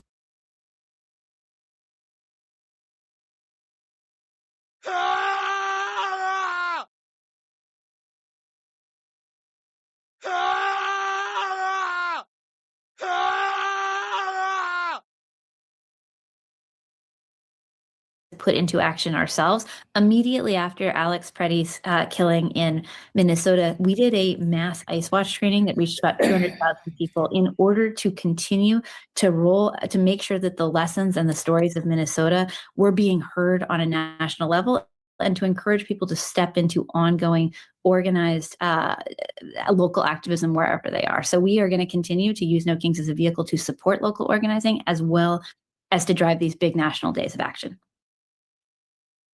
I would just also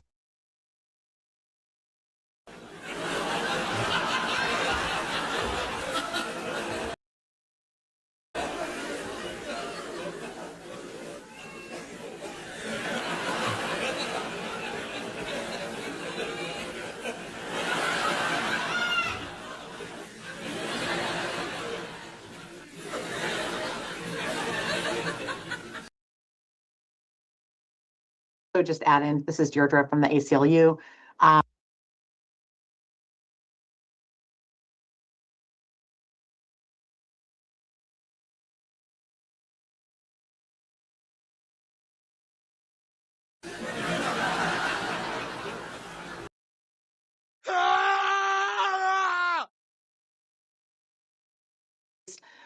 Is by using the power that we have at the state and municipal level.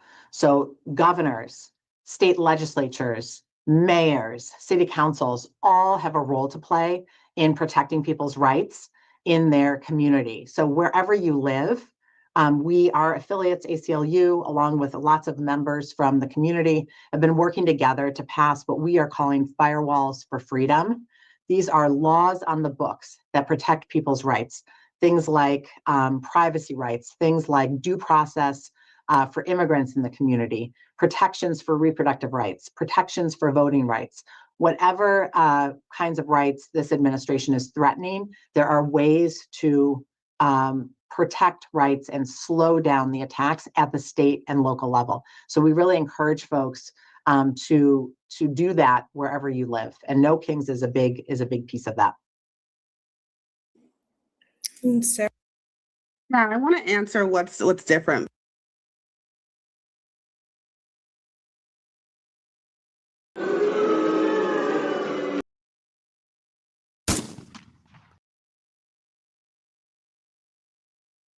Between this moment.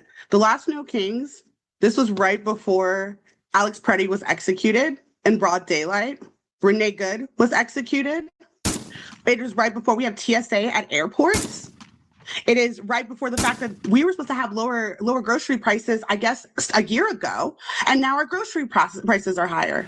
People can't even afford to get gas to take their kids to daycare. They can't afford to feed their children. Every single time we have a new No Kings, there's something else happening. It is consistent. We're going down a slippery slope into authoritarianism. So yes, this moment is different. Our neighbors are being executed. This moment is different. We have ICE at airports. This moment is different because there's an illegal war in Iran. This moment is completely different. We are saying No Kings in America for a reason. Thank you so much. We've had a few questions on where our events, a couple different questions came in, like where are they, the red states or the battleground states? Almost 50% of No Kings events are in either a red state or a battleground area for this year. That's significant. And I know, Lisa, if you want to come in here and add. Yeah. So the stat is impressive. It's meaningful. I think it also just speaks to the universal appeal of what we're trying to accomplish here. This is not a partisan issue. It's actually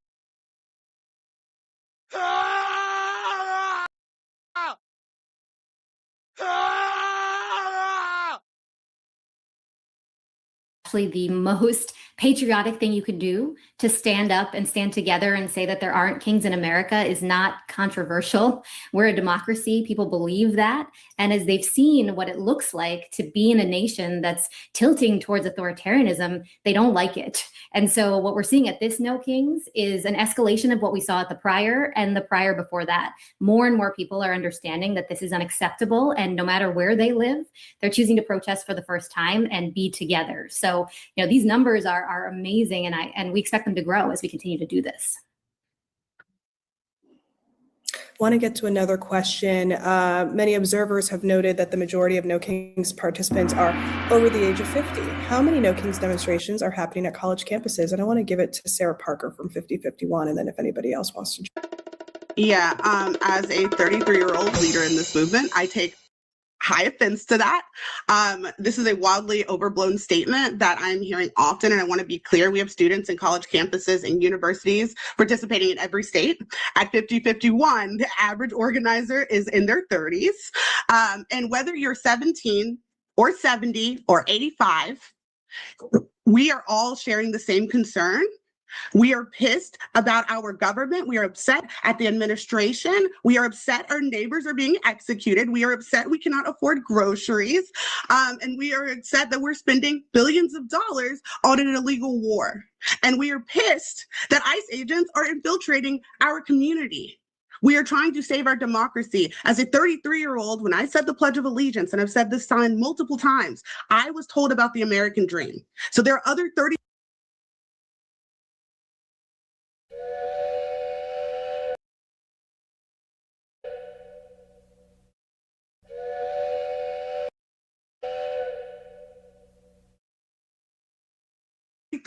that are fighting for that American dream that was promised to us.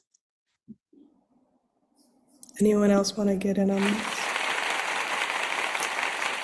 I want to go to another question here about ICE being present at rallies. It's a very real situation we live in our current state of affairs, that ICE has infiltrated our communities around the country. And I want to give this to Deirdre from ACLU. What has No Kings been doing to prepare for possible interactions with? Yeah, thank you. So we have been running massive Know Your Rights trainings for folks in advance of each of these No Kings events. And we just did another one a couple days ago, which had tens of thousands of people on it, to really prepare people to feel confident both about their right to protest, which is their constitutional right to peacefully protest, and their rights when they're interacting with ICE. There is a whole series on the ACLU website about this, Know Your Rights, when interacting with ICE. And I will just say something that other speakers have said, which is deploying ICE is an intimidation tactic. That is the purpose of it. This president is trying to use ICE as his own personal enforcement force to intimidate us. We are not going to be intimidated. We are not going to be intimidated. We are going to be safe. We are going to be peaceful. We are going to be free. So yes, know your rights, and also we will not be scared off by this tactic.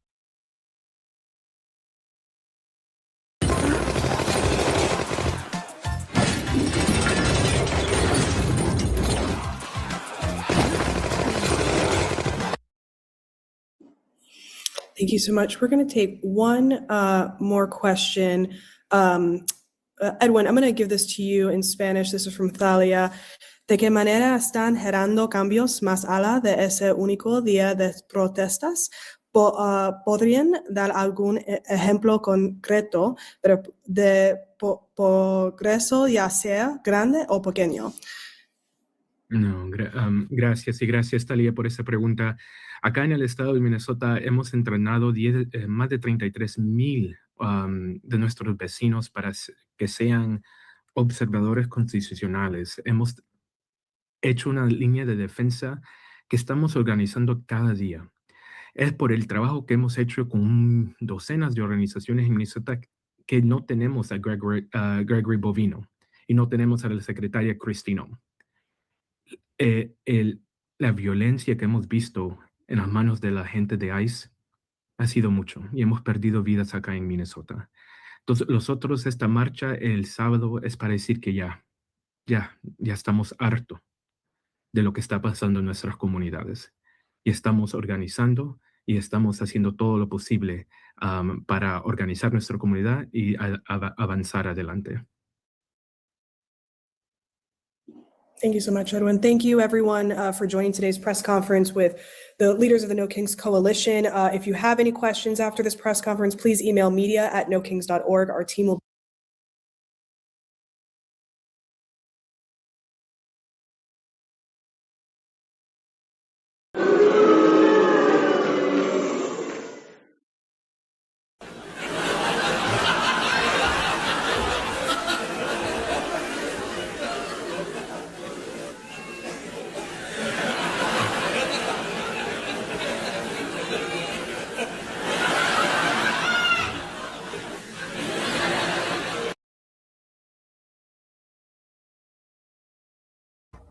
Is my mic still messed up, you guys?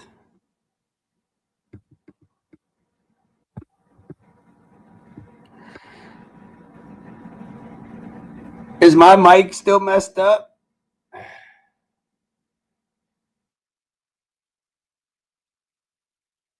If not, let me do my bit, but is my mic messed up? Hit 1 if it is. I'm going to go ahead and start it, though, and assume that it is.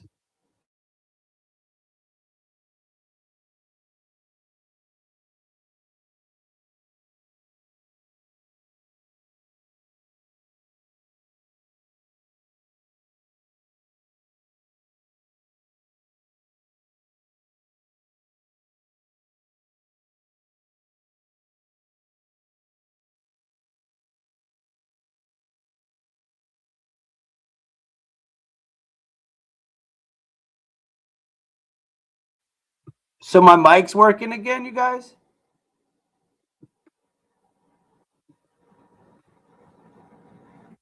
Yes, I'm good. All right, so let me tell you the story. Let me tell you the story. Yes. All right, so look, if you're looking, and then I'm going to get back, I'll go back to the beginning. But, dude, look at the picture you guys see right now. Hold on. Look at, okay. I have multiple things that I'm looking at. So when this was playing, I did not see what this was. All I heard was a voice. And then I looked over to see what was going on, and I saw this. And I thought it was a total, trend. You know what I'm saying? Now, look why I got confused. You guys are going to laugh your ass off. Absolutely remarkable issues. So thank you very much.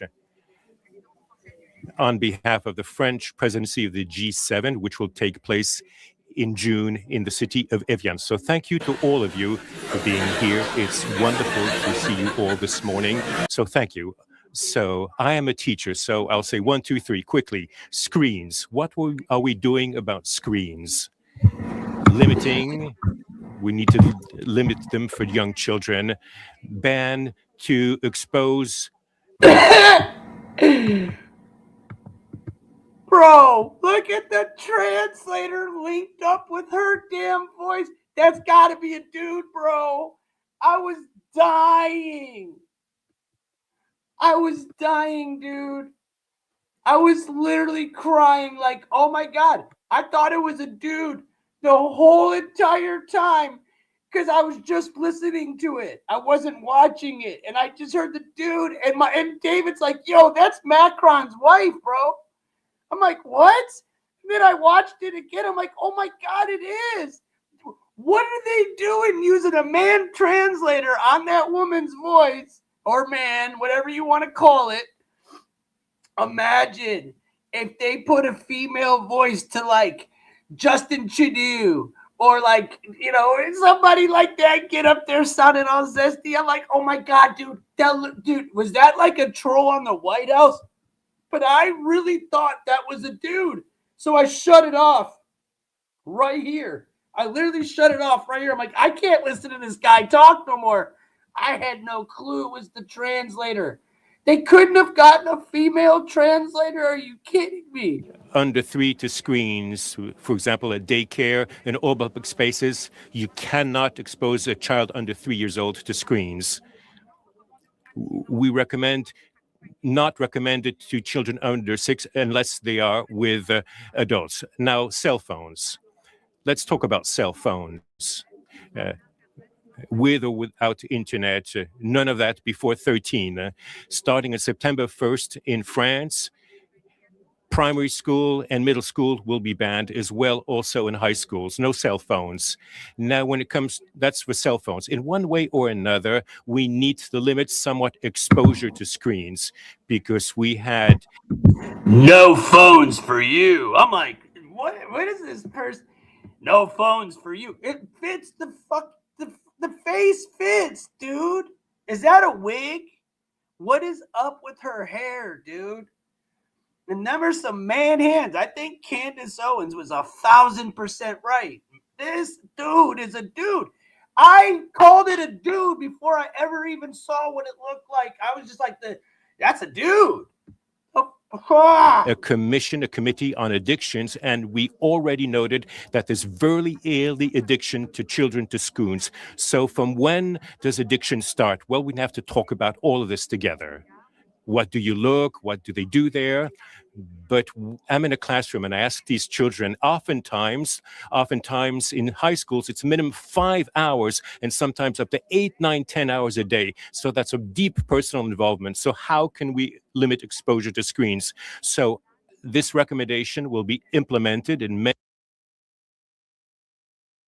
I hear you, Bird, but here's what I'm trying to get at, bro. This is what I'm trying to get at. If I'm doing a speech, right? If I'm doing a speech for you guys, and I can't speak your language, and they choose some British lady to be my voice, I'm going off, bro. And then they're talking about the kids when we already know what they're, whoa, we really trust that, right? What's up? Read my comments and make yourself more educated. Shut up, Bird. I just read your comment and I just answered it for you, dummy. I don't care. The fact is, that looks like a tranny and there's a dude talking. I don't give a shit about your dumb little freaking crybaby, no king interpreter ass comment. Shut up. Candace Owens was right, bro. Bird, shut up, bro. No one gives a damn about you. This is what we think.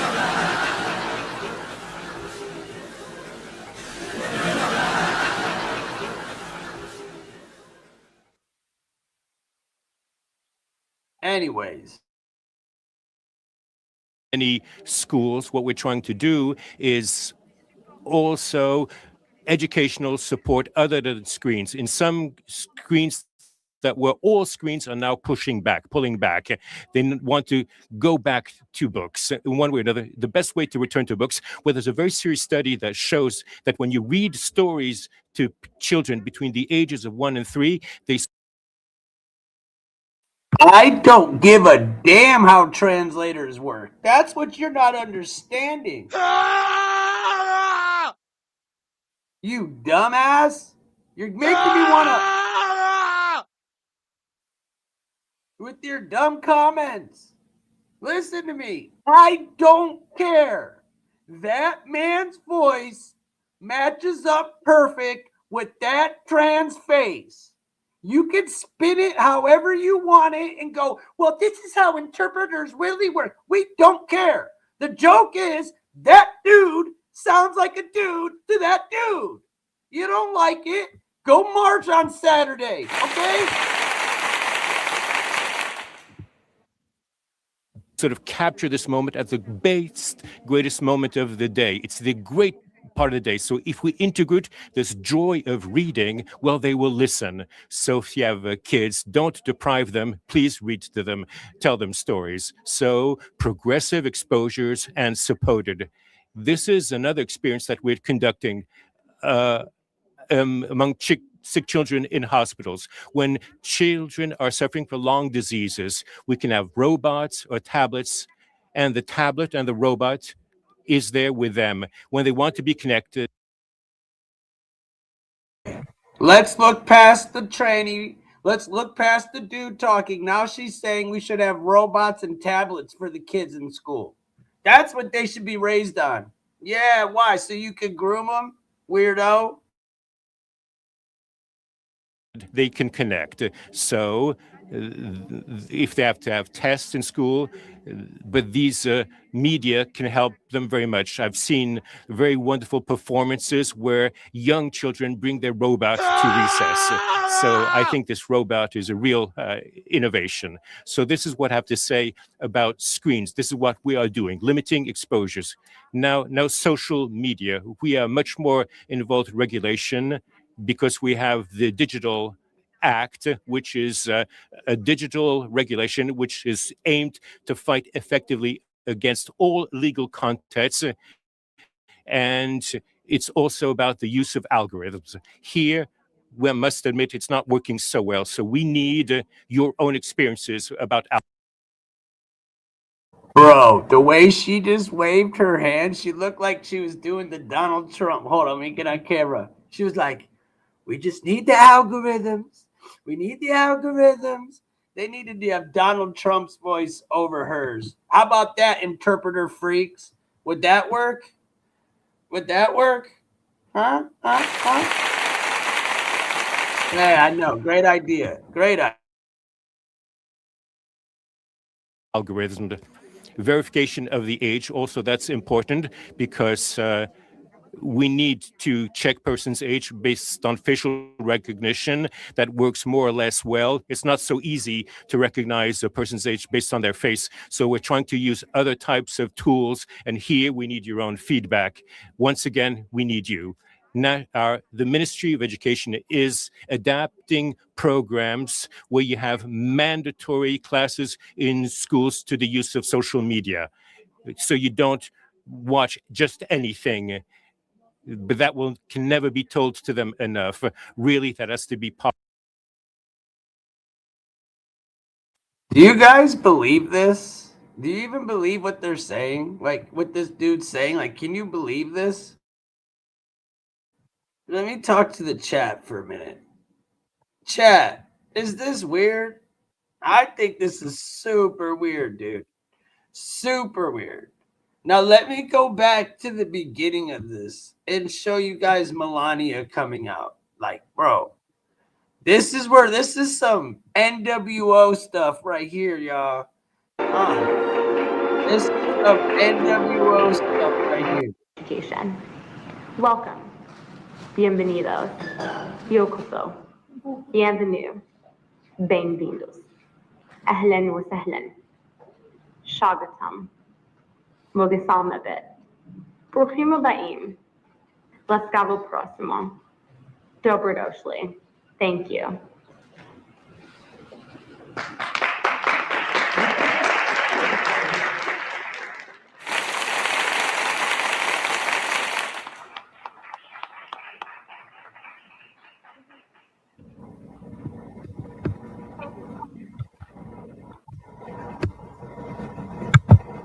Dude, that's creepy.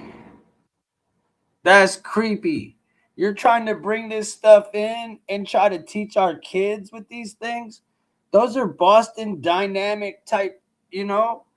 Wait till you hear what she says at the beginning. I got to play this. I'm telling you, I got to play the beginning because like I listened to it again and she talks about DARPA and everything, like literally controlling these things. Just listen. And then I'll talk to you out. I'm going to get up out of here, but I just wanted y'all to get to this.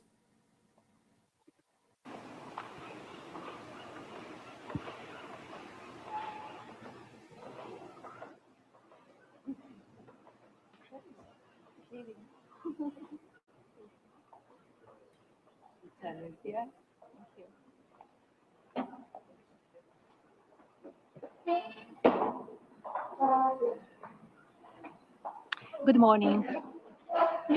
Welcome to the White House. Figure 3, thank you for joining me at day 2 of Fostering the Future Together. It's fair to state you're my first American-made humanoid guest in the White House. But moreover, it is my distinct honor to receive such an impressive group of leaders today. 45 of you have traveled from every corner of the planet to represent your nation as a part of this new coalition. Also a first. What coalition? Is this the AI Teach Our Kids coalition? I'm dead serious. What does my headliner say? Hold on. Dang. Let me get, dude, what?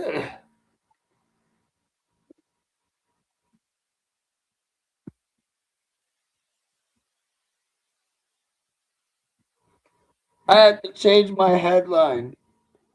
All right, now that makes more sense. Okay. What, dude? Just listen to this. This is like ushering in some stuff, y'all.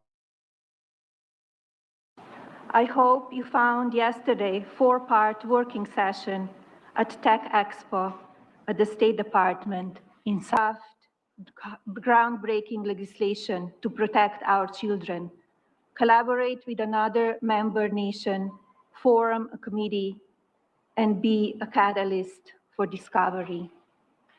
Indeed, our world is transforming, and through the use of AI, we can now access centuries worth of humanity's knowledge base. The future of AI is personified. It will be formed in the shape of humans. Very soon, artificial intelligence will move from our mobile phones to humanoids that deliver utility. Since our environment is designed for people, humanoid systems are uniquely suited to navigate. She's literally reading this. This is not from her brain. We will soon move from cell phones to humanoids. Straight up. That's just what she just told us, y'all. And operate within our world. They fit well. Imagine a humanoid educator named Plato. Access to the classical studies is now instantaneous. Literature, science, art, philosophy, mathematics, and history. Humanity's entire corpus of information is available in the comfort of your home. Plato will provide a personalized experience, adaptive to the needs of each student. Plato is always patient and always available. Predictably, our children will develop deep critical thinking and independent reasoning abilities. How can you have critical thinking and independent thinking with AI when it gives you all your answers? This is absolutely the opposite of everything. Everything. AI-powered Plato will boost analytic skills and problem solving and adapt in real time to a student's pace, prior knowledge, and even emotional state. The byproduct, a more well-rounded lifestyle for our children, freeing up time for being with friends, playing sports, and developing interest beyond school. A more complete person. But as discussed yesterday, we must balance our tech optimism with caution. The safety of our next generation is always paramount. Knowledge is the foundation of civilization. But although academia is interesting, business is compelling. For real growth in technology and education, I encourage you to bring the private and public sector worlds together. Yesterday's meeting at the State Department was an impressive showing of how tech innovation is modernizing our communities. It's powerful to be part of our future in the making, particularly with best-in-class companies like Meta, Microsoft, OpenAI, X, Palantir, Google, Zoom, and Adobe. Each serves as a catalyst for discovery. We can accelerate civilization's march forward when enterprise delivers. Did you hear the corporation she said? I know you heard it. I wanted Hugh. Did you hear that? Everybody. Palantir, everybody. Oh yeah, here's my poll. Here's my new one. Clearly, my people think the liberals are freaks. I think that No Kings video made it very simple. It's actually applied knowledge that will aid civilization. Okay. Well.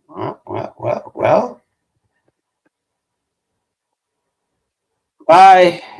All right, let's go back. Sorry, guys. Innovation, government creates scale, and our capital markets finance the distribution of these emerging technologies.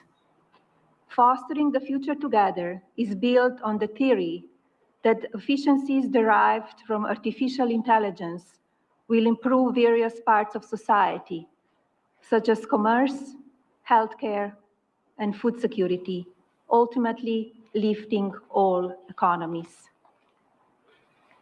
We stand at the turning point because of artificial intelligence, the age of imagination. Humanity has witnessed historic times like this before, during the Industrial Revolution, the dawn of electricity, the race to the moon, and the birth of the internet. This technology may reset the modern world order and rebalance power. Your children must be prepared to ascend with fire this framework. Our coalition can make this vision real by supporting concrete initiatives that equip young people with the skills they need. Invest, expand access, and foster new opportunity. America, we are obligated to ensure that our children become the most technologically fluent and highly educated generation in the world. In doing so, the United States will secure long-term and economic superiority.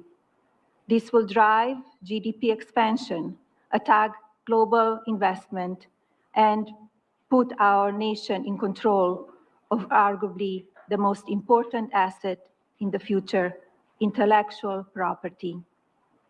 Let's inspire our children to build new platforms, create new industries, and optimize production across all sectors, from media and fashion to health and defense. Let's foster the future together. The nations represented in this room reflect great human potential. We are here today to advance ideas and solutions. So let us proceed in the spirit of collaborative dialogue. It is now my pleasure to give a floor to Mrs. Brigitte Macron, the distinguished representative of the French Republic. So far in the first 10 minutes, we have just been told they're going to be ushering in an AI NWO. I mean, they said it without saying it. I mean, when you start to bring in Palantir and DARPA and AI and Meta, and you're trying to give it to your children, this is something this is coming to the digital age of like what China does. What is it? The damn, help me out, guys. What's it called? social system. It's all coming. Dude, we're going to go. She told us we're going to go from cell phones to the robots. It's crazy.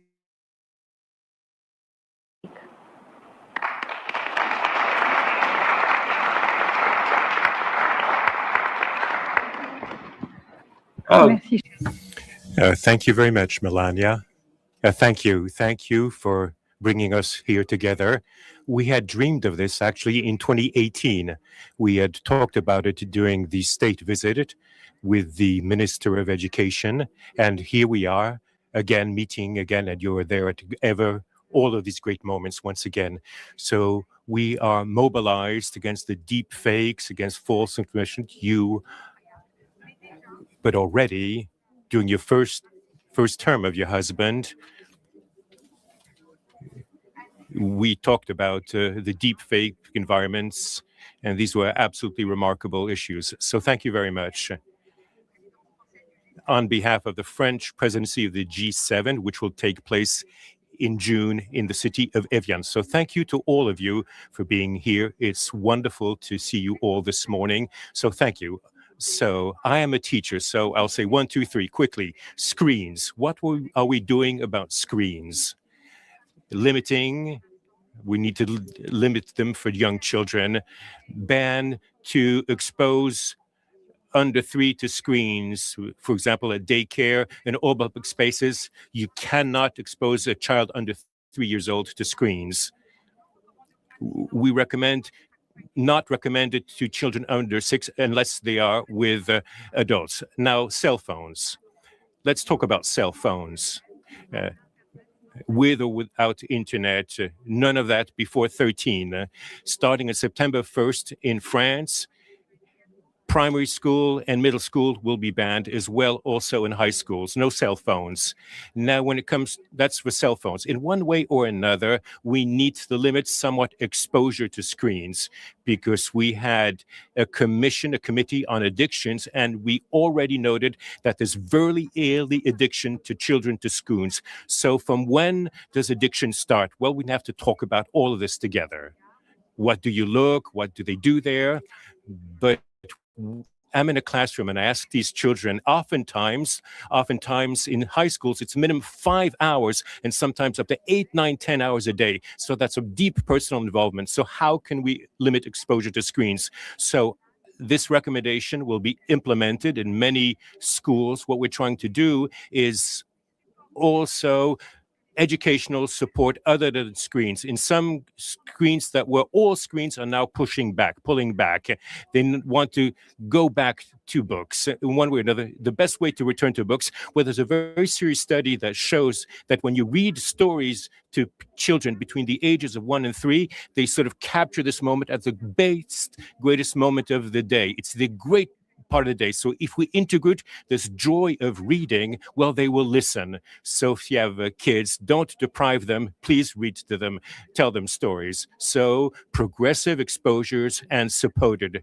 This is another experience that we're conducting among sick children in hospitals. When children are suffering from long diseases, we can have robots or tablets, and the tablet and the robot is there with them. When they want to be connected, they can connect. So if they have to have tests in school, but these media can help them very much. I've seen very wonderful performances where young children bring their robot to recess.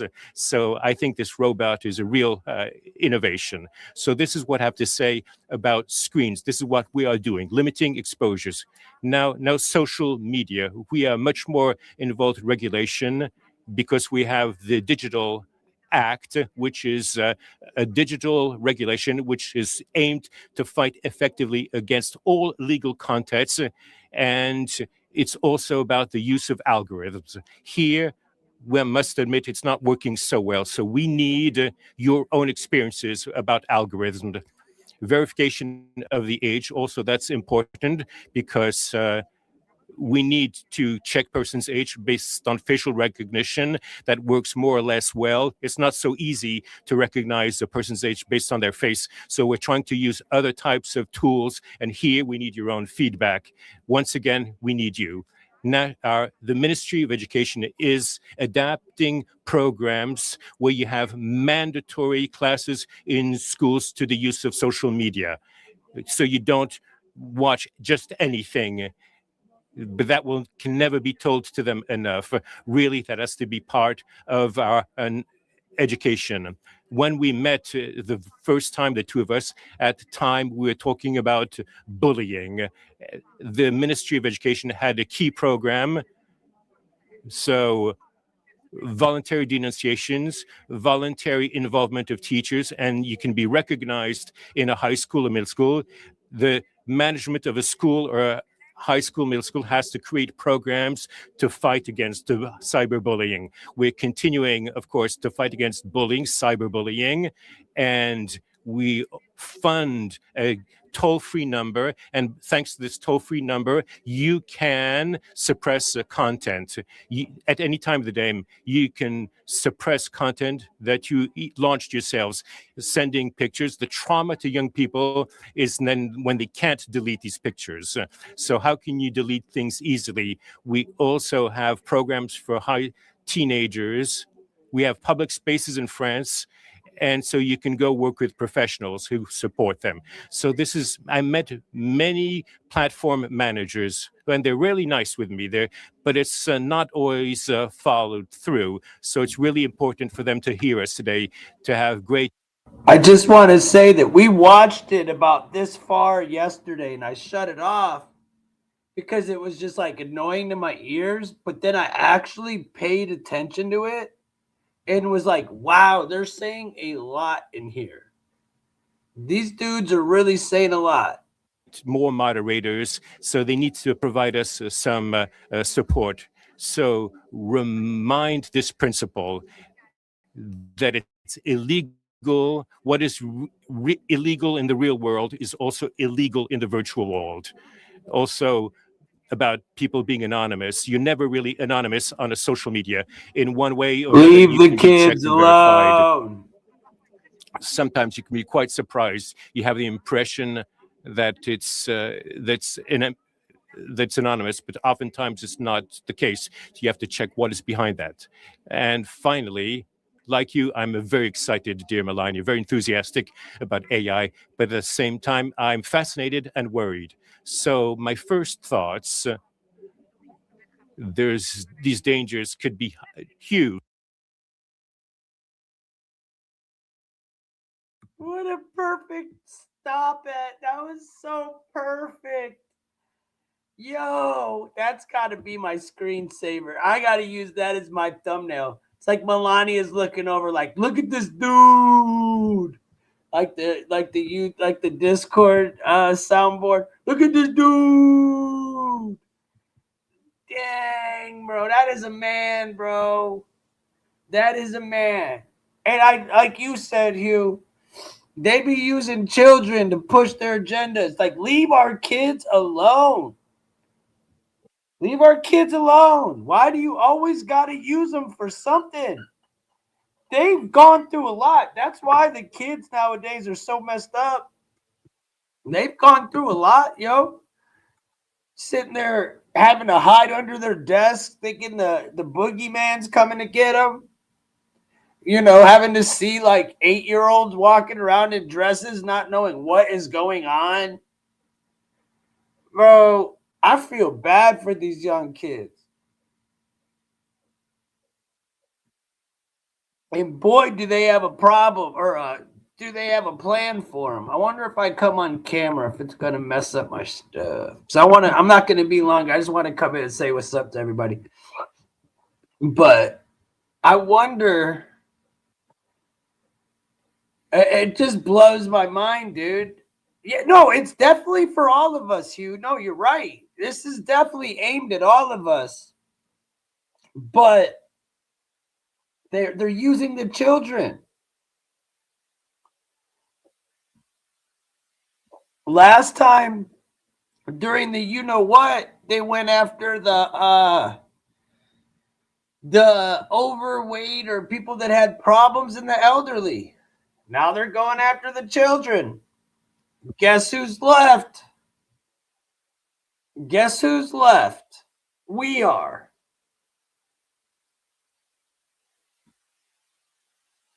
I feel bad for telling lies without facts. That's what I'm trying to tell you. Me too. What facts do you need there, user? What are you talking about over there? I hope you're not saying I'm telling lies. That means that you support this. I don't think that's you. Are you? Do you support this, user? Is this good for your world? You gonna send your kids to school with robots as the teachers? Is that what you want? Humanoid robots? The fact is, Melania Macron is a man. Is a man, bro. This is what I say to user and your response.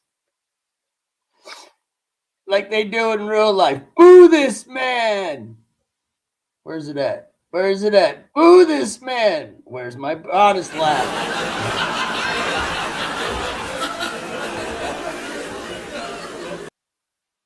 Hey, is Macron's wife a man? No, that's a woman.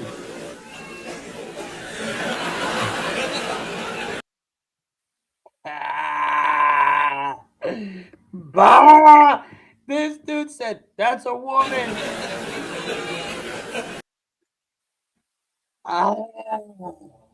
That's funny, bro. You kill me.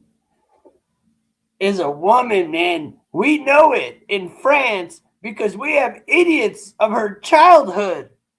You mean like, didn't she diddle little Macron? Huh? If that's a woman and you're from France, your women are disgusting. You got ugly women in France, dude. So the dudes are zesty and the women look like men. So that's why you guys get pegged all day then, right? Because, dude, that chick will peg you, boy. Well, I don't know what you're talking about, user, but take that France energy and keep it wherever it's at. Go take that baguette and put it somewhere, bro. Because I guarantee you Macron's wife will take that baguette and shove it somewhere. Goofy. Dude, that's hilarious. Hey. Applaud that man for such a stupid comment. Oh! Sure is a manly woman. That's a man. Come on, that's a man. What do you mean? That's a man.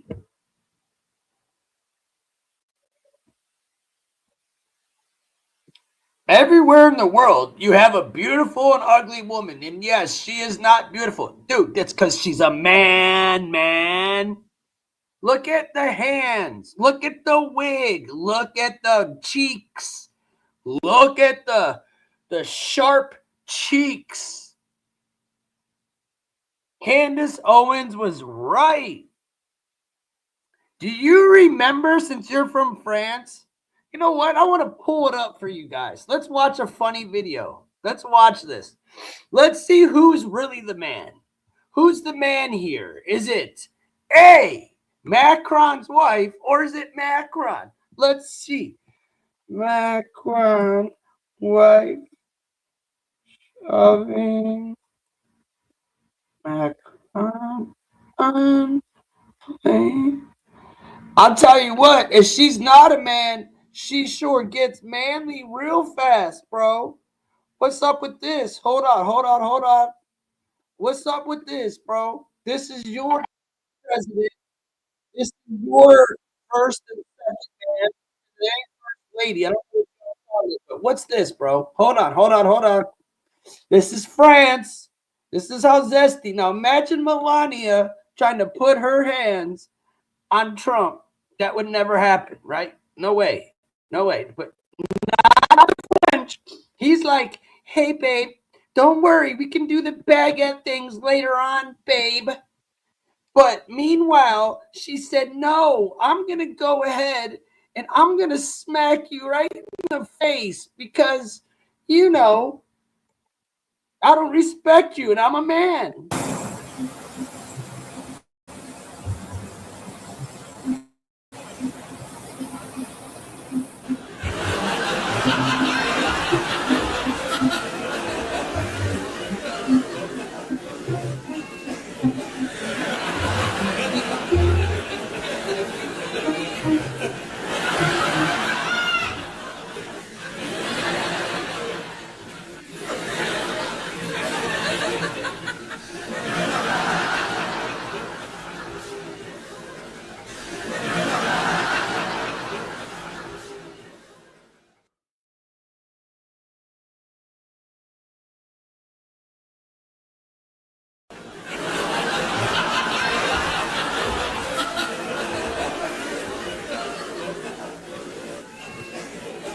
I'm sorry. I'm like, don't stop the laugh track. I'm not done. This is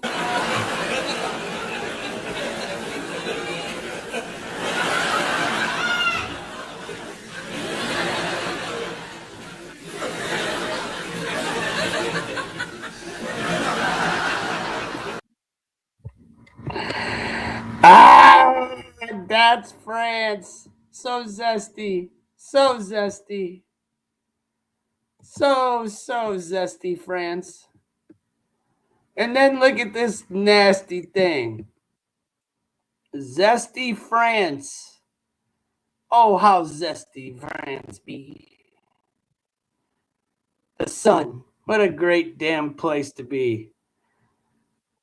Zesty and in the sun.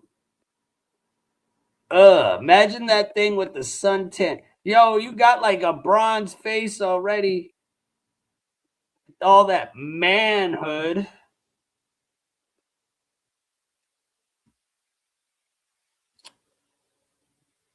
Read. Trump met Melania at Epstein party. Oh, shots fired.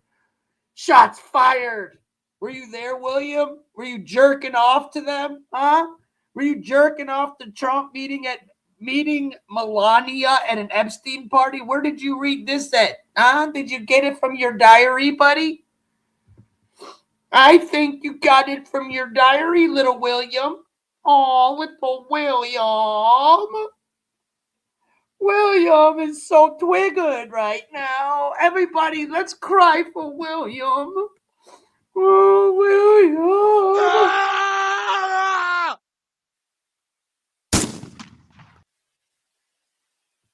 Shut up, William. You snowflake.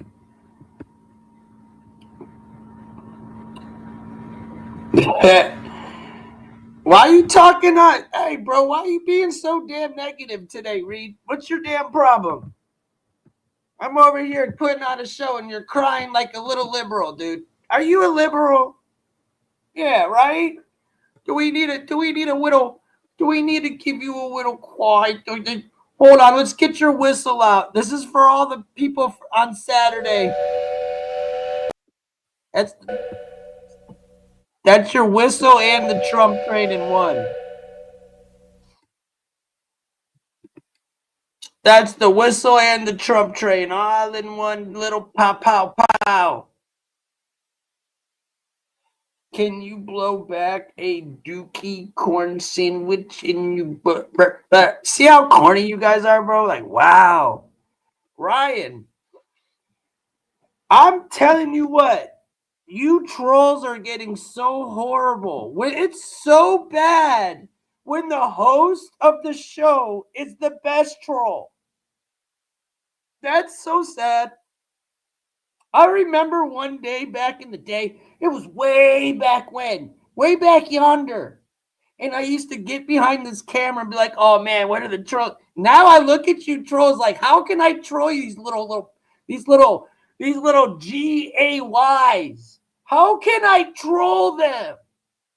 And it's real easy. You guys are the easiest. It's hilarious. Your jokes. Like, look at my poll right now. Hey, you be good, Hugh. I'm just now doing a little bit of trolling, Look, Macron's wife is a man. If you don't like it, then go do what you do with men. It's okay. We accept you. But that's a man, man. I know they're ugly. I know you French people are ugly. I get it. Y'all are ugly. But that's still a man. That looks like Austin Powers with a wig. Literally. With freaking laser beams. Let's put some freaking laser beams on Macron's wife. She can take over the world like Dr. Evil. She could be like, yeah, I'm taking over the world.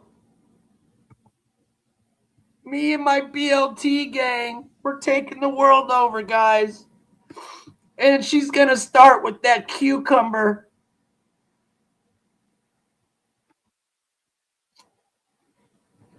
"71 votes and 65% think she's a man."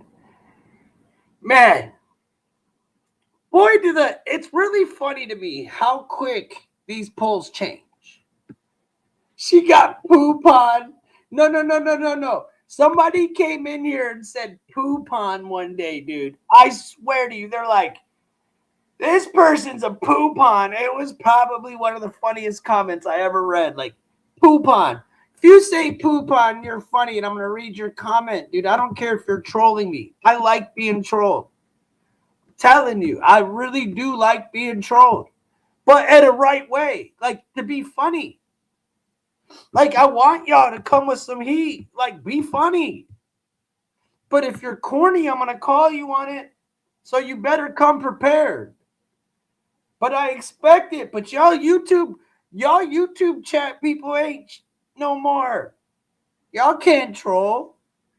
Y'all can't even make fun of nothing. Y'all can't make up nicknames. You can't do nothing. It's embarrassing. It's embarrassing to me. Been doing YouTube for a while now. And I look forward to trolls. And now y'all just became little soy boys. Little soy boys. Oh. I can't laugh because my voice is going to go away. But I'm laughing. Like right now I'm looking at Macron's wife like. I'm just telling you. It's funny. It really is. Ryan, is that a man or what, bro? She gonna poo-poo on every baddie. Look, bro, it is what it is. Everybody, give her a round of applause for trying. Let's take her out back and do her a favor.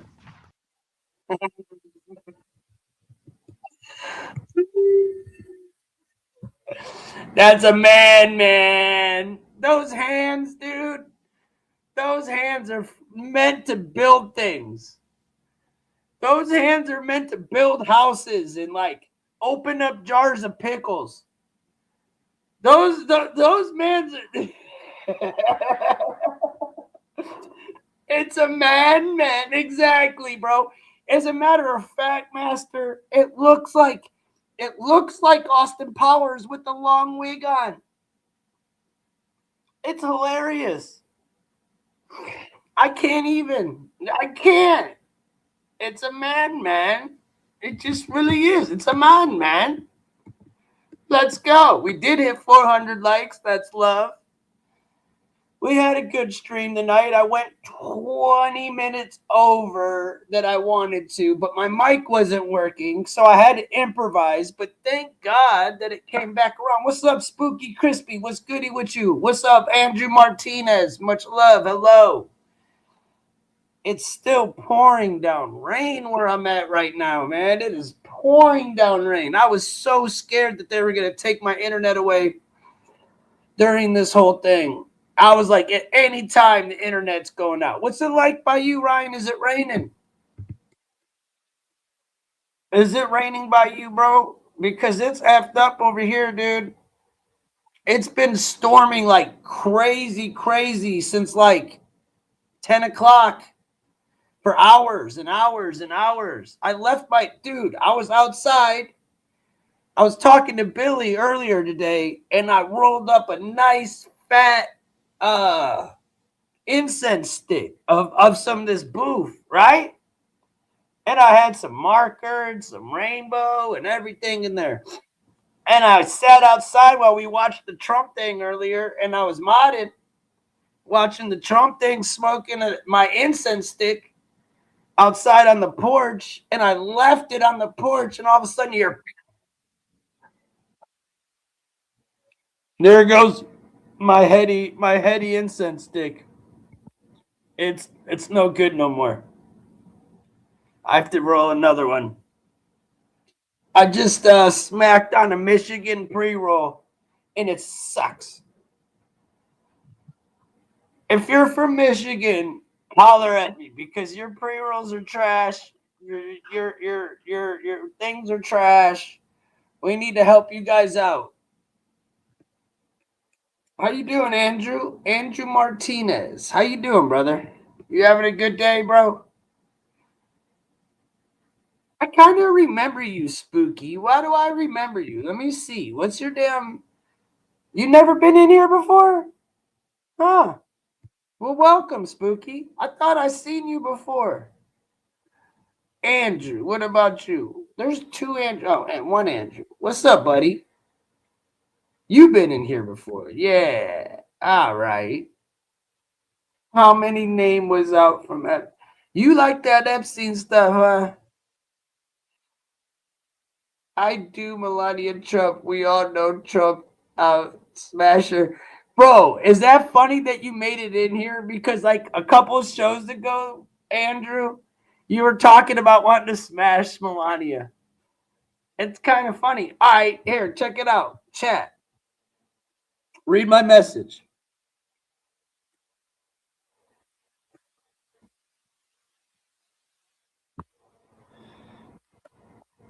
Read my message in the chat. Okay, Kansas. I hope you like your account. I hope you like your account, bro.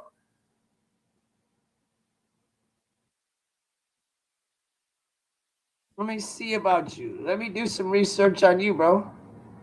Oh, you've had it for 12 years? Yeah, bro, your account's about to be done, son. 12 years? Oh, yeah, done. Done. Most, if not all, first ladies were men. Go back and look. Hey, Barbara very well could have been, right? Barbara could have been. We know Michael was. We all know Mike was.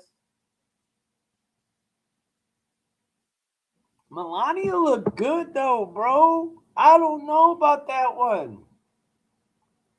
I seen the video of her doing things that no man could do to another woman. You get what I'm saying? They were doing some creative art. She had gotten out her little scissors and was scissoring the paper real well.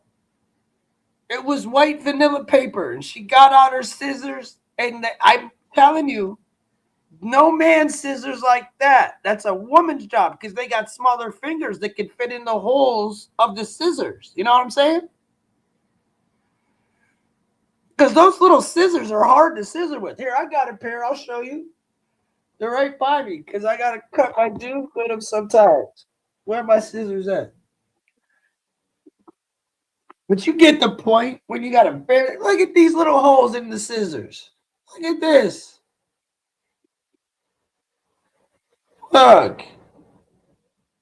I mean, come on. You know they be doing how the scissors, but their fingers are just, man,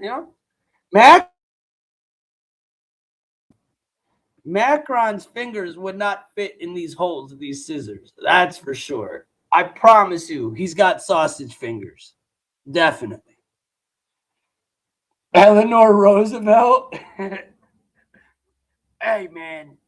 I don't know about you, but Eleanor Roosevelt sure looked like an effing man to me, man. Yeah, Barbara Bush, aka Frank Bush, aka Frankie White, aka Aleister Crowley's daughter, aka Big Bush Barbara. Let's go. Big Bush Barbara in the house.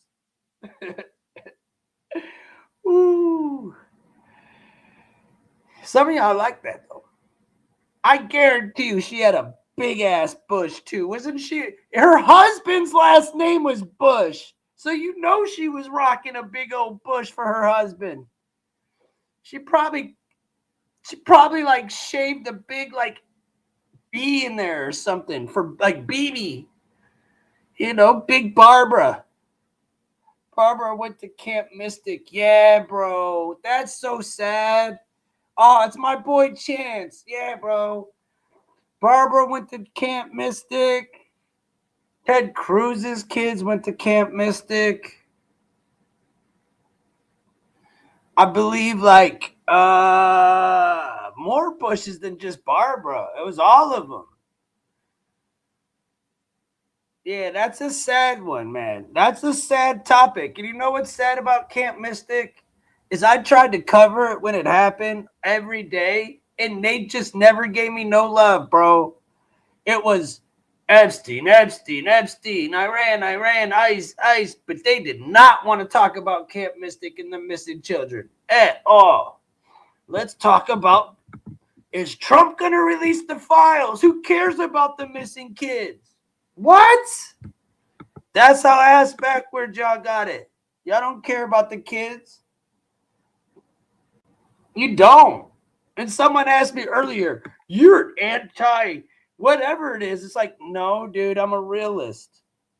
I'm a realist. And out of all the YouTubers I know, I show more stuff exposing it than anything you could get from the list. And any YouTuber I've seen exposing anything, I've done it. I've said more than majority of the YouTubers, straight up, that sit here every day and do live streams. Now, I have to like slide it in, but I've said more than most. Maybe I wasn't Laura. My bad. Yeah, the GPS location, 30th an hour. Yeah, it was Laura Bush. Yeah, you're good. You're good, Chance. You got it. You're on point. You're good. Good night, Rai. Love you, brother. Much appreciate your damn help. I'm about out of here too, my dude. Don't worry.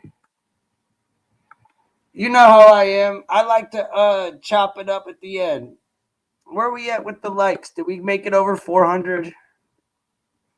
Yeah, we at 403. That's cool.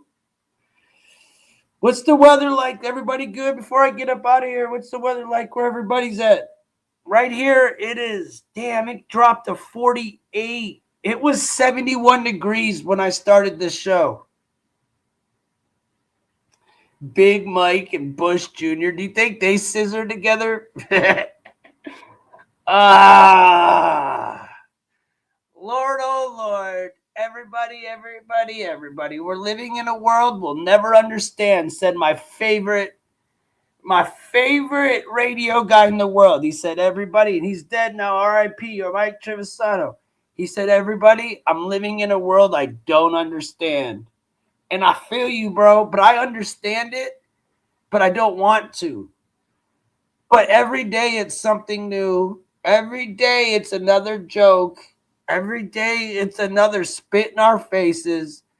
But yet I did this thing, and I did a poll earlier. 5,000 people voted, and I asked if USA was divided.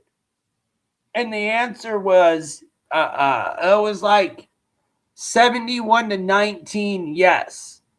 I want to know the 19%, where do you not see the division? Because just watching that No Kings video that I showed you guys, that should say all you need to know.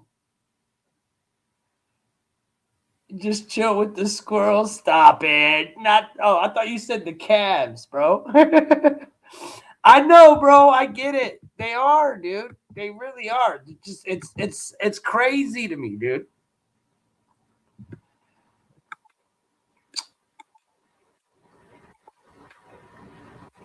Bro, you are corny. Adam, you know what I would do? I would make a video with your mama. We would make a video. I don't know what kind. I would try to use a beta because you're a beta. Candace Owens made her point. Damn right, dude. I always thought Candace was a little off, bro. Like she was starting to get a little wild there for a minute. I was like, oh, Candace. But she's actually made sense. She's actually coming around. She's might be a shill, but she's actually opening up some truth to something. But I do agree. I always thought she was a shill because little Ben Shapiro. But she was right about a lot of stuff, dude. Recently, she's been on some stuff, bro. She's been on it. But she was the little token girl for a minute there, sucking on Trump's big toe. But once he called out Moderna, once she called him out with Moderna, she woke up, dude. Because Trump was on her show when he called himself the grandfather of Moderna. Grandfather of the you-know-what. He called himself that, and she corrected him and said, dude, that's probably not a smart thing to say with your base because they don't really jive with that, dude. And he still kept rolling with it. He was so, like, pushing it. And that's where I got my respect for Candace Owens. Because she stood up to him. And then after that, dude, she never really messed with him again. She said, nah, man, I can't get down with that. And I respect that out of her. She's not a yes ma'am. She definitely rolls to the beat of her own drum. Macron won't allow any test of Bridget. Yeah, dude, definitely something. And wasn't the story that Bridget was like, how much older is Bridget? Because she looks like she's about 84. How much older was Bridget than Macron? Wasn't she like his teacher or something when he was in high school?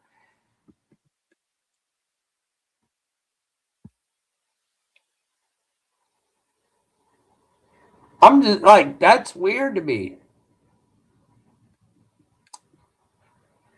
Or is that normal in France? I'm just wondering, is that a normal thing y'all do in France? Because it's frowned upon here. Teachers aren't supposed to marry their students that were in, elementary school and stuff. That's frowned upon.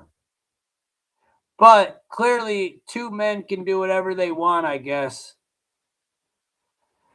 Somehow they got extra rights. Two men are able to do whatever they please. The rule of mankind is just thrown out the window. The rule of mankind is just yeah, they definitely like to have a good little fist-to-fist combat.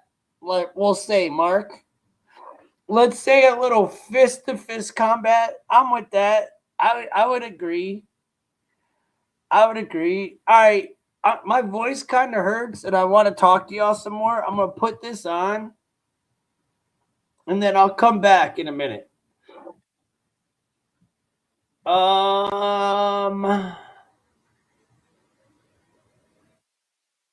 Let's watch this. Let's see what this dude's got to say.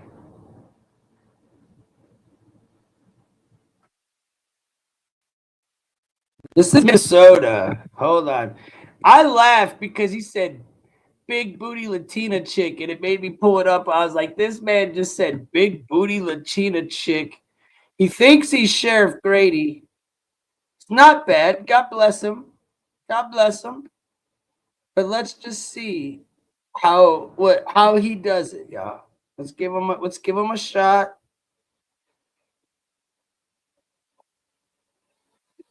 Was that not a pretty funny damn That's a pretty funny damn thing, though, for real. Question. I ain't even gonna lie.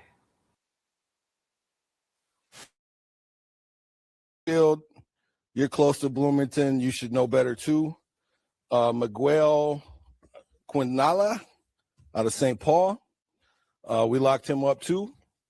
Eugene Okari. Sorry, there's like 30 of these guys. Eugene Okari out of Brooklyn Park. We locked him up. Mr. Mark Kevin Johnson, formerly a man of the cloth. This is not his first go around either. He was convicted of prostitution or soliciting a prostitute in 2016. And I think he was arrested in 2007. So obviously he ain't learned his lesson either. Carlos Guzman, Minneapolis, we locked him up. Farhad Saeed, we don't know where he's from yet, so we're still trying to figure that out, but he's 20 years old. He got locked up. Mohammed Ali, he was a member of a law enforcement organization in a civilian capacity. I think it was Metro Transit. So we've locked him up too. And I think they've probably parted ways with him or starting some investigation with him and his employment. William Lima out of Brooklyn Center. We locked him up. And my man travels all the way up here from Florida. Delamine Beckman. He hails from Port St. Lucie. I know it's cold up here in Minnesota. You want to get warm, dude, but don't come to my city trying to pay for it. That's where he got locked up. Conrante Cannon. We locked him up, and he was concerned about the well-being of the sex worker due to the alleged size of his genitalia. Well, come on, man. Next, Samuel Nargin. Some of you may remember him. He was featured in a Star Tribune article in 2022 as a coffee. We call him the coffee man. He likes VIP coffee, and he does a lot with coffee. Well, we don't brew coffee in the jail, but we do give you a Jimmy Dean's breakfast sandwich. Mr. Rashad Johnson out of Maple Grove. This is the most disturbing arrest that we've had here. He is a backgrounder for ICE, Homeland Security, and federal agencies. So when you're getting your security clearance, this is one of the guys that does your backgrounds, which is kind of scary. So we locked him up. And I think if you're going to be, these people get access, they get a high security clearance, right? Because again, for all the ICE agents, Homeland Security agents, and people getting security clearance, this is one of the people that does the backgrounds. And you come here trying to purchase sex.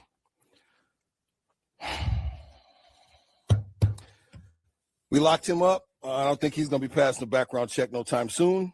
Jonathan Flores, 26 years old, out of Minneapolis. We locked him up. Mr. Regali, out of Spring Lake Park. We locked him up. Mr. Lance, we locked him up. And when he got out of jail, he said that he might be calling the police to save him because his girlfriend was going to be pissed. That's normally what happens. These two guys. Okay, you guys, I'm with you on the prostitution thing. Both these two guys, they wanted to show up. I'm with you on just like a prostitution thing. Like, it's not as big of a deal. We could skip this guy and go to our favorite guy if you want.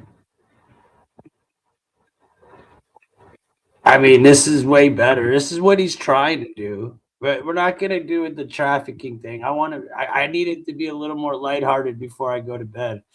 I can't be getting pissed off about trafficking right now. I just can't do it. My brain can't get mad anymore. I actually got a good laugh at the liberals. So I want to keep that same energy. That No Kings video was gold to me. Seriously gold.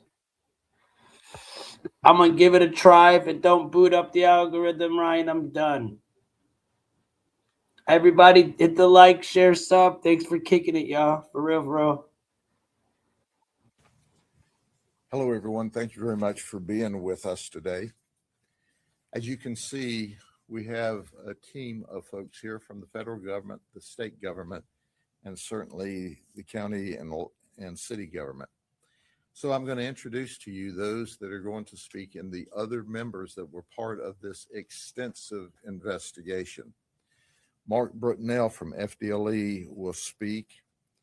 We were also joined by Central Florida HIDA, who's not here today. Statewide prosecutions is represented, certainly our Attorney General. We're so excited that he's with us today, General James Uthmeyer, and he will speak first. ATF, Bureau of ATF, federal government was here, but they're not here, was with us, but they're not at the operation today. The Auburndale Police Department, Chief Terry Story's with us. He's not going to speak. State Attorney's Office, my State Attorney, Brian Haas, who simply is the very best, is here, and he's going to speak. Medical Examiner's Office was involved in this investigation.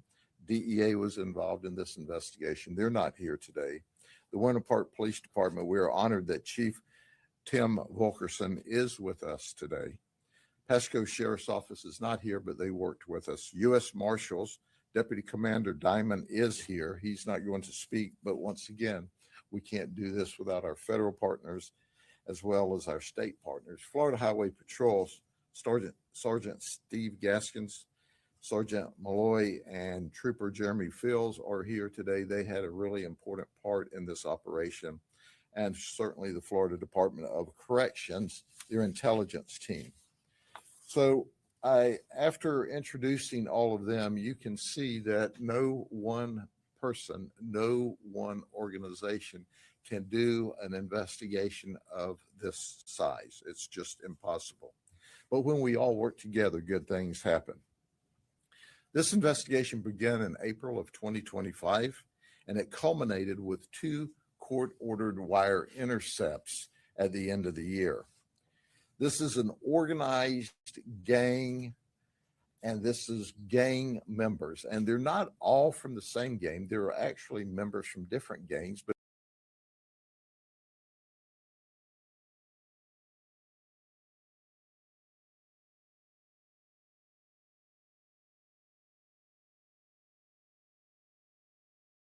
thank you for being with me.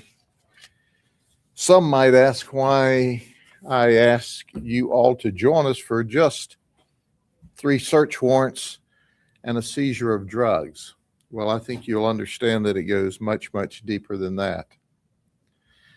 And that's how it culminated on the 22nd of June when we served 3 search warrants, 2 of them on 37th Street and 1 of them on Avenue M in the Inwood area just outside the city of Winter Haven. But it's a family affair. It's a generational event. We have 3 generations of Rogers who are actively involved in the trafficking and sale of drugs. Now, I continue to hear over and over this false narrative that they're trying to push all across this country, that drugs are low-level, non-violent events, okay? Low-level, non-violent drugs. Well, I think you'll understand that it's not just a low-level, non-violent drug. So it culminated with a search warrant. These folks aren't new to us. The Rogers family has been around for decades. Now think about it.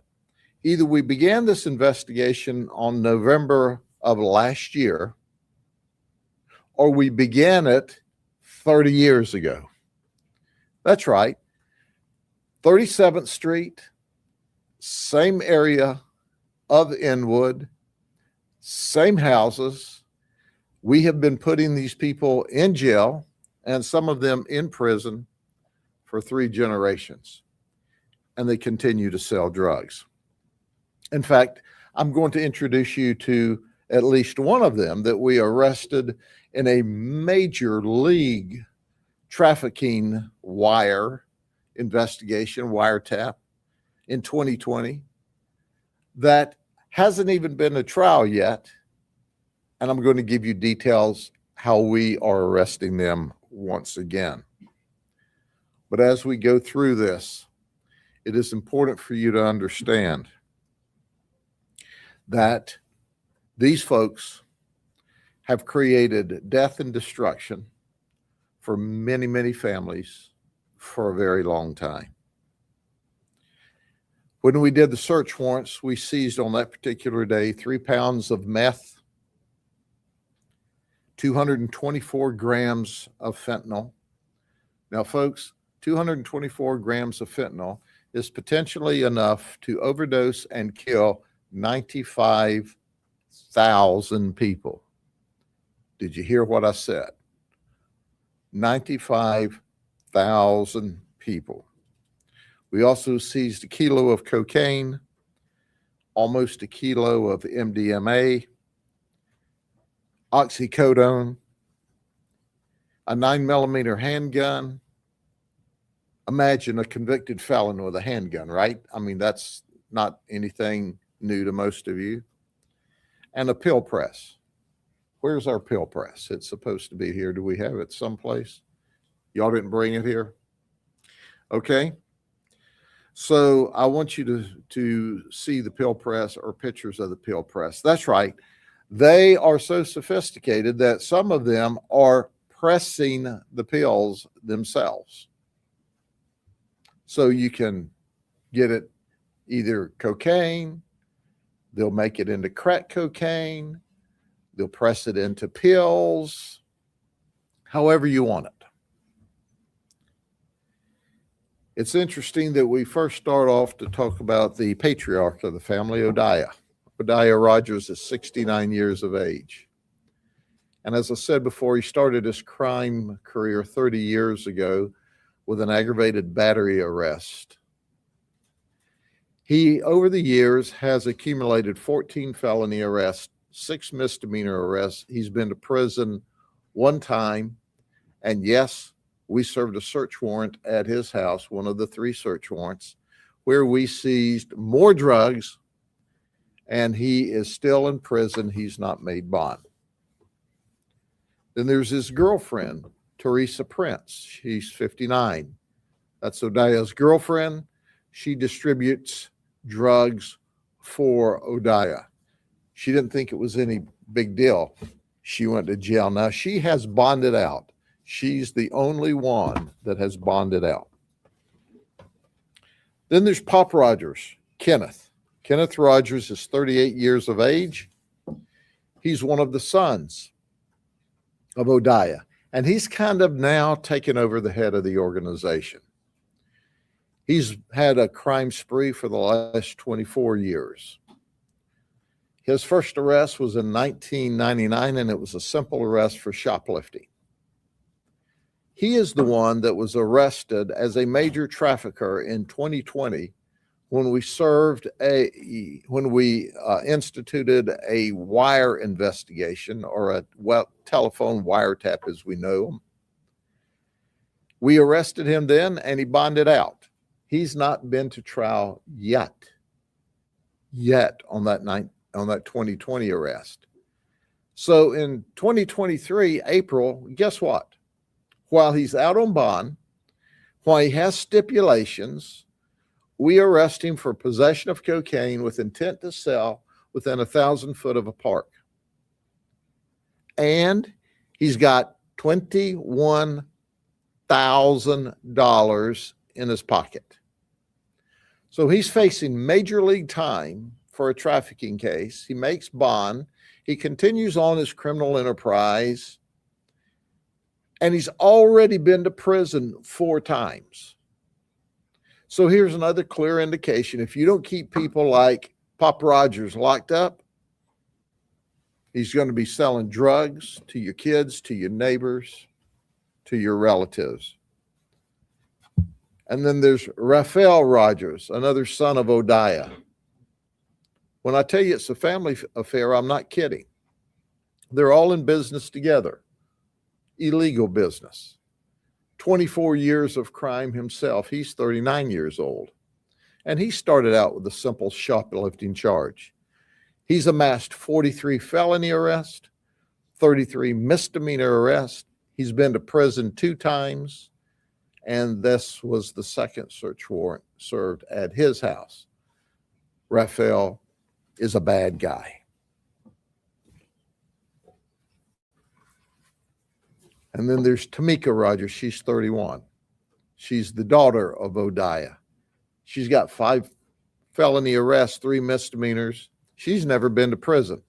She's currently living with Odiah, where one of the search warrants was served, and she's known to sell drugs.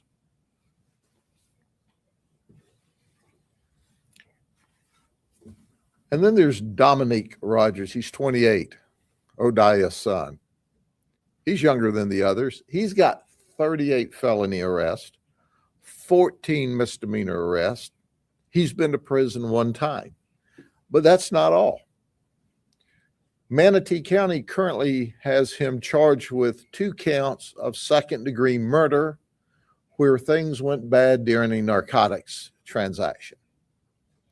So not only does he have that occurring, but while he did that, he's also under investigation with us for providing fentanyl that created the death of a 19-year-old girl, a teenager, a victim. Now, I want you to think about that for a second, if you will. This guy had 38 previous felony arrests, 14 misdemeanors. He's been to prison. He and his family sell drugs. We are already investigating him and waiting for the lab analysis and the work to come back to tie him to a 19-year-old that overdosed from fentanyl that he or the family sold. And he gets charged with 2 murders in the meantime. Now, let me go over this again. Who thinks this is low-level, nonviolent crime? If you perpetuate that position, you're just a nut. You're crazy. You're out of your mind. Drugs are not low-level, nonviolent crimes. They never have been. But we've got people running across this nation, some well-meaning people, suggesting that it's really not that big a deal. It's not violent. It's not. You show me drugs, I'll show you guns and dead people every time. And you know, you may not think it's a big deal. You may think it's a low-level nonviolent event, a low-level nonviolent crime that doesn't need attention until it's your child that's dead.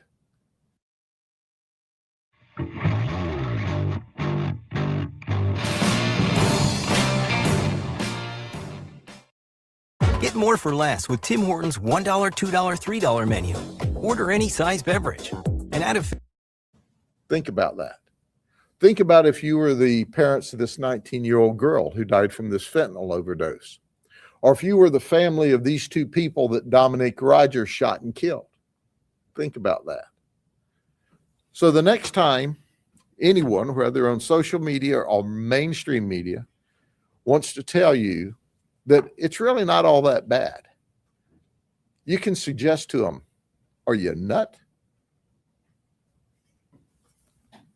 Here's the 3rd generation, Jordan Rogers. He's the grandson of Odiah. He's 21. Up until this search warrant, Jordan only had 1 previous arrest for fleeing to elude, and that was dropped. So while he's lived in and around this crime spree, this ongoing crime spree for his entire life, he was never at least caught up in it criminally until the search warrant was served and we caught him with a litany of drugs.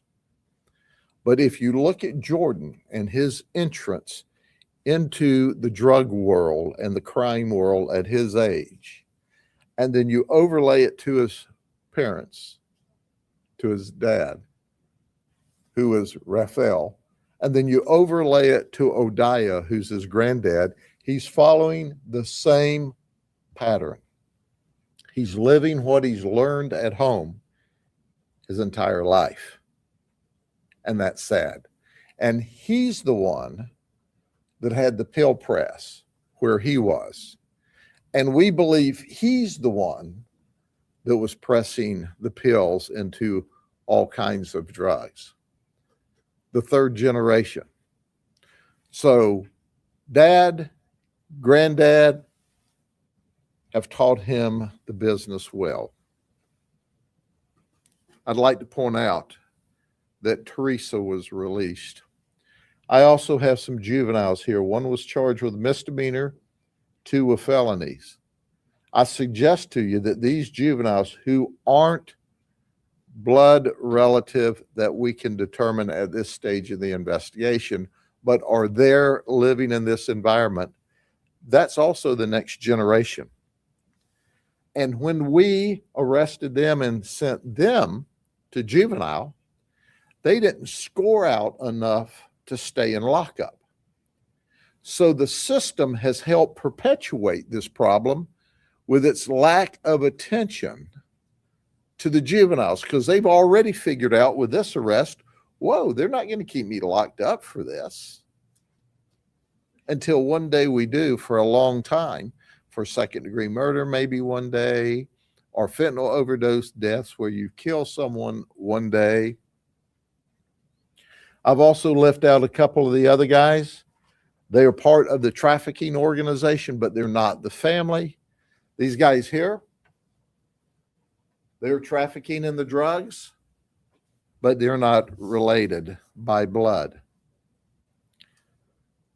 This family affair, this Rogers family affair, has been alive and well for a long time. They've been in and out of jail numerous times. And as I outlined to you, they've been to prison as well. So when's enough? When's the system going to say it's time that we take these people out? Now, as a side note, when we served this search warrant, we were assisted by the Lakeland Police Department and the Highlands County Sheriff's Office SWAT teams. Very professional SWAT teams that assisted us because we wanted a SWAT team on each house to keep the violence down. We were able to execute the search warrants. No one was injured. The appropriate people were arrested. And the neighborhood continued to thank us for our work. Now, they're scared of the Rogers. What I've talked about is their criminal arrest and when they've gone to jail. I've not talked about all the intimidation they've done in the neighborhood. I've not talked about one of the very few unsolved homicides we have in this county that's on 40th Street, 3 streets over, that I believe in my heart and soul they got a part of that some way.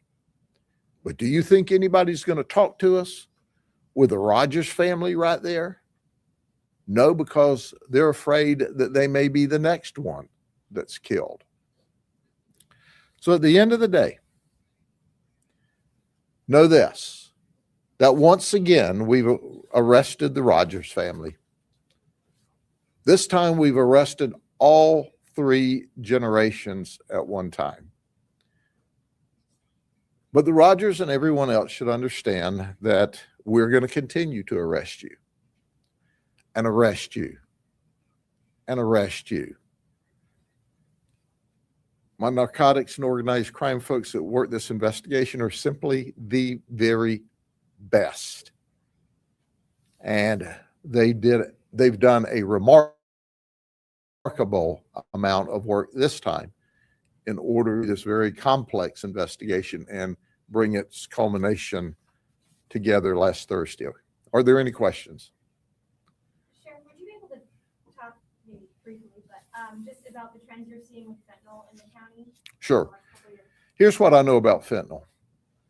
Fentanyl is coming across the southern border through the porous border where there's a crisis. And they're bringing that fentanyl into the United States and to include the United States, every state and every county, I suggest in every state.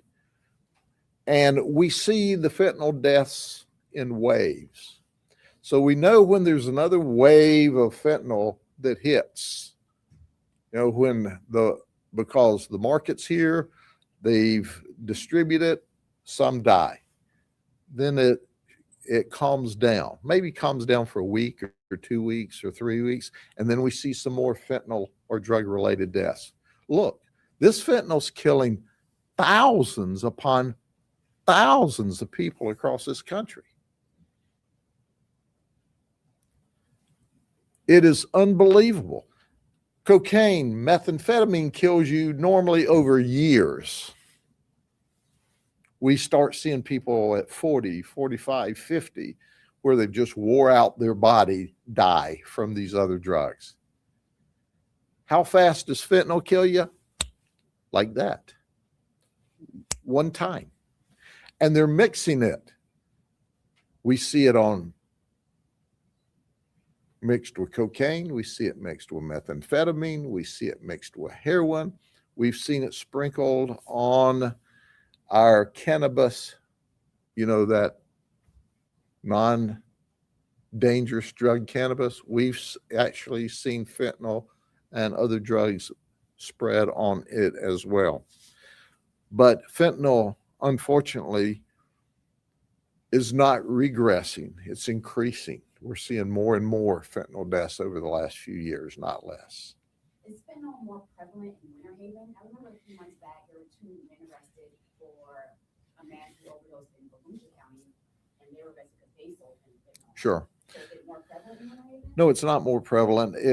And I thank you for asking that question because, sometimes I have people say, well, is there more prostitution in Polk County because you arrest prostitutes? And I go, no, because you investigate and you investigate with energy and enthusiasm and you seek out these criminals.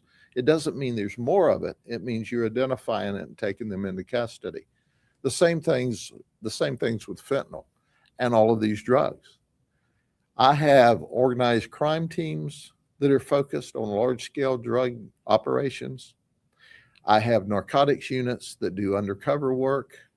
I have street crimes units that do street crimes, drugs. So we're going out to these communities because it's not just a drug problem. It's not just a death problem.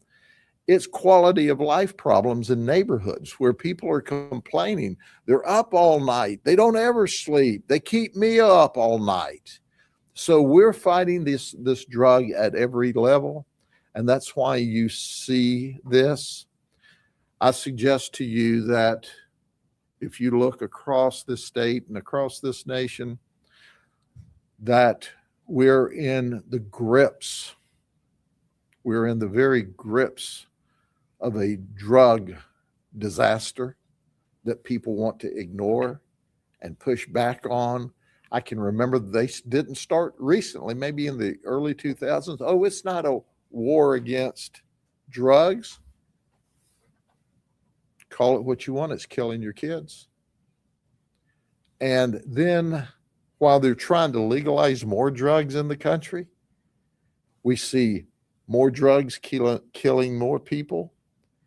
And fentanyl has come on the market with a vengeance, and it's all over the place, and it's pouring across our border from Mexico and then spreading through the entire United States. It sounds like you're concerned that some of the younger ones are going to continue on the family business as they go on. Is there anything that can be done to sort of break the cycle so they can hopefully not continue on this operation? The sad part about it is that, you don't retrain kids that are 15, 16, 17, 18. You hope you get them to counseling and services, but that's their environment. As long as they go back to 37th Street and these guys aren't locked up, If your name's Rogers and you live in Inwood in and around 37th Street, you're going to sell drugs. They're just going to do that just as sure as God made little green apples. They're going to sell drugs if they're not locked up. That's what they do. And they do it very well. And they're making money and your kids are dying. And if you don't think that they won't shoot you, Dominique Rogers shot and killed 2 people in Manatee County. If you don't think they won't overdose you and kill you, as we're investigating now, they sure enough will. $140,000 worth of drugs in the homes. How large of an operation do you consider that to be? Do you think there's more drugs elsewhere? These are perennial street level dealers and low level traffickers. They never wanted or never had the ability to get up to the major stuff. But so the traffic, the flood of traffic in the community to buy these drugs are remarkable. They also deliver outside the community. So at the end of the day, that is their business model. And they are business people. Make no mistake about it. They are absolutely business people and have been very successful for a long time. You said locking them up doesn't work. Obviously, they get locked up, they get released, they free to sell drugs. What about the people on the drugs? Is there a need for treatment facilities or more resources for them? Sure, locking them up does work. It's when they're not locked up that they're back selling drugs. The only way to keep these people from dealing drugs is to lock them up. But the people that have addictions to drugs absolutely need drug treatment. We provide drug treatment, not enough, but we provide it. I say we, the system. Does there need to be more of that? Yes, but I can tell you from decades of experience myself, if you send somebody to a drug treatment program and they don't want to be there, they're not in their heart ready to get away from the drug world, wasting everybody's time, wasting taxpayers' money.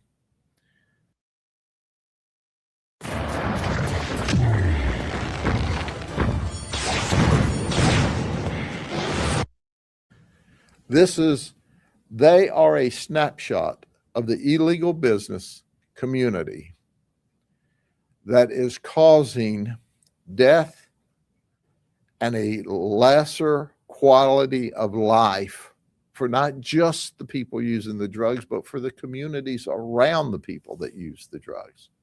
And they don't care. As long as they get that green cash, they don't care. Sheriff, do you find that you have been talking about this for a couple of years now, the awareness that it's not just a low-level nonviolent crime?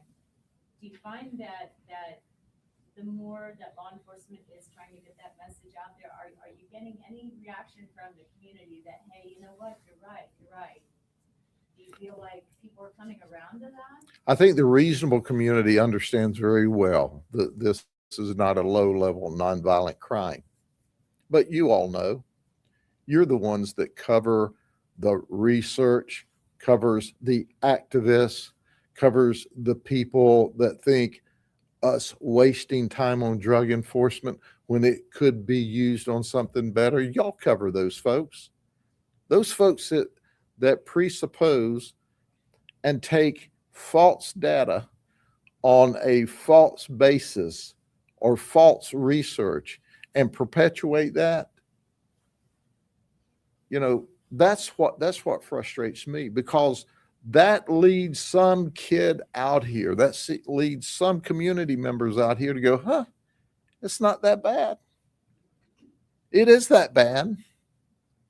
It is that bad. And I'm not telling you from some academic study by some kid who needed to get his master's degree, that he did some kind of skewed little piece of work that somebody put in their local magazine that ended up in the news media.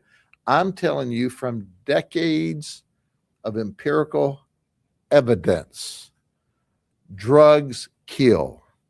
Drugs ruin lives. Drugs ruin families. People who sell drugs have guns. People who have guns and drugs shoot and kill people. Fentanyl is a newer drug on the market that's popular now. It kills lots of people, thousands of people. Somebody watching some of these television broadcasts or social media broadcasts, you're going to have a loved one or friend die of fentanyl this year. I guarantee it.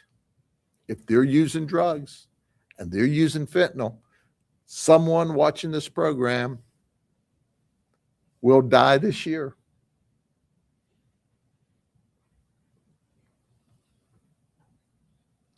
We have the pill press here. It's magic how that works. And our folks will set it up. We got the captain, and they'll set it up. They will show you how it works. It's quite a sophisticated piece of machinery. You know, they don't sell this at Walmart, at least not yet. You order it or you steal it. They put the compounds of the drugs inside the machine, and basically it creates a tablet of whatever drug they put in there, and it can put whatever quantities of drug and that's what that produces there. And you can tell it's a very heavy piece of machinery, heavy duty, and you don't find these on any search warrant or drug investigation. They're very highly sophisticated in what they're doing in the manufacture of these drugs that are killing families. You know, we did an operation not long ago where they were pressing the pills, the fentanyl pills, to look like oxycodons, complete with a number on it. So people were thinking they were getting an oxycodone pill, and they were getting a fentanyl stamped pill. And some folks from that operation, we learned, had died as a result. I think we had 3 or 4 over in the west side, if memory serves me correct, were attached directly to, they thought they were getting one kind of pill commercially when it was bootleg stamped, and it was really fentanyl. I think 3 or 4 died from that operation. But there's a press. Y'all be safe. Have a good day. Thank you for covering this. And somebody also will be alive because they'll take to heart what y'all do and say today.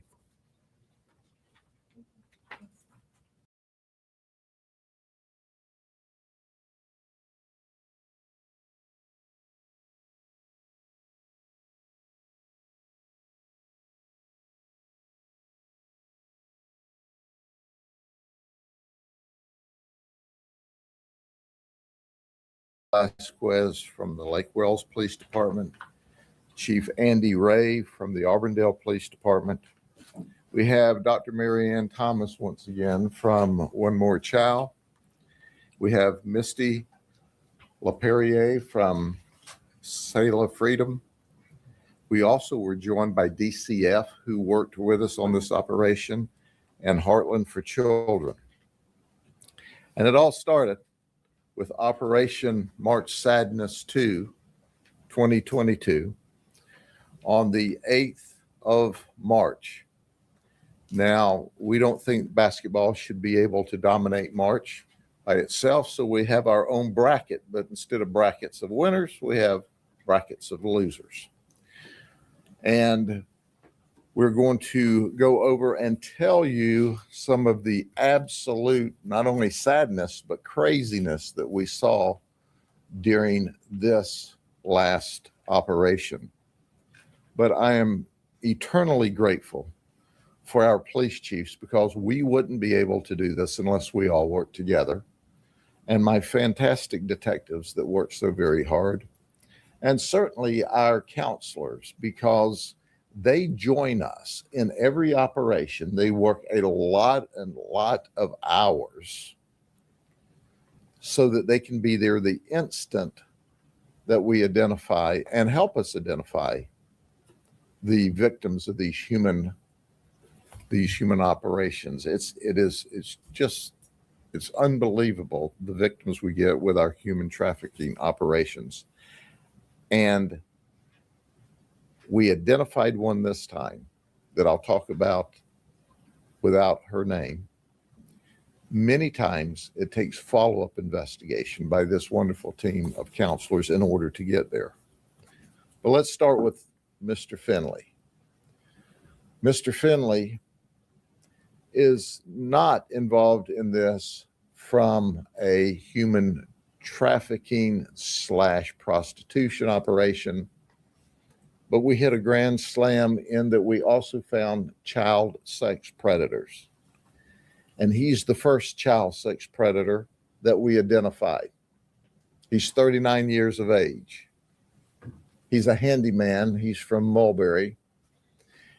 And he traveled to our undercover location thinking he was going to engage a very young child for sex. Newsflash, it wasn't a very young child. It was a group of detectives. He's been charged as a result for traveling, for resisting arrest. That's right, he ran from us. He didn't want to go to jail. He had meth.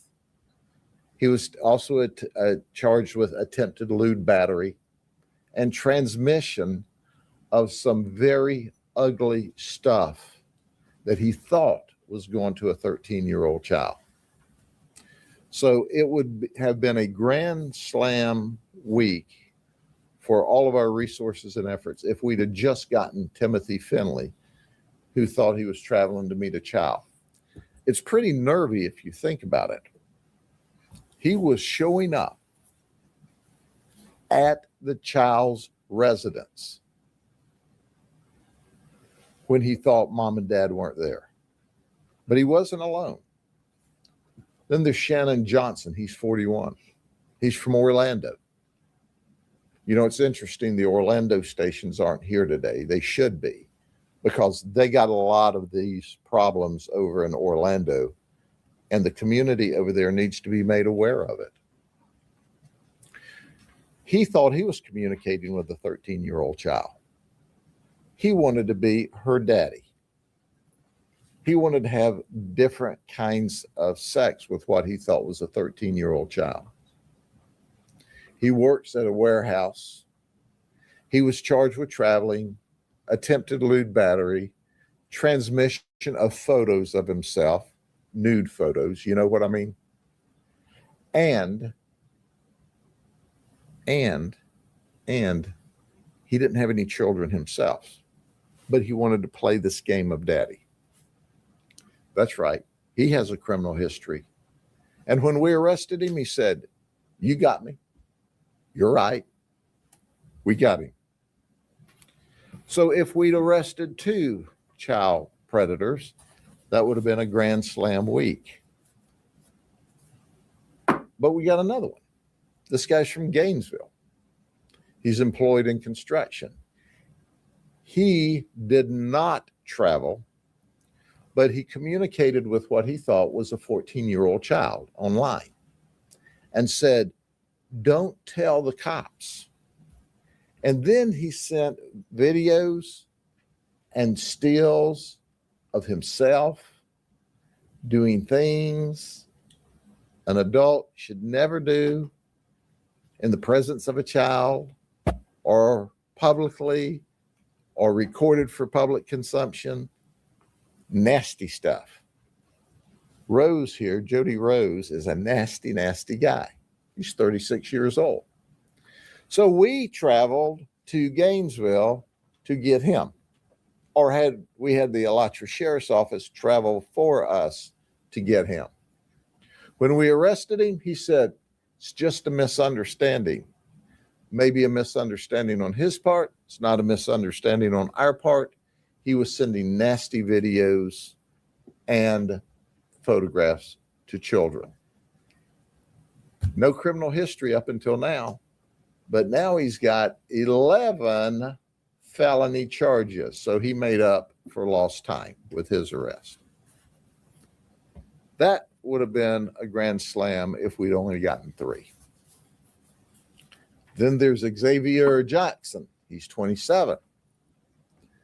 He thought he was chatting with a 14-year-old, and he sent photos of himself doing things that's totally inappropriate. He did not travel. So once again, the Orange County Sheriff's Office assisted us, and because he's from Orlando, and traveled to arrest him, where he was charged with 3 counts of harmful material and 1 count of unlawful communication. Oh, did I mention that he just happens to be a lifeguard at the Polynesian Resort for Disney? You think there's a few children around there? That's right. I didn't stutter. He was a lifeguard at the Polynesian Resort for Disney and was bragging about that. So we were able to arrest 4 predators in this operation. This is huge. 4 arrests of this magnitude in a week is simply remarkable. But let's move on. These guys weren't predators, but they all have something in common with the last arrest. They work for Disney. So you have Wilkinson Fadell. He's 24. He lives in Orlando. He thought he was coming for sex. He's been a Disney employee for 4 years, and he works at the Cosmic Restaurant in Tomorrowland. Except now he is in the county jail if he hasn't made bond yet. And then there's Shahab Malav. He's 27. He's a software developer for Disney. He's worried because he's here on a work visa from India. He thought he was coming to have sex with 2 ladies. Surprise. Once again, undercover detectives. Then there's Ralph Lease. He's 45. He lives in Winter Garden. He's an IT employee for Disney. He's been there about 4 years, and he's married. So I'm sure Disney's not pleased. I bet his wife's not pleased, but we're pleased that we arrested him.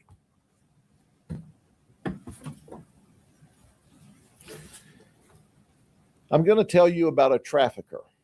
It's not often we arrest traffickers at the undercover site, but we did.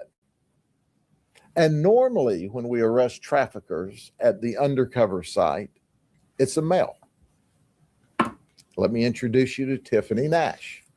She was the trafficker of a young lady. Tiffany's 32 years of age. Why she's not been busy committing crime, because she has 61 previous criminal charges, 41 of them felonies and 20 as misdemeanors. She's the manager of the Kentucky Fried Chicken in Orlando. Now, I just don't believe I'd want any finger-licking good chicken that she touched. Just saying. What she does is she would set up the deal. And then she would force this young lady, this victim, to come along. This deal was for $300. If this lady were lucky, she would get $20. So the lady, the victim, Ubered over, followed by Tiffany to make sure that the deal went right, and Tiffany got her money. As soon as we took the victim down, ostensibly for an arrest, this wonderful team determined she's a victim. So she's not criminally charged, and she's not up here on this board because she's immediately turned over and treated as a victim, not a criminal suspect in an event. So Tiffany's been charged with human trafficking, deriving proceeds, possession of cocaine, possession of meth, possession of paraphernalia. And guess what? She's not managing the Kentucky Fried Chicken place today. She's in our county jail. And we don't serve finger-licking good chicken there. The victim has been turned over for services. Then we have Daniel Peters, 66 years old. He thought he was coming for a girlfriend experience, kind of a date. He went on an escort site. Oh, can I show you the other picture of Daniel Peters? This is the Honorable Daniel Peters, who is a retired judge from Cook County, Illinois, or the Dishonorable Judge Peters from Cook County, Illinois. And when we were doing our follow-up investigation to validate all of this, what did we find out? He also retired from the Cook County Sheriff's Office, according to him. That's right. He said he was a special assistant in legal affairs, and he worked, are you ready for this? In the Office of Professional Regulations, where he was the director. You're kidding me, right? No, I'm not kidding you. As my old daddy would have said, that's a known fact. He said, quote, I've been on the other side of this. Well, I'd like to ask him today, so which side do you like best? Now that you have been the prosecutor, you've been the judge, you've been at the state attorney's office, and now you're the defendant. So we locked him up in the county jail. He says he lives in Palos Hills, Illinois. He requested an attorney. Well, Judge, you need an attorney. You got problems. He went to the jail in Polk County.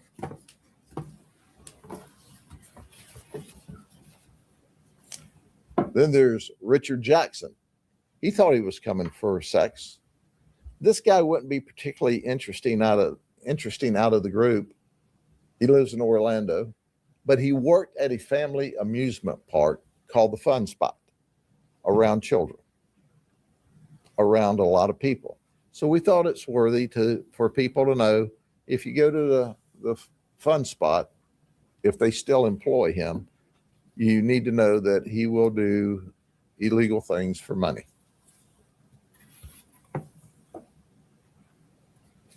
And then there's Nelson Cruz. You know, we got this thing going with with food restaurants.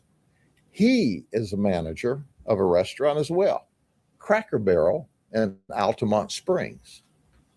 He's married. He's worried as well because he's here on a work visa from Honduras. He thought he was coming to have sex. Now, he lives in our county, but obviously he hasn't got the message yet. You know why he said he did this? Are you ready for this? He had an argument with his wife. So he decided that I'll just go have an event with a prostitute. I bet his wife's not happy. I'm just guessing. He's arrested. And we don't serve Cracker Barrel at the jail, so he won't have to worry about seeing delicious food, only nutritious food. And then there's James Compton. He's 42. He's a graphic designer. He wanted to have all kinds of sex, and he wouldn't be particularly interesting, except for the fact his 17-year-old son was refereeing a youth soccer game across the street. Hey, I guess he just got tired, right? Let's see. My son's refereeing this youth soccer tournament. I don't have anything to do. I think I'll go across the street and have sex with a prostitute. There's your all-American dad. So he has a criminal history back in 1998 for lewd battery. So the night's wrapping down. We have arrested this child predator who resists us and runs, so we have to tase him. And as is our protocol, when you tase someone, you have an ambulance run an EKG strip to make sure everything's all right. So we have to call an ambulance to the scene, and a fire truck shows up. We've got another undercover deal cooking. So our undercover people try to blow off the deal. Hey, we'll do it tomorrow. Here's the deal. There was a guy by the name of Seth Phillips and Christina Garrett coming from Bradenton. Christina is Seth's girlfriend. Follow this now. Coming from Bradenton, where they're to be paid $1,000 to have sex with two undercover people. They think this is going to be $1,000 in their pocket. They're going to have sex. Going to be a great evening. However, Seth left his wife at home while he shows up with his girlfriend. So he gets in the area. We have the guy resist. Now we got to have the fire trucks there and the ambulance and the EKG strip. So we text, our undercovers text and say, hey, the cops are here. Told them the truth. Ambulance is here, fire trucks here. We'll do it tomorrow night. Seth, who's a former Marine and a Lyft driver, is not happy. So here's what he says. I'm mad. I've come all the way over here for $1,000 and now you're blowing me off. You are going to pay me $100 for the ball of meth. You are going to pay me $500 for the cancellation. If not, you better have a lot of friends with guns and a chopper. You'll sleep well if you pay knowing that the boogeyman won't come. And then he continued to threaten. And guess what? He showed up. That's right. The ambulance had cleared out. Fire trucks had cleared out. We'd shut the operation down for the night. The detectives were in the house when they noticed on the camera, a car pulls up. This guy gets out of the car along with Christina. He does not walk to the house. He sprints to the house, gun in hand. You see where this is going. So our detectives, who are simply the very best, they say to themselves, Self, we think we ought to have a gun since this guy has just arrived gun in hand. We open the door with 4 of our guys with guns, and he's got a gun above his head. He's coming down with his gun. Christina saves his life by jumping in front of him. He puts the gun in his waistband, so we don't know if he's bringing it down to point it at us or he's counting 4 guns and he brings it down to put. It is that close to a shooting. Microseconds. We take him into custody.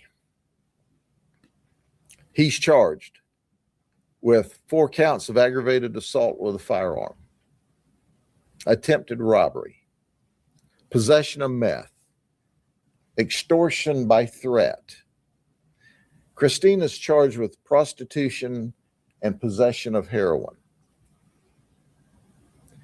And he made the statement during the interview. He became totally cooperative at this point and said, "You would have been right to shoot me." Well, I appreciate his understanding of the gravity of the situation. But because our detectives did exactly what was right, and because Christina got in the way, and she gets credit as well for him being alive today, because this was a very tough situation. I'm going to turn the podium over real quickly to first Chief Andy Ray, a dear friend of mine and a professional, consummate professional law enforcement executive, as are my other friends and colleagues here today, for a few comments. Chief. Sure. Good morning. Just like to point out the hard work of the detectives from the sheriff's office and from our agencies that assisted them as well. I know how much work goes into this. It's a ton of work. And so great job for everybody that was here and working on the case. Also like to point out, like the sheriff did, that we don't just do it as a law enforcement agency. We also have other agencies that are in the business of helping children and victims in cases like this. So Sail of Freedom, One More Child, the Department of Children and Families, Heartland for Children. Everybody is involved in this because it's important and because the victims of human trafficking and the sex business deserve our help and need our help. So we're glad to be a part of it. We're glad to look out for the interests of kids and of the victims in these cases. And we're happy to be a part of taking people off the street that are dangerous to your kids in the community. So thanks for the opportunity, Sheriff, to work with you. And it's always a pleasure. Good morning. Same as Chief Ray, we do appreciate the Sheriff always asking us to come over and participate in these events. It's not hard for us. To find volunteers, even though it's a lot of hard work and hours, but we always have plenty of detectives, just like the detectives from all the other agencies. They're great people. They come out here to work hard. And as you can see, this is not one city that is an issue at, it's across the county and people coming into our county. So we have to keep this up and make sure we protect these victims. Thank you. Good morning, everybody. So as the sheriff said, I believe we got 4 actual predators this time, and no matter how long these events take place, I don't know how long it's going to take before people understand that Polk County is not going to tolerate it. So just one predator would have been worth the event. So I just want to thank the sheriff. He's always asking for additional help. And I want to thank him. Thank you for having us there. And we will continue to do these events. I'm confident of that. So thank you.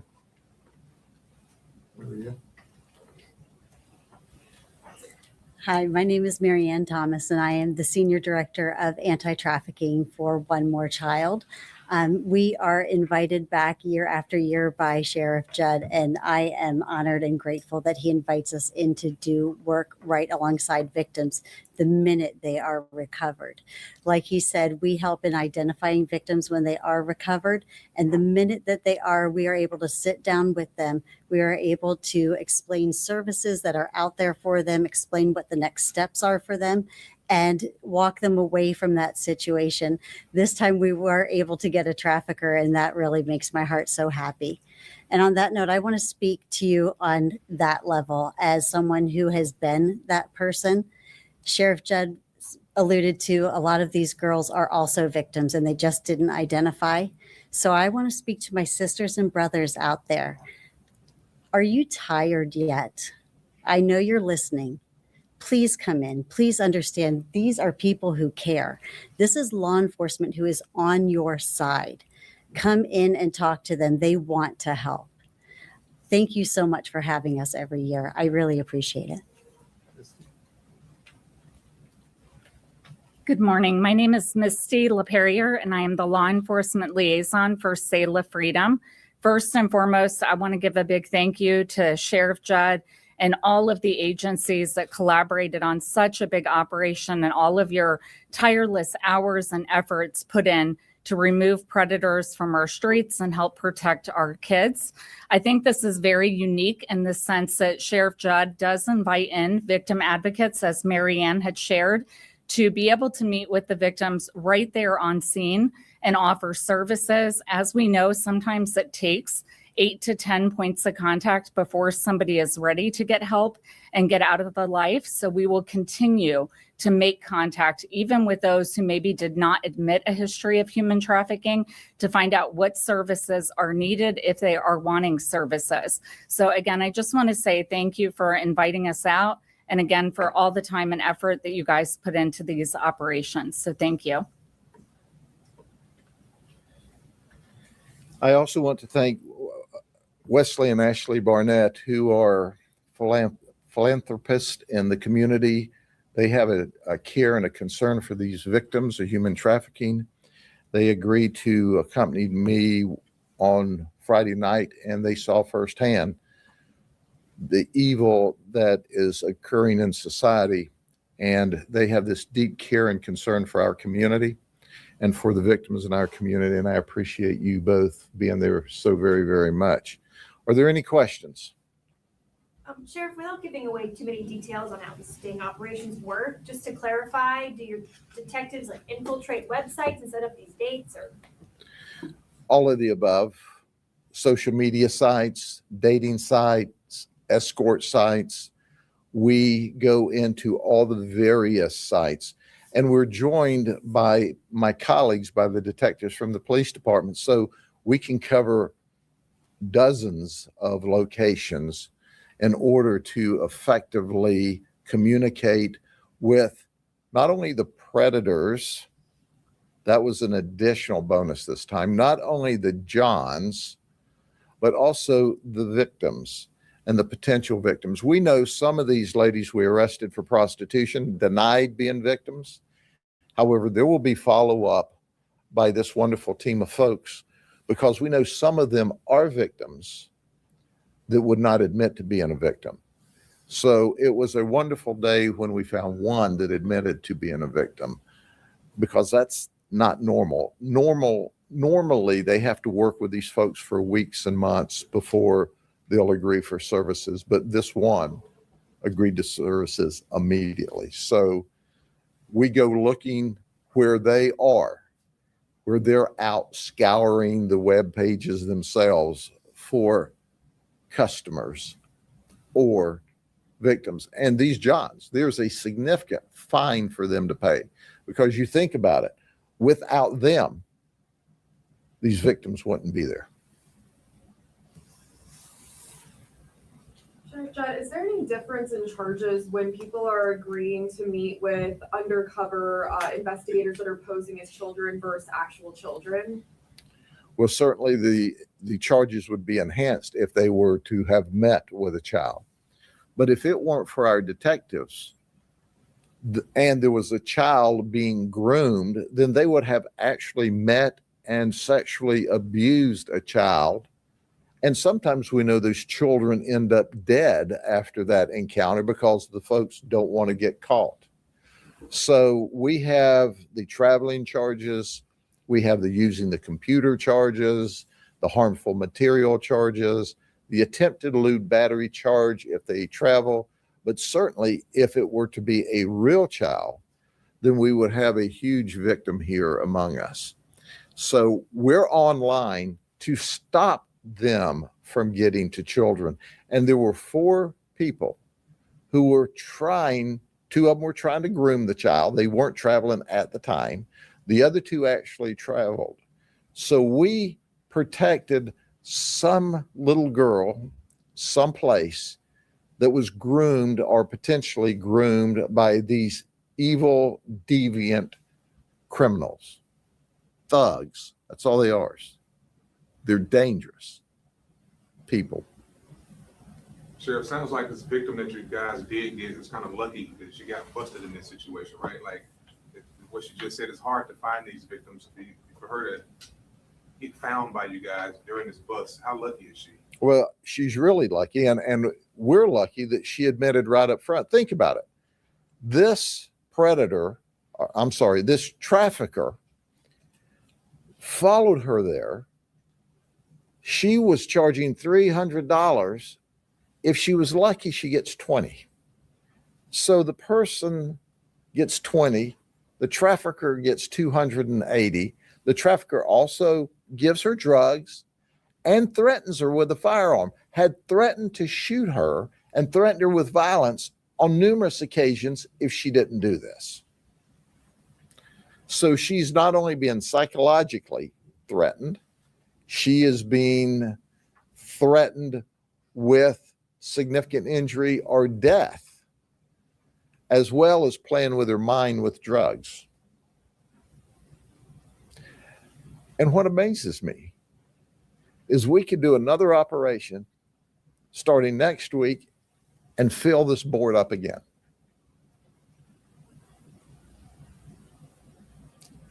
And be sure of one thing, these chiefs and I will do just that. We'll be back. And if you violate the law, we're going to take you to jail.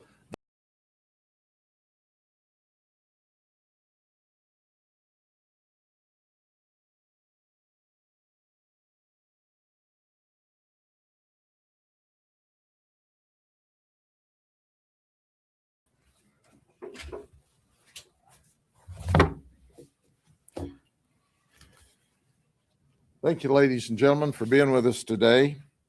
As you know, we had a press conference last week and we talked about Operation Fall Haul, where we arrested 160 who were involved in human trafficking. So you might say to yourself, why do they have that up here again today?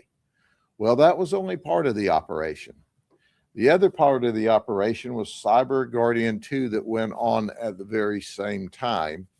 But we didn't want to overshadow these very evil people with the volume of people we arrested last week. So the reality of it is we arrested 173 people in our fall operation, not just 160. But that wouldn't have been possible except through the help of our police agencies that worked with us. In this particular part of the operation, we were joined by the Auburndale Police Department. We have Chief Andy Ray here today, and he will speak. We also were joined by the Bartow Police Department. Chief Brian Dorman's with us. The Davenport Police Department worked with us, Chief Bill Schrader. The Hernando Sheriff's Office, we have Detective Jack Evans with us. He did a remarkable job, and we appreciate him and Hernando for working with us. We also have our friend Mark Brooknell with us. He is the special agent in charge for FDLE. And quite frankly, when we work these operations and these folks are outside of the county and don't travel, we have to get to them very quickly in order to effect an arrest and get their devices so that they can't destroy it, hide it. And FDLE certainly launches people all over the state of Florida in a matter of minutes whenever we need help. Plus, they were with us in lockstep in the operation. FDLE is our partner really every day at the sheriff's office as we do undercover operations and long-term investigations. We were also assisted by detectives from the Orange County Sheriff's Office and the Tampa Police Department. And that is very important because, ladies and gentlemen, no one agency can do these complex investigations very successfully without partnerships. Now, listen, if you're watching me online today and you're from another part of the nation and your police agencies, state, federal, local, county, if they're not working together to go after these type of evil people in your community, you can be sure of one thing. They are attracting a certain percentage of the children to sexually abuse. They are grooming children online. They are seeking out children to have sex, and a percentage of them are successfully finding those children. So as I talk to people across the state and across the nation, your police agencies need to do what we're doing here. When you look and you think about what does evil people really look like? What does a pedophile really look like? What does a child sex predator really look like? What does some of the most despicable people in the entire world really look like? Here's your photos. This is them. They were online 8 traveled, 5 didn't. I'll give you details in a minute. But they were grooming and talking to children. You'll hear in a minute how they were sending not only pornography, but nude photographs of themselves to what they believe to be 12, 13, 14, 15-year-old children. You'll hear about those that traveled and the different jobs that they have. Some of this stuff you just can't believe. But I can tell you that research shows us if we don't keep these people locked up, if we don't keep tabs on them, they're going to offend again. You know what's really scary about this? When you think of this kind of criminal, most of these folks don't have an arrest record. This is not your traditional criminal. This is your evil person that lurks beneath the level of society looking for children. So they're not the kind of guy that robs and steals and burgles. They're the kind of criminal that attacks your children. And that's what they thought they were doing, except our great detectives, who are simply the very best in this business, stopped them. Stop them from getting to your children because we were undercover. So let's talk about the pictures of some of them. And I'll flip through them rather quickly. But there's Luis Velasquez. He's 30. He thought he was talking to a 15-year-old girl. He didn't travel, but his language was graphic. He sent nude photos, and he confessed. Oh, by the way, Chris Hansen, do you remember the old series To Catch a Predator? He's doing a new series. So he was with us embedded as well.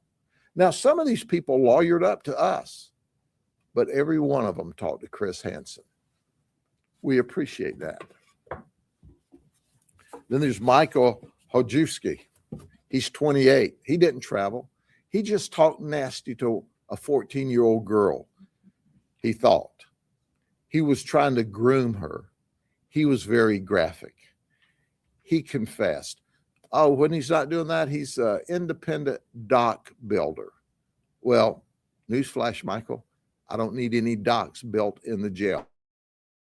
You can just be unemployed. Nicholas Jenkins, 27, from Winter Garden. That's right. He traveled. He came from Winter Garden thinking he was approaching a 15-year-old girl. He talked dirty. He confessed to us. But at the end of the day, I want you to understand, you're going to hear about people that traveled great distances to get to what they thought was your little girl. Then there's Neri Banda. He didn't travel, but he talked to a 14-year-old male. He was very graphic. He sent porn pictures. He worked at the Amazon warehouse as an inventory selector, and he confessed. So if your Amazon orders don't get there quite as quick, we got one of the selectors locked up. Then there's Matthew Silva from Melbourne. That's right. He came from the other coast. I'm sorry, he didn't travel. He was talking about coming from the other coast. He talked to 2 different undercover people, thought they were 14-year-old girls. He sent nude photos. He confessed. Oh, he's a bag boy for Publix, or he was. I bet, but Publix doesn't keep him around anymore. But think about it. The dude that's carrying your groceries to the car is the same one that would like to groom your daughter online or your son.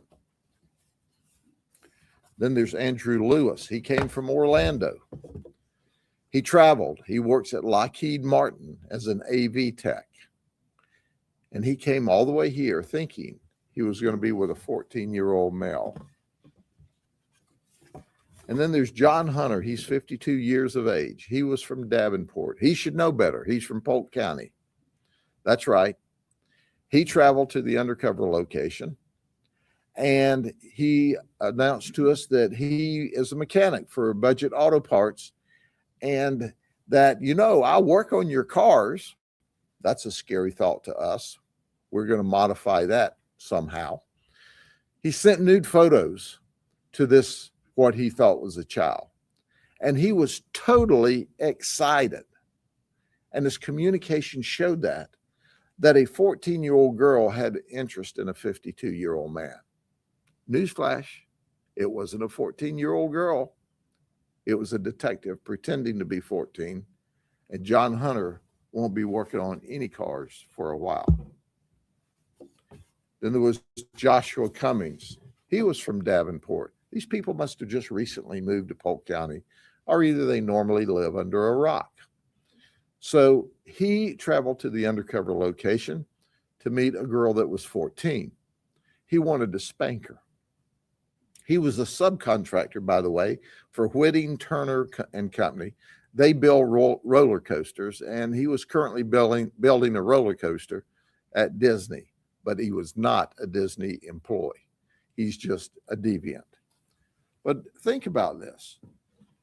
These folks are traveling to homes, to parks, to shopping centers, and taking the risk of interacting with someone they don't even know on the outside chance that they've groomed the right person. And then there's Juan Guzman from Hollywood, Florida. He was one of our faithful travelers from the south end of the state. He thought he was going to meet a girl that was 14. He works in maintenance at Memorial West Hospital in Pembroke Pines. He's married. Did you hear me? He's married. So you say to yourself, self, how did he hide that from his wife? Well, he had a secondary job that he was a painting contractor.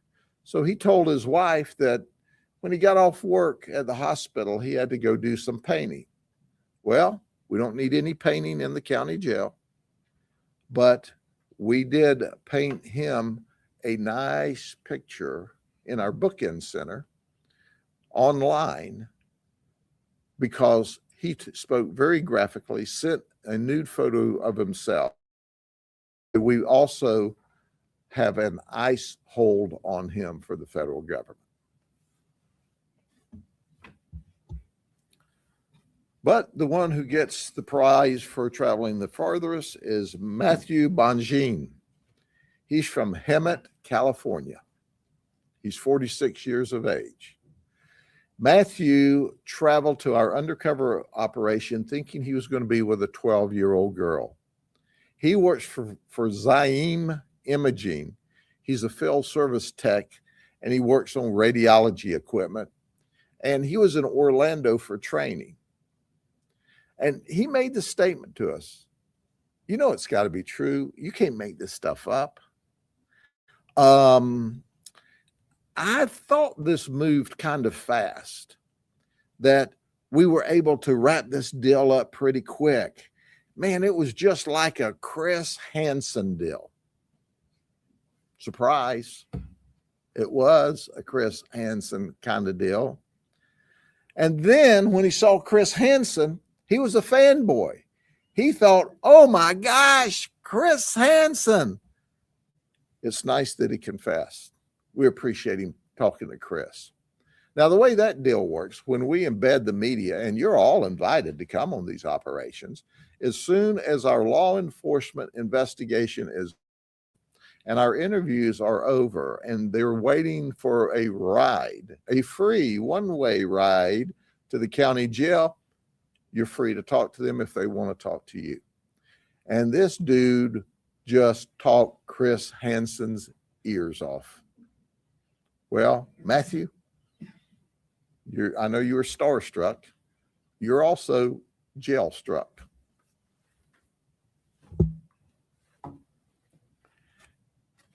Then there's John DeSeri. He's 39 from Venice, Florida. He traveled a long way because he thought he was going to be with a 14-year-old girl. Now get this, okay? I want to put you in the moment. You decide that you need a security system for your home or for your business, and you call Hotwire Security Alarm Company, they very well may send John to you. Yeah, that's right. That's right. That's what he does. He works for a Hotwire Security Alarm Company. Oh, he was also in possession of cocaine and heroin. He sent nude photographs of an adult male that he said was himself. He confessed to us, but he had some bravado. He said, I knew it was a sting. Well, you're a real dummy if you knew it was a sting and you showed up anyway. So the next time you have an alarm company that's working on your alarm or installing your alarm, know who they're sending to your house. How about them eyes? You like those eyes? Can you imagine the guy knocking on your front door and looking like that and going, I'm here to work on your alarm? He needs a stick in the eye, but he doesn't need to be working on your alarm systems. This is crazy. But that's who these people are. They're not twins. They could be, but they're not. Same guy. Then there's Juan Diaz. Juan's 35. He traveled thinking he was going to interact with a 14-year-old child. Get this. Are you ready for this? This may be the most interesting conversation after the arrest. He's a service tech with LineWise Ltd. And there's a lot of people that say to themselves, who or what is LineWise Ltd? Well, among their jobs, they install internet safety firewall blocking systems at schools to protect children from sexual predators. That's what he does. So he's talking to his mom on the jail phone calls, okay? You can't make this stuff up. This is just crazy. He's talking to his mom and he says, Mom, they're going to fire me at work. And apparently she says, well, why would they do that?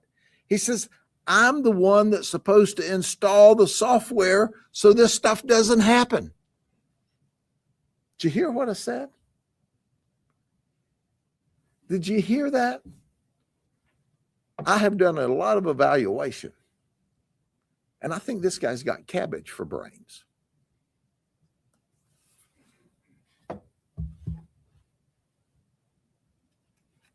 And then there's Kevin Sanders from Winter Garden. He's 42. Every undercover operative that does these operations in Central Florida probably at some point in time has chatted with Kevin. He's a 16-year Disney employee. He currently works in IT as a service tech. He used to work in a program for a couple of the parks that were doing public relations for children. He did not travel, but when he confessed, he says, I have a chatting addiction. Well, Kevin, I have an addiction too. It's called an arresting addiction. You see, I like to arrest people who do things like you do. And my detectives were able to finally catch him. We've been trying to catch this guy for a long time, but he's good at dummying up his phone numbers and hiding his transmissions. But our detectives, who are the best, caught him. And he chatted with several of our people. He thought he was going to chat it up as he was a 13-year-old. Well, not only is Look, these people right here, like they get such a small punishment for the things that they do. They need to be punished way more. Even in Polk County, they don't get enough time. They actually get called like they actually get called, they get way little time. They like need like they can get help or something. And this is crazy to me, dude.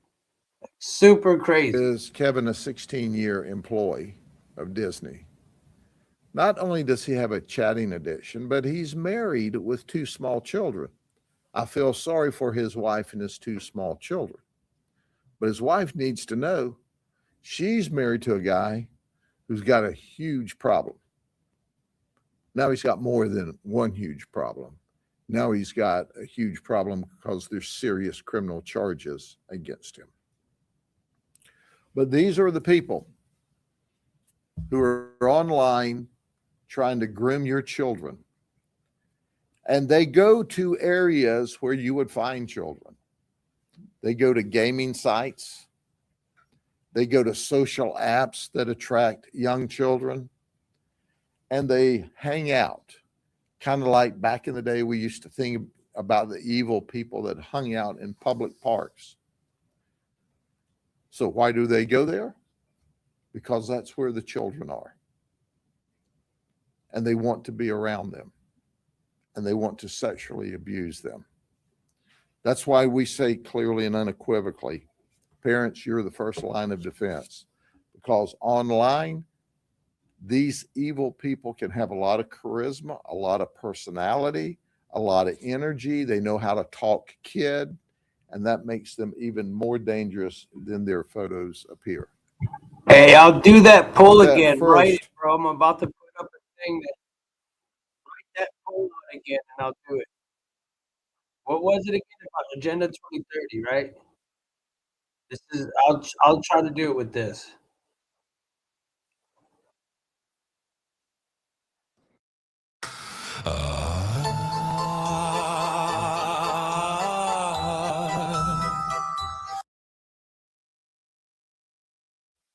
Okay, I'm gonna BS with you for a minute. I'm doing a dab. You said climate means change, and they're laughing at us. That's a good one, bro. You say a lot of good stuff, dude. I don't think a lot of people really do know what Agenda 2030 is. I scream it at the top of my lungs, and I have been a lot more lately because they're just throwing every single bit of it in our face. Agenda 2021's already been here and done that. Like, it's already happened, and it happened. So, like, we should definitely expect Agenda 2030. Like, there's no doubt. I mean, they told us exactly, we'll have they want sustainable energy, electrical vehicles. You'll have nothing and you will like it. That was a real thing. That was said. And Agenda 2030 is just right around the corner. I mean, we're like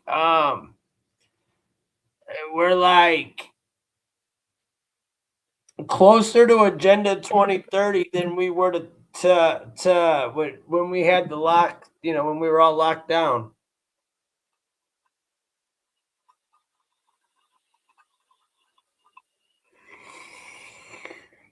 We're not far away, man. We're pretty damn close to it. It is a very big common misconception, dude. We were watching Fox News the other day, and the woman goes, "Well, where's all the businessmen at? Where are they all at? Where's Larry Fink?" I'm like, Larry Fink? Did this lady really just call for Larry Fink? The head of BlackRock, the head of CEO Larry Fink, that guy? That's who she called for? That's crazy to me, dude. Meet Ryan Rivers. He's an America First conservative. In the state Senate, Rivers will fight for our values, lower property taxes, and support law enforcement to keep us safe. Ryan Rivers for state Senate, the conservative we can trust.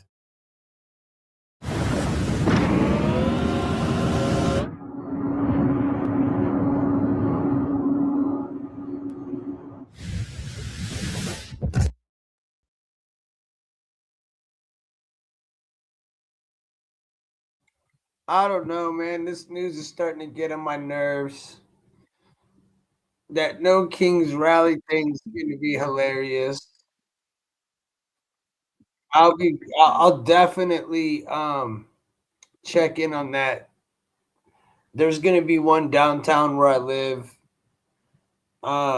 Yeah, keep your friends and family close. Well said, bro. I'll definitely be going down and checking it out. Look at this picture, bro. This is the picture I'm going to use for my thumbnail.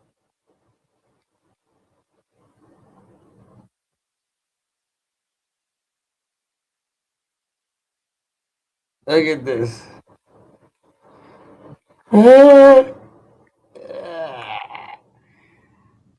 Dude, that's a man, dude. That's absolutely a man.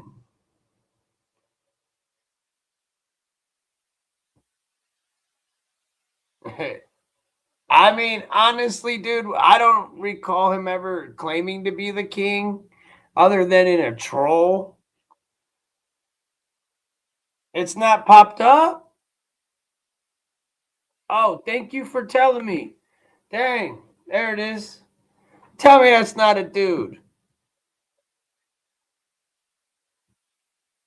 Listen real fast. Just listen. A general reflection is taking place in France about marking. Do we need a sort of a logo to say this?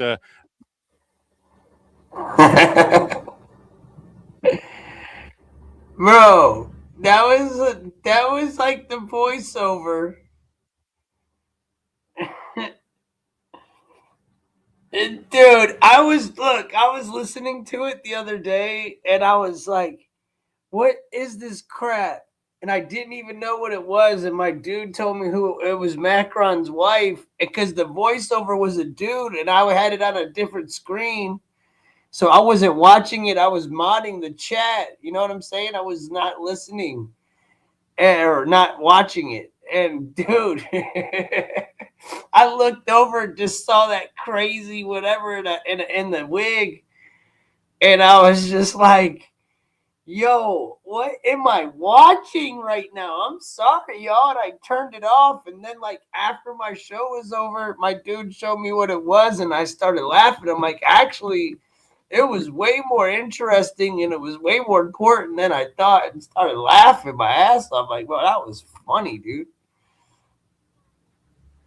I've never seen that before. That's why I was laughing so hard. I mean, it was just really funny. It was just really funny. But look, everybody, man, you have a beautiful night. I way went past longer than I should. It is 5 minutes before 4:20. Go ahead and if you smoke, do your thing. I'm good. I'll do one with y'all. I know, man, we talked about it. But just know when I get done with this, I'll be thinking of y'all. Much love, y'all. Be safe. Love your loved ones. If I'm not here tomorrow, I'll see you on Saturday. Much love, y'all. God bless. Peace out.